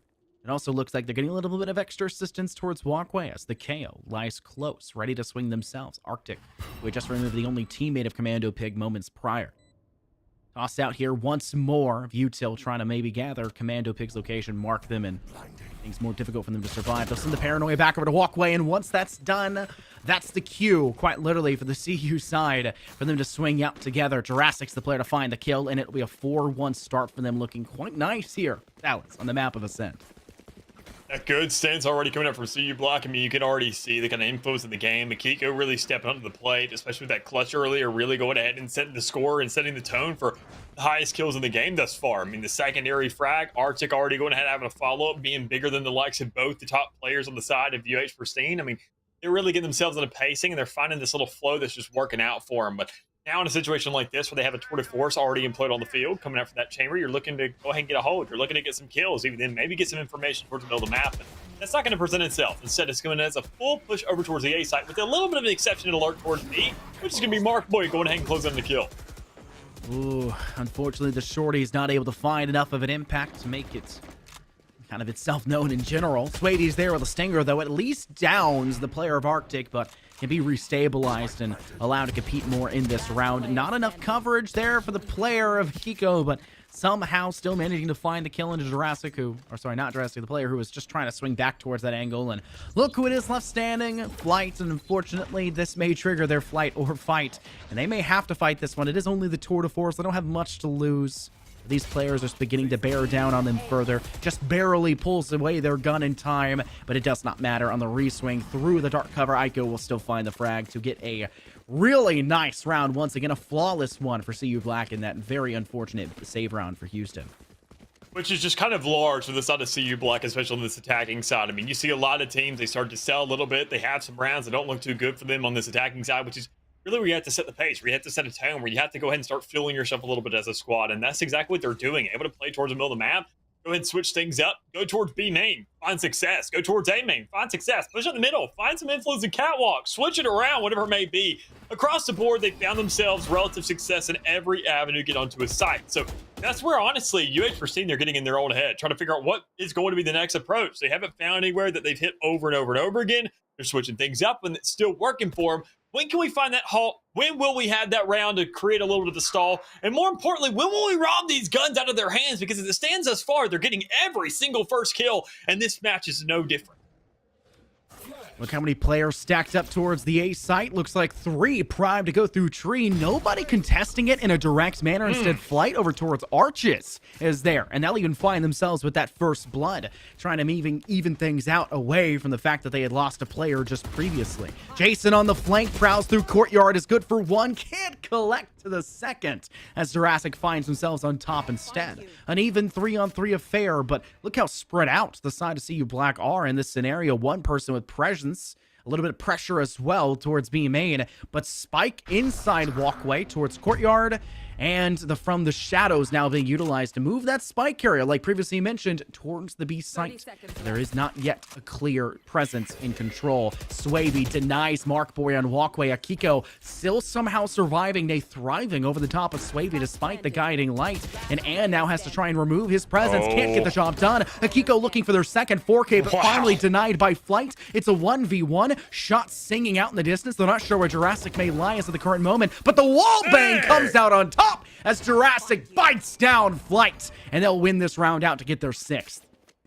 That's the lineup there. Don't go ahead and even think about picking those angles, and that's why you get a planted sight like that. You can shoot through the wall, easily get a little bit of a penetration, and you don't even need to peek it. You're not throwing your life to the line. You just work off audibles because that's a lot more information than your opposition's going to get. So CU Black coming out really strong here.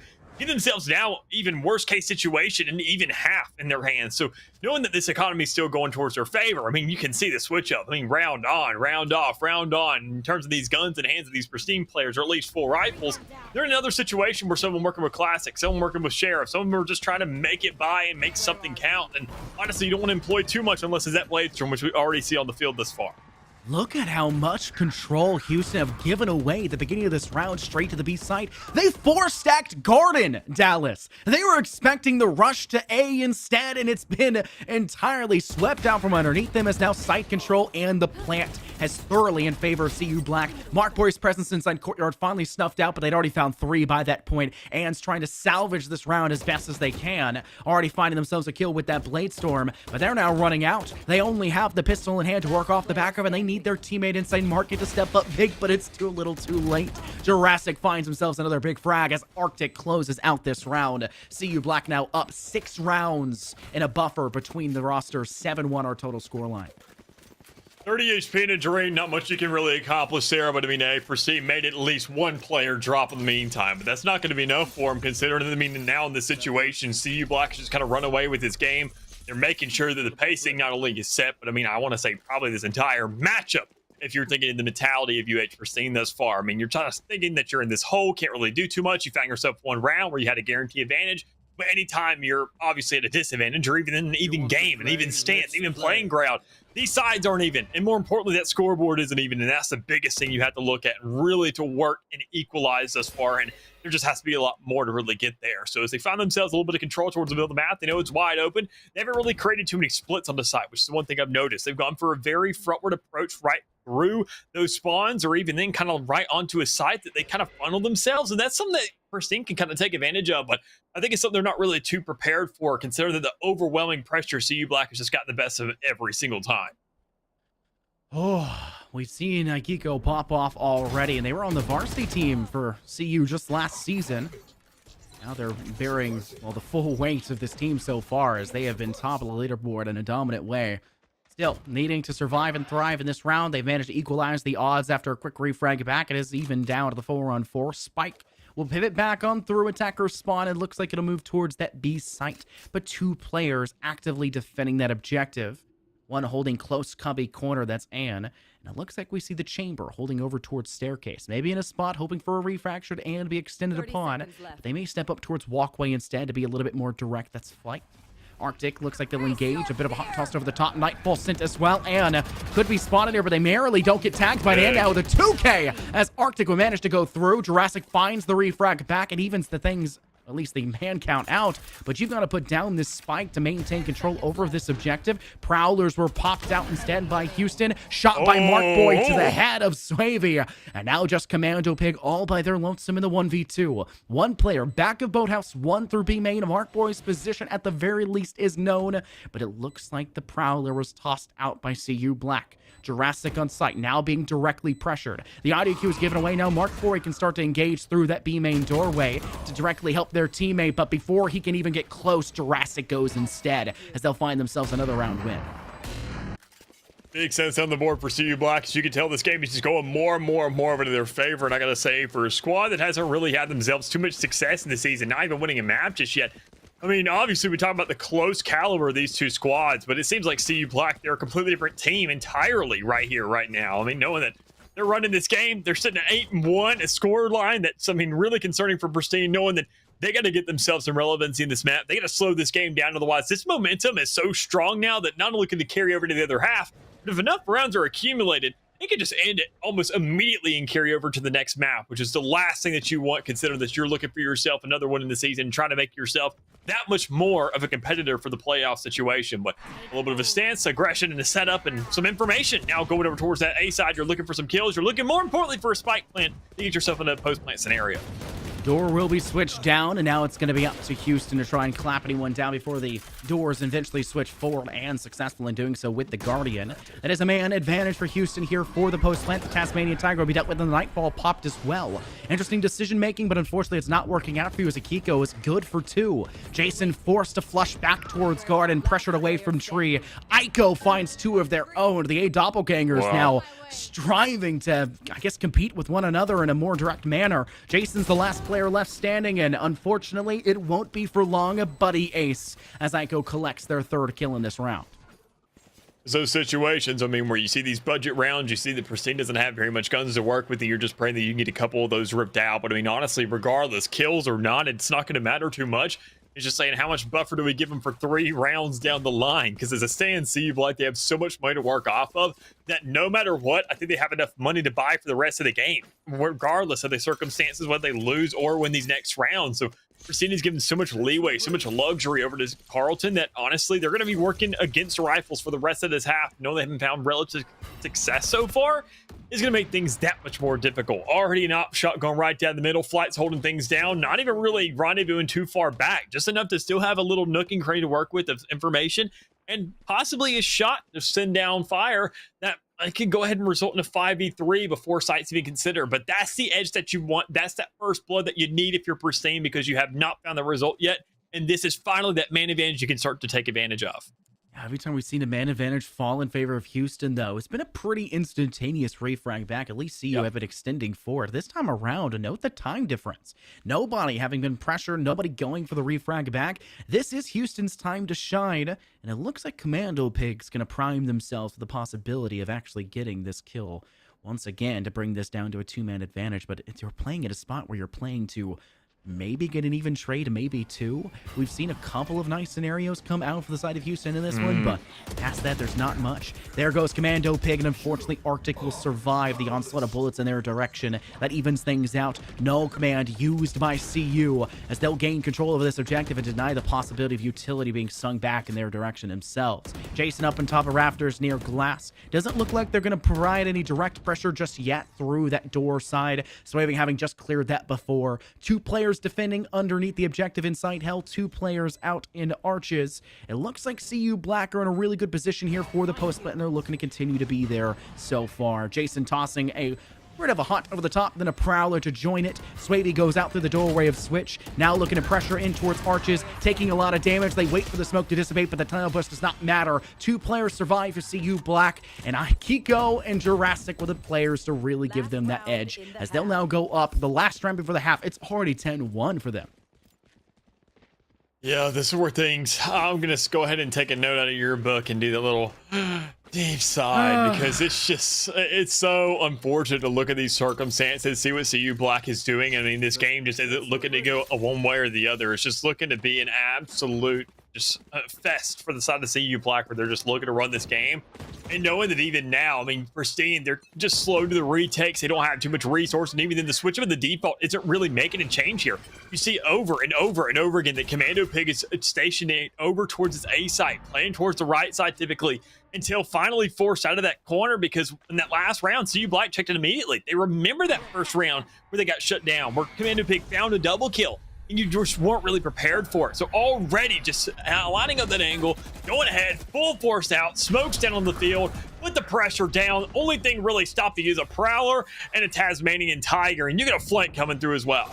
They had to utilize the From the Shadows to kind of make space here, but for some reason, you're not making the call it here, Aiko, that you heard the ultimate being used, and it's possibly behind you. Mark Boy's just caught out unaware with no assistance. That's improper, I guess communication would be the term I would use, but they can adapt past this. It is a man disadvantage for them, and look, Spike has not yet gone down. Houston have prepped themselves so well here to quickly engage towards the site should they begin to hear that Spike go down. Jason inside garden, pushed back, Paranoia there to join it, and there goes Arctic with a little bit of assistance to swing. They'll have a little bit of assistance as well for the tandem frag there into Swavey. Unfortunately, Swavey gets a Spectre kill to Kiko before they're able to find much for him. Commando Tig still sitting inside of main. Maybe they just didn't know, Dallas. Whatever the case may be, that's now two players that were very pivotal to the success of CU Black being cut down by the lone Omen lingering behind after the usage of the ultimate. That's a lot that you want to see. It is a man advantage still for the side of Houston, but the Spike does look to go down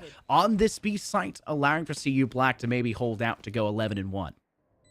I understand that first kill possibly being a mistake coming out, but once you go ahead and see a player dying towards your A main and still don't make that call out and keep it in the back of your head, that just seems like a personal problem at that point. But looking at really personal right now is Arctic trying to clutch things out. It's just not going to happen. That secondary fragger of the side of CU Black finally falling and noticing that it could result in a second round here for Pristine as we take ourselves into the second half, where a little bit of a switch up comes up. Pristine get themselves the attacking side to work with to see if they can work just as much magic as CU Black managed in that first half.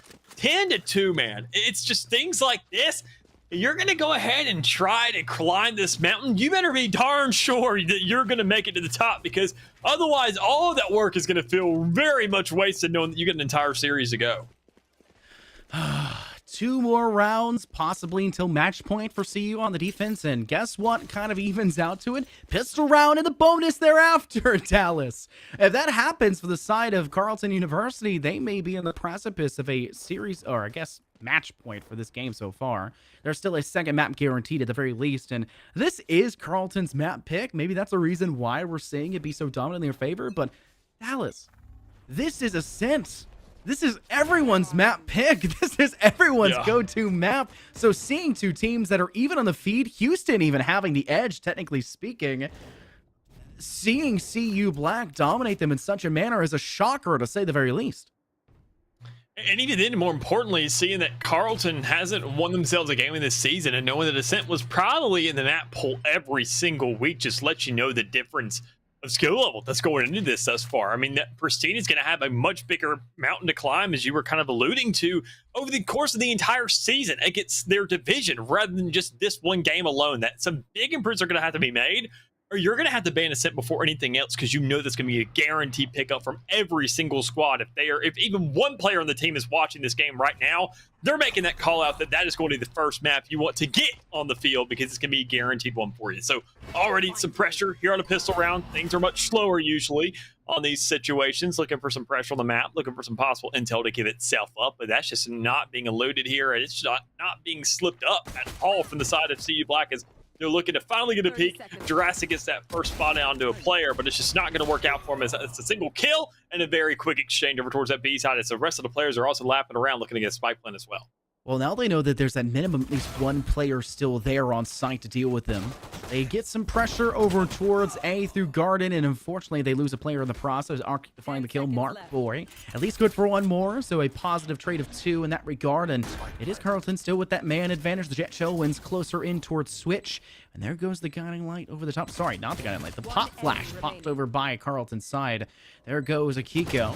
Takes down, and all 3 players are going to swing on Walkway, and a smart decision at that. That Frenzy only has so much ammo when it's clipped, Dallas. Eventually it'll run out. Can't cut through everyone. Sorry to break it to you, as Carleton will in fact take the pistol, and there's an expected bonus thereafter. But I think Houston's going to force. I think Houston's going to buy. They're going to be feeling that pressure. They're probably going to at least get a Bulldog or some SMGs or Stingers, something like that. There's some teams to where you get these situations and you're saying, do we go flawless completely for 10 plus rounds? And then that's where the discussion comes through from the squad saying, good God, I don't feel like doing that. That is a little bit too much to ask for, Chief. Come on, let's go ahead and create a safety net. Hopefully we can get ourselves a force.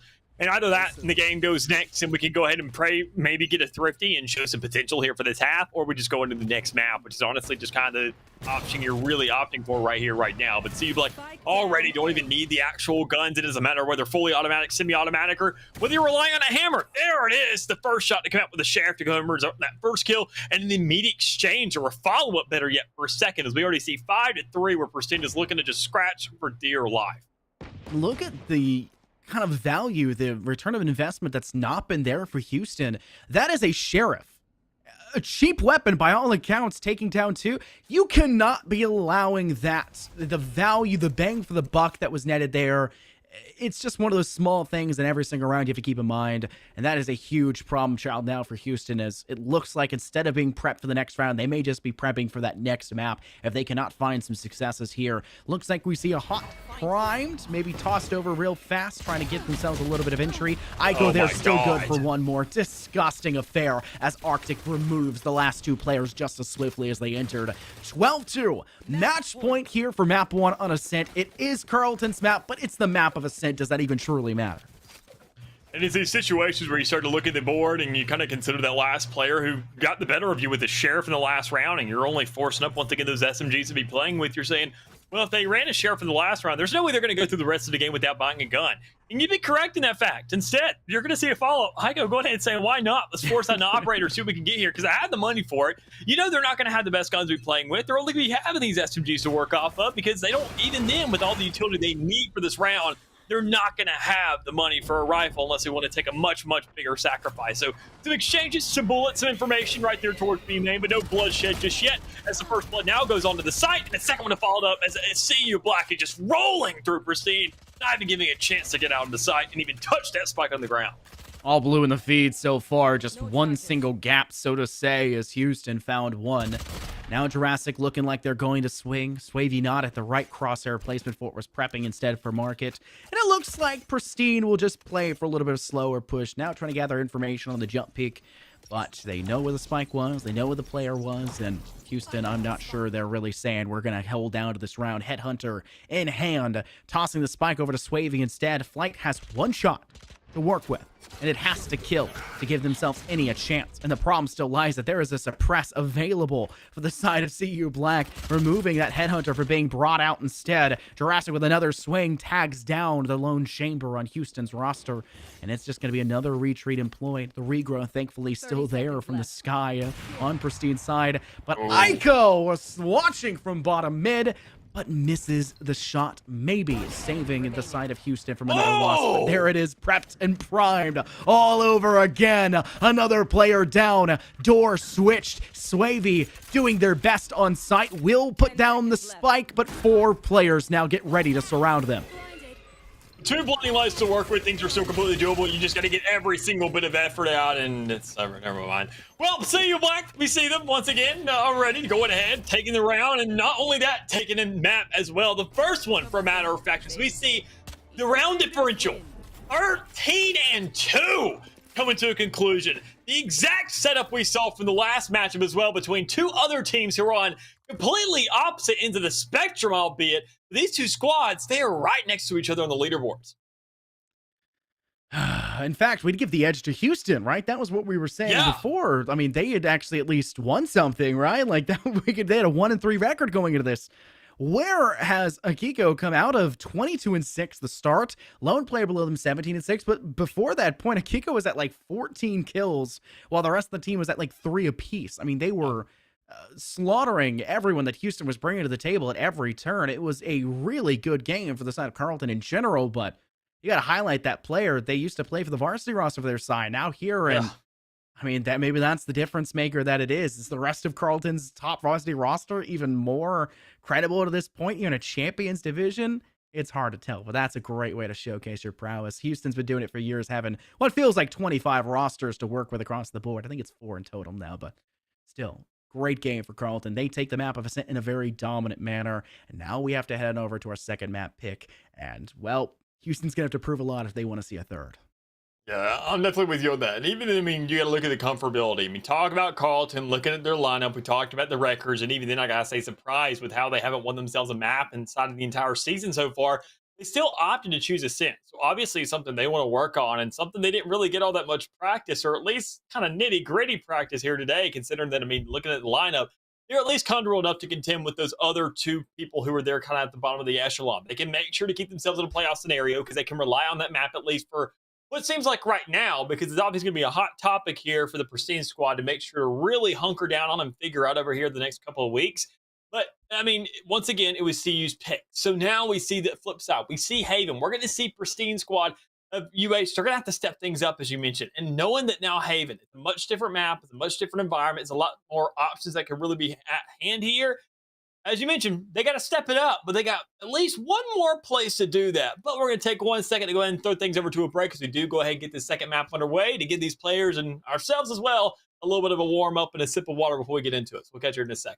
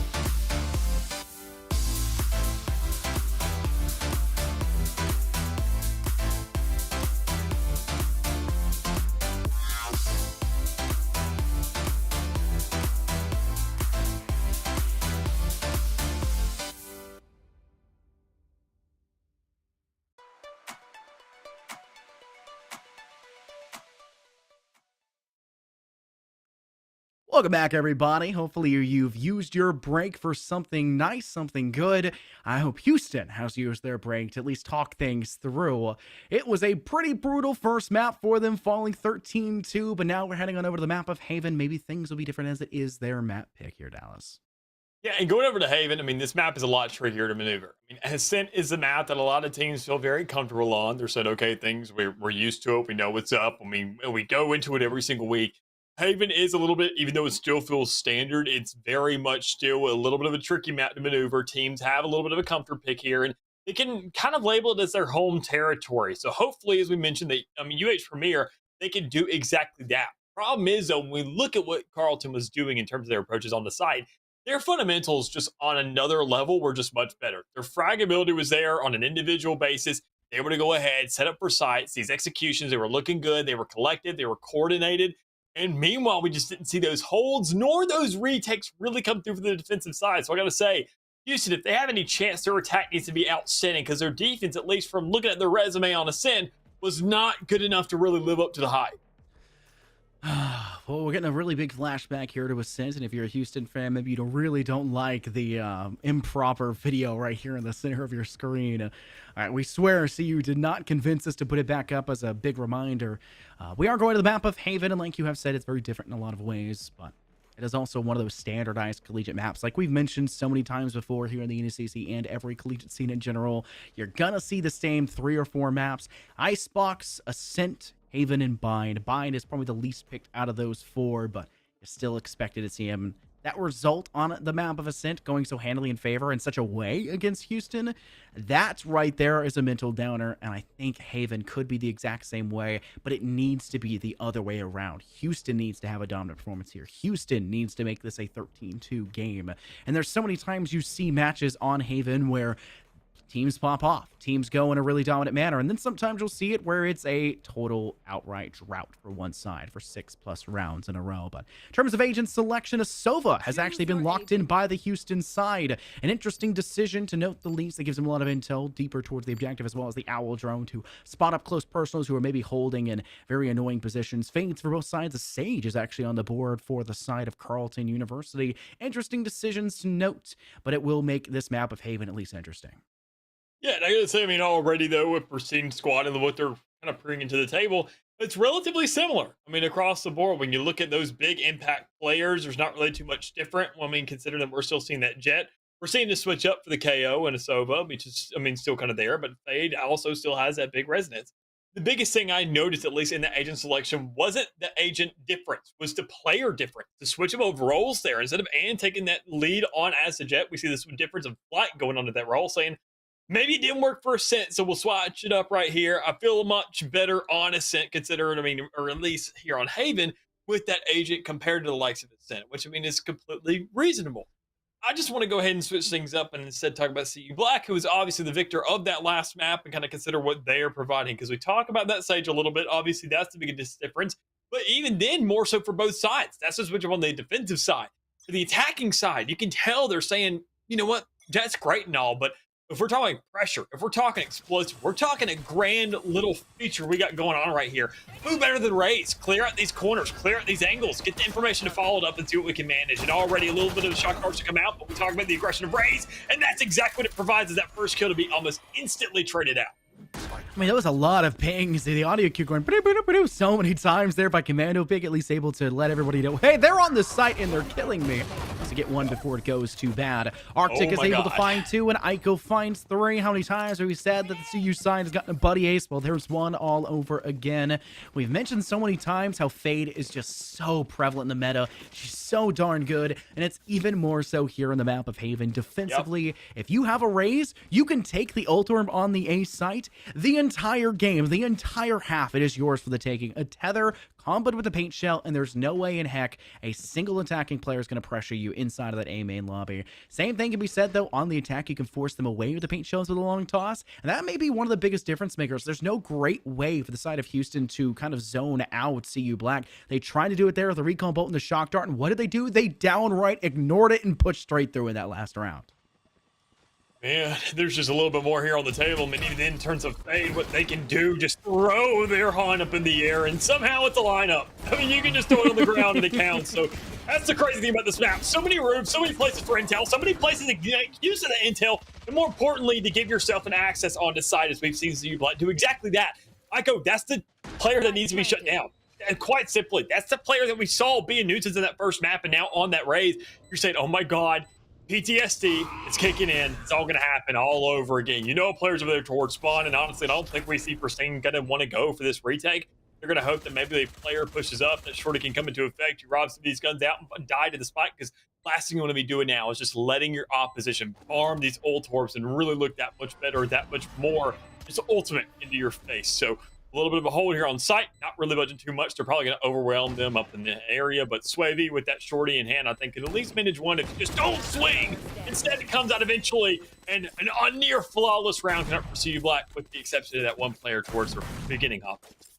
And know what Jurassic did in that scenario too? We saw the fact that Flight died off screen, the jet that was holding that sheriff inside garage and garage window. Instead of being at an angle where they could crossfire through door from link side and catch the players trying to step over through defender spawn, which 3 players did, Flight was holding more towards that garage hall, which was an interesting decision, and it didn't work out for them. They were hoping maybe CU Black would try to retreat and just play for the next round by going through C long through that alley. Not the case, and once the ice barrier, the barrier fell, Jurassic swept through that hallway with a vengeance, cleaning out Flight and just denying a lot of that prowess that you need to see. And speaking of cleaning out Flight, Flight gets 1 kill, but what happens? A single kill right back. Commando pick on the right side of the barrier orb. For some reason, Akiko is saying, all right, I'll just pick back up that spike and I'll take a couple steps back. I'm going to gander off towards another direction because this is not working out for myself. Ico, the player said, needs to be shut down. Look at the control they've given straight through inside B. They're in a wonderful spot to maybe cut down once the barrier breaks for Commando Pig, as well as the player somewhat joining them of Kevin. Ikiko able to take down Ann. That C site seemingly under control for the side of CU. And once Houston thinks they're safe, like I said, Jason and Commando Pig off the board. Ico's still there. Akiko on the board as well. And a body ace! Again, Dallas for the side of CU Black, as they'll now take the 3rd round in a row. Go ahead if you're a Houston fan. I hear you. I hear you. You're saying not again. Not again. It can't be like this. It's already happened once. It happened in the earlier series, but it hasn't happened in this one yet. Instead, we saw that actual round going to the favor of Pristine in that last map where we saw, I mean, it wasn't their pick, but they at least won the round. They had the rifles. That really does not spell the best circumstances for the rest of this game, considering that, I mean, Carlton really stepped things up, was able to secure those guns and kind of swept the table on Pristine and said, all right, then there it goes. All your lead, your possibility, your hope, all just kind of swiped out from under you. So a little bit, once again, aggression, going onto that C side, looking for pressure. Akiko already has so much resources to work with. The front of the shadows going back towards the rear end of sight. Doesn't take too much damage in the meantime because, you know, obviously there's not the biggest guns to go up against. Instead, a lot more damage done against Pristine. As you can see, they're trying to go for a retake, but one player's already down, and Sova barely has anything to work with. His Commando Pig is probably just going to play for intel in the back as Flight manages to hit some shots. Thankfully, Jason's nearby, though, with that Spectre to break down that wall. Yeah. That's a Spectre. I may be going crazy. Is that Phantom? This can sometimes get me crazy. Oh, okay. Thank you very much. They're able to break down the ice wall to give Flight a little bit of leeway, but the problem is Flight swings back over to assist the rest of the team inside Link, and it's just not working. Flight just praying for their life. It's not going to matter. The very beginning of that round was one thing notable was the From the Shadows being utilized by the side of Carleton University, Dallas. And I'll also point out, Akiko had Spike. Akiko teleported back of Platt with Spike in hand. If Houston had managed to find that kill, should the utility of Carleton not have been able to flush them back towards defender spawn, Houston would have isolated Spike control and possibly used that to torrent down the rest of the round. Carleton managed to escape with that. He was marked. He was in a really rough spot, but Shrouded Step saves Akiko's life. They get down the Spike, and from there, history has been written, and the victor was crowned again in Carleton's favor. And correct me if I'm wrong, though. A wall was still fully available by the time that From the Shadows went through. So obviously they would have employed that towards the back of site rather than actually opt to use it in garage, where they found a lot more comfortability and kind of a little bit of a muscle tendency to get it there. So not the biggest deal in the world, but what is a big deal is these first bloods on these full rifle rounds. We see Pristine already losing that fight, and a fade already gone ahead and picked off. So that's not nearly the retake situation, but instead that's not nearly the pressure anymore either. As Ico, the MVP, I want to say, for the side of Carleton, is already biting the dust, but still, there's a lot more players alive and well to go ahead and carry on the tradition of fragging out. Flight's working through courtyard, now hiding below big window and center, and, well, the looks of things, see who was saying, all right, well, we got 1 kill on A.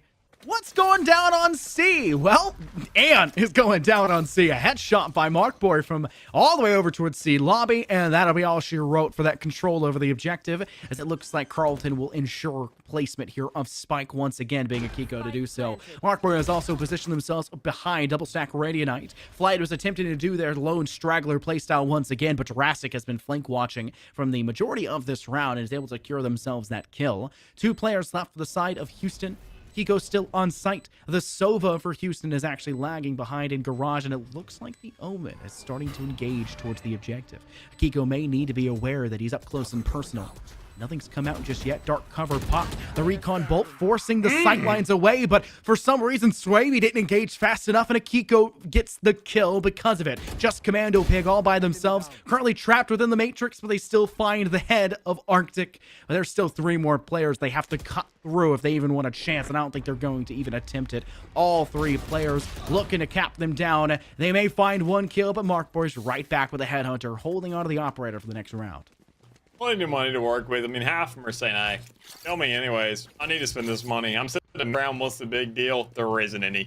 Looking to go ahead, get these rounds so we can go underway pristine. Now, obviously, the biggest thing you have to consider in that situation is you're not worried about losing money, but the one thing you could be concerned about is giving up your ultimates. You now see that Commander Pig has 100s for you to work with. Employ towards that C long. If you see another push kind of coming towards that long area, you can pop that on back Ready Night, get yourself a full funnel and possibly a good bit of damage. You can really line that thing up. But still, you got more to work with as well. Blaze being employed already. A little bit of a Nightfall available as well, just in case for that retake. There's just not enough to work with so far. Flight can't really hit those shots just yet. Every single blade already gone out the window. And you're looking to find an exchange, and that just doesn't happen. Commander Big able to go ahead and have a little bit of hold. Spike goes down. Retake. Not really there yet. Plant isn't even down at all because Hunter Fury is employed.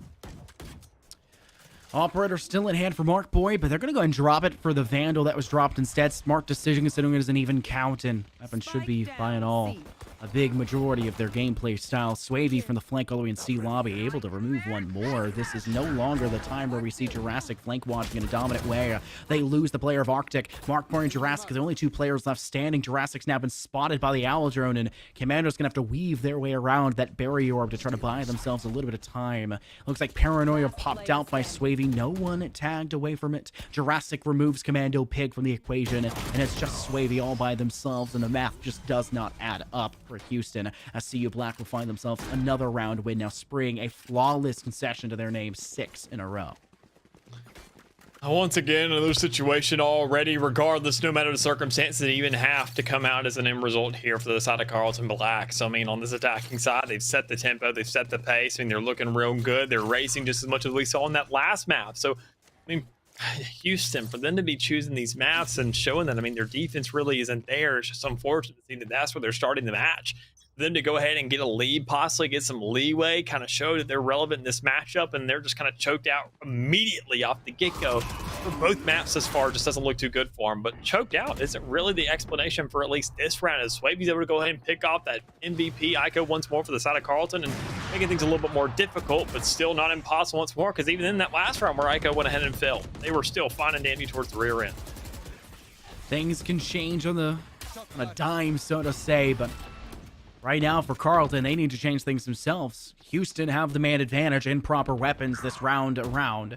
Things are getting closer and closer. Kiko will finally find themselves some sort of pivotal frag. But look at Flight's position once again, Dallas. All the way over towards attacker spawn. Just waiting for the relocation, the pivot of that Carlton roster back over to either B or C. Once you've engaged towards that A site, you are locked in that point. A single player can deny your rotation back should they hold the correct angle, but they also have the ability to move through that mid window instead. Flight's been spotted. Great flick to the head of Akiko, but not enough ultimately to give them the biggest advantage. Only an even trade, as Carlton will now succeed themselves with a 1-man advantage. All 4 looking to push towards that site. Bar the Mark as actually, who's lingering towards short on A, but 2 players close to the site to defend on C here for the side of Houston, Dallas.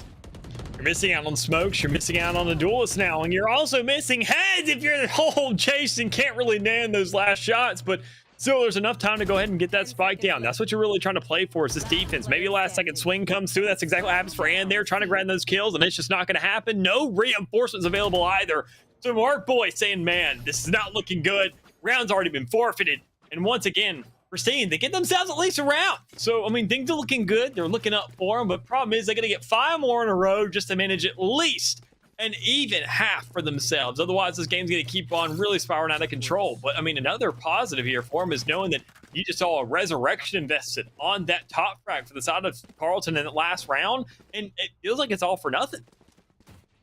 Man, when you see results just kind of go through your fingertips like that, it can be a little demoralizing, but that's not a Carlton when you're already at a huge advantage. Yeah. Man, it's hard to say it's going to be a knock or a mar on their record at the very least. Look at the aggression that Houston are looking to prime up. 2 players, Flight and Swavey, through that garage door. And was holding the tort, of course, maybe cut down the chamber on the opposing side, and they do succeed in doing so as Swavey also swings for one of their own. But 2 quick clap backs as you'll find to go to an even 3-on-3. As Carlton are saying, anything you can do, we can at least match it for the time being. Spike is in control once again for Carlton as they start to pivot itself over towards the A side, where only Jason 12 is sitting, hoping to defend against the onside of these players. Akiko will swing the corner, spots them in both sides, missing a couple shots, but Jason still ultimately comes out on top with the kill. Prowler out hot will join it. Player from up in heaven, that's Commando Pig with that Sova. The shock darts tagging down Jurassic, and it will allow for them to be cleaned up quickly. Arctic's able to get the refrag back instantly, but it's still now just Arctic in a 1v2. Both players on the A site, and what do you know? I'm going to go somewhere else, so it's at least easier to play for the plant. Yeah, big stations here, big shoes to fill here for Arctic, considering that this is kind of your biggest player, or at least your secondary frag in that last map where you saw so much dominance. Couldn't really close out a clutch whenever it kind of got handed to him, but I mean, now sitting as this age, you have a little bit of capability. You don't have flashes, you don't have a nay, but hey, you got heals, you got a wall. You can slow things down and set the tempo, but hopefully that tempo is going to be enough to at least stall out for one player at a time as you can land those headshots, because the last thing you want to do is encounter both at the same time. Instead, you go ahead, bring the aggression to them as that sentinel, something they may not expect, but still something you lose out nonetheless, and give up one more round over Pristine as they find themselves a second round and saying, okay, no matter what, we're looking good again. Continuing on the street, getting kills, making sure to exchange ourselves out, and this round, or at least this half better yet, isn't looking nearly as lost as what it was previously. One of the big things that you can kind of highlight is the fact that though CU Black were managing to give themselves a very solid start, the majority of that success has now been ultimately kind of washed away. The huge amount of economy in their back pocket. You're saying, you can kill me, that's fine, I accept it. I've got to spend the credits I've currently got sitting in the backpack. They're now running out of those credits. They could feasibly buy one more round after this one, but if Houston continue the dominant performance they've been in, once again, the scenario can be flipped on its head, and we could very well see a 6-6 half should it come down to it, but Houston have to survive the engagement, and right now, I think Carlton will have to survive. They kind of extend too much in towards Courtyard. Swavey and Flight each good for 1, but what happens? Swavey and Flight die, and so does the rest of the team. Arctic with the resurrection, and now the last player left standing, an operator in hand, and it would not be shocking to say, all right, maybe we save this when it comes down to it. Yeah, 4v1. I gotta wait yet. I wouldn't challenge that. Go ahead and have a lineup. You obviously know that you can see that lineup to where they actually are lapping around, going right into hands, but still, I mean, looking at a situation where you have an operator to work with, you got plenty of rounds to go ahead. You're smoked off. You got a slow orb in the back. They're gonna hear the crunching of the ice beneath your shoes. There's just not much you can do. You just need to get out while you can, so that you still have a life to live, and try and really preserve it as best as possible. Even then, with the wall now employed as well, there's so much utility there that Ant's just going to go ahead and say, I'll have to save for this round and see what the heck can happen next. And I got to say, looking at now these situations, Pristine, getting themselves a couple kills on the board, getting a couple rounds, more importantly, showing that this isn't going to be an all-for-nothing kind of approach.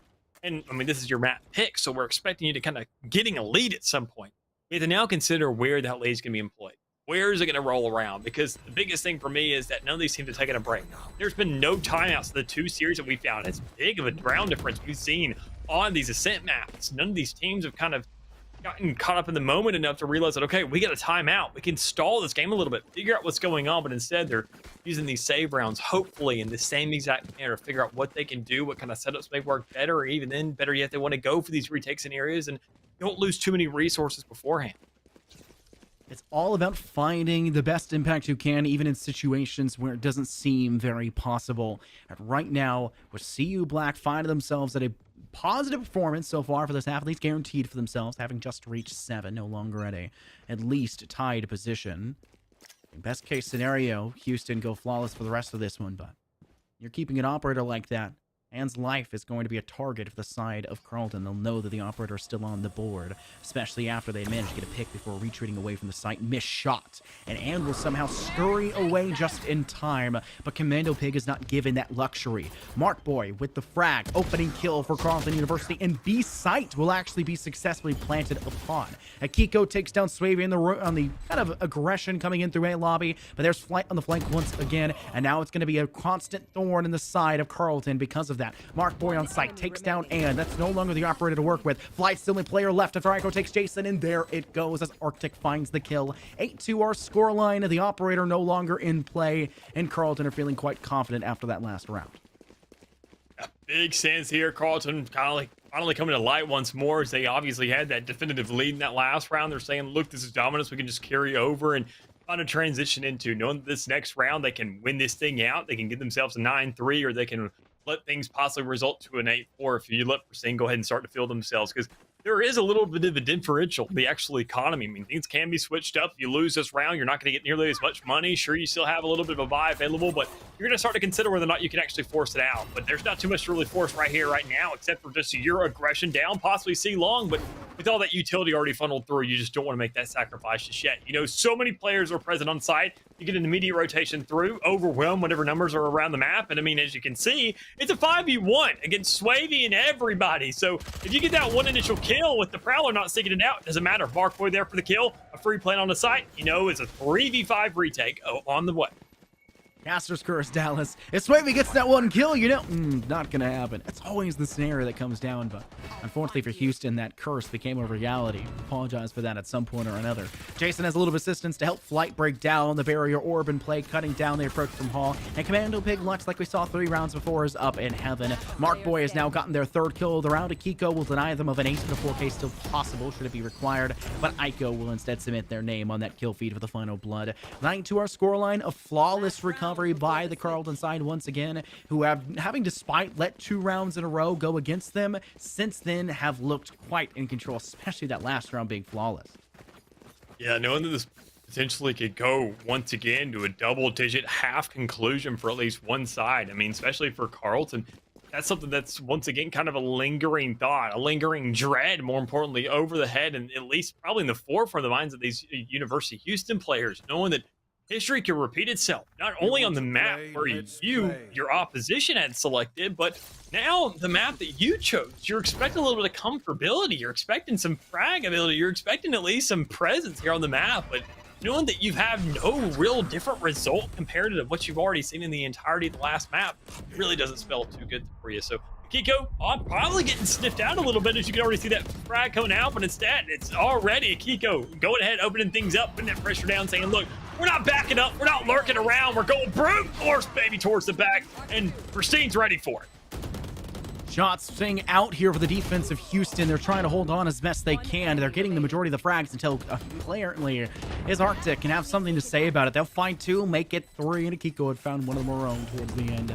Carleton find themselves at home, sitting pretty 10-2 the scoreline, and what do you see? What do you guess? It's looking much like the same kind of a result we saw go down on the map of Ascent Dallas. Should the pistol fall to Carleton, then it very well could be the exact same thing we saw happen just last map, just before. Still so fresh in our minds, considering how quick this map has also gone through. So handily still in favor of Carleton. And we're in another scenario where, should Carleton win the pistol, Houston need to force. They need to feel themselves in a spot where they can say, okay, we've got to go Spectres. We've got to engage fast. We've got to cut the distance. And even when they do so, a tether to keep them at bay, a barrier orb to isolate players, and of course, once again, paint shells to flush these little players out of their scurrying positions and put Houston in a really good spot now as they switch over to the attack. Really unfortunate fate befalling University of Pristine so far, but there's still a little bit of time at least to go ahead and change up that feat, possibly go ahead, get a little bit more presence here on the map, and even then, now on the new side and the attacking side, albeit, you can make sure to get yourself a couple of these rounds and maybe go ahead and slow this game down to get yourself some talking time, because even then, usually on these new halves, you have a timeout to work with once more, but we still have not seen any of those presented just yet. Instead, it's just go ahead, put your foot down, pedal to the metal and let's keep it going as the retake is now underway. A little bit of a half tap coming through and more kills coming out for Carlton as they're looking to just go and get this defuse down with no real contention. And another round one as they win this thing out and really force Prasin's hand here. Ken and Jason were like, please, jumping through the dark cover, but there goes Arctic for a nice finish of 2 to finish this round, and maybe even the beginning of the end, so to say, of the Houston side. Things looked good for them, having put themselves in a post plant, but when you don't have SMGs or rifles to work with, it's not truly possible to spray through that smoke and deny a kind of sneaking, I guess, stealth away. What ninja defuse is what I used to call back the COD days. Right, it's just no way to deny that. You only have classics to work with. Arctic can just stand in front of the player defusing like they did and entirely deny that position. Barrier placed, though, and allowed for at least one piece to solidify. Is Arctic's in a really rough spot. They still come out with 1 kill. Pushed by the player of Flight, but Mark Force nearby to assist. Arctic good for 3! And Senior Black, a flawless round to secure themselves match point and series point. Dallas at 12-2 the score. This is one of those matches where, I mean, honestly, it just doesn't come down when you see these round differentials. You can't only just win this game for the sake of at least your record in this series alone. But, I mean, looking at the score differential for both these maps, almost so close to mirroring each other, you have to win it for the rest of the season. I mean, this is going to be statistics that are on the board. I mean, for the rest of these casters, not only just us if we see this team again, but even if you do end up making it to playoffs, it's going to be something that's lingering in the back of your minds considering the start of the season you've had. And it's not even like it's brand new. We're almost at least halfway towards the season kind of being in that area. And you have to find this way to know that not only on your opposition's pick, but your own, you can't find any more than 2 rounds. If you're UH Pristine, you've got to light it up here. You've got to come alive and do something. They're trying to get through the gate so far with as little as they have. Stinger in hand here for Flight. Tailwind is queued, and they got to prime themselves quickly, unfortunately. And the only player at long is caught short by Aiko. A flank also could be feasibly there, but doesn't seem to be. Akiko and Mark Boy will once again find another kill, and Jason is lagging behind and seemingly known by the player Mark Boy, who snuffs them out quickly. Commando pick, last one, and unfortunately, they will fall once again, much like the rest of their team. 2 flawless rounds in a row as Carlton cement their name and a victory finally into their record book, now going 1-4 as they will be joining the side of Houston, who's now also 1-4, though considering them to be the same scores and considering them to have the same record, it just didn't seem to be the result after the conclusion of this match. And I think honestly, I mean, I think we'll see on the leaderboard, at least in terms of map differential, round differential, that I think honestly, just off that performance alone, Carlton probably surpasses Houston on the leaderboard. I mean, it's just plain and simple. You look at the kind of hierarchy that's there. You look at the round differential, the absolute wipe that came out from Carlton. You just really can't ignore stats like that. We talked about these 2 teams. We're like, okay, things will look good. I mean, obviously we had high expectations for Houston here, but knowing that, I mean, Carlton came out with an absolute bang on their map pick. I mean, just kind of predictably, not really too crazy about it. Even though I expected Houston right off the get-go, looking at their previous record, I was expecting results at all. Just at least some rounds, some contention, some contention, some actual war of attrition, and even then some more rounds making these games look close. But I mean, 4 rounds the entirety of a series. That's just, you can't really just kind of put that aside. It's a little bit disturbing just to think of. I wasn't going to say it at the beginning because I felt like it was an impossibility. But if we can please pull back up the standing sheet. I know it's not going to be updated, but I was going to point it out. I mentioned it before, how maybe at the end of this, CU Black could overcome Houston should they win this game, and it could change up, but I kind of pointed out that the round differential was going to be the big problem there. It wasn't possible, but look what happened. It is possible. It is likely, and with a huge recurrence here, 10 rounds, 11 rounds on both maps, right, Dallas? 11 rounds on both maps. That is a plus 22 in round differential to you by the end of this. You are going to go above Houston by the end of this. You are going to be there. You'll have a map differential of 2 and 8, which I guess technically speaking will be tied with Houston, which means it then cuts on over to the statistics of rounds and map difference and everything in between. You're going to pass them. Carlton have done something we did not anticipate to occur, and they did it in a fashion that says, we are here, stamp our name down. Just because we lost our first few games does not mean we're out just yet. Give us a chance, and we are sure as heck going to give it to them. You can cut back over here, producer. We're done doing math. Casters will no longer cut back over to math time. I know we're not supposed to do that, but what a great game for Carleton, and their fans are surely overjoyed at that result. Yeah, and honestly, I mean, they definitely should. Consider, I mean, looking at the rest of the division and what you got really ahead of you, what you have kind of laid out for this division, their journey is far from over. I mean, I don't want to go ahead and be the bearer of bad news, but there's still some very, very, very big hitters in your division. And performances like that, regardless, I mean, you got to talk about, look at what we just saw in that last series. Absolute aggression across the board. It felt like that entire series was gone by the time I could snap my fingers. Problem is, we were sitting here, this was still about an hour 30 series on our hands, considering that even though it felt very, very one-sided, albeit there was a little bit of a break and kind of a delay, but that still doesn't really balance things out. I mean, it was still about 35-minute matches where, honestly, the last series that kind of resulted in something much closer still, I want to say it was the same exact duration, if not shorter. That kind of aggression, that kind of level of indecisiveness out of Carleton shows that they're still not perfect, shows that there's still a very long road ahead of them. And sure, you can celebrate the small things and the little victories here and there. Definitely take those breaths and enjoy them. But knowing that you're in a division that is cutthroat. I mean, you and I saw Indiana and Northwood earlier on in the season. And I got to say, it was like we were watching the conception of what these partner teams in T1 are looking like right now with all these rosters revealing. It's just these guys are not messing around, and you have to prep yourself for a lot more to where even though you have to look at the other VODs, you have to figure out what's going on. You have to know what's going on in the environment around you, because just because you're the predator over one person, you're still in the hierarchy in the food pyramid here. You're a prey to a lot more. Yeah, you got to move up, and it's one at a time for the side of Carleton, and they sure as heck did move up at least one over Houston. There's still the whole rest of the standings to go through, and like you said, Titans to your Goliath. It's going to be very hard to try and find yourself any further, but don't be, I guess, malinformed. It's still possible for you to have successes. Go for it and find your home here in this Champions Division. That's it we have for the night, though. That's all 3 games. Thanks to everybody tuning in and watching. Big thanks to the teams. Congratulations to the teams that as well that won throughout today. And we'll see you guys tomorrow with more from the NECC, not just Valorant stuff, but every other game here in between. Stay tuned for more for us. We'll be back next week with Valorant as well.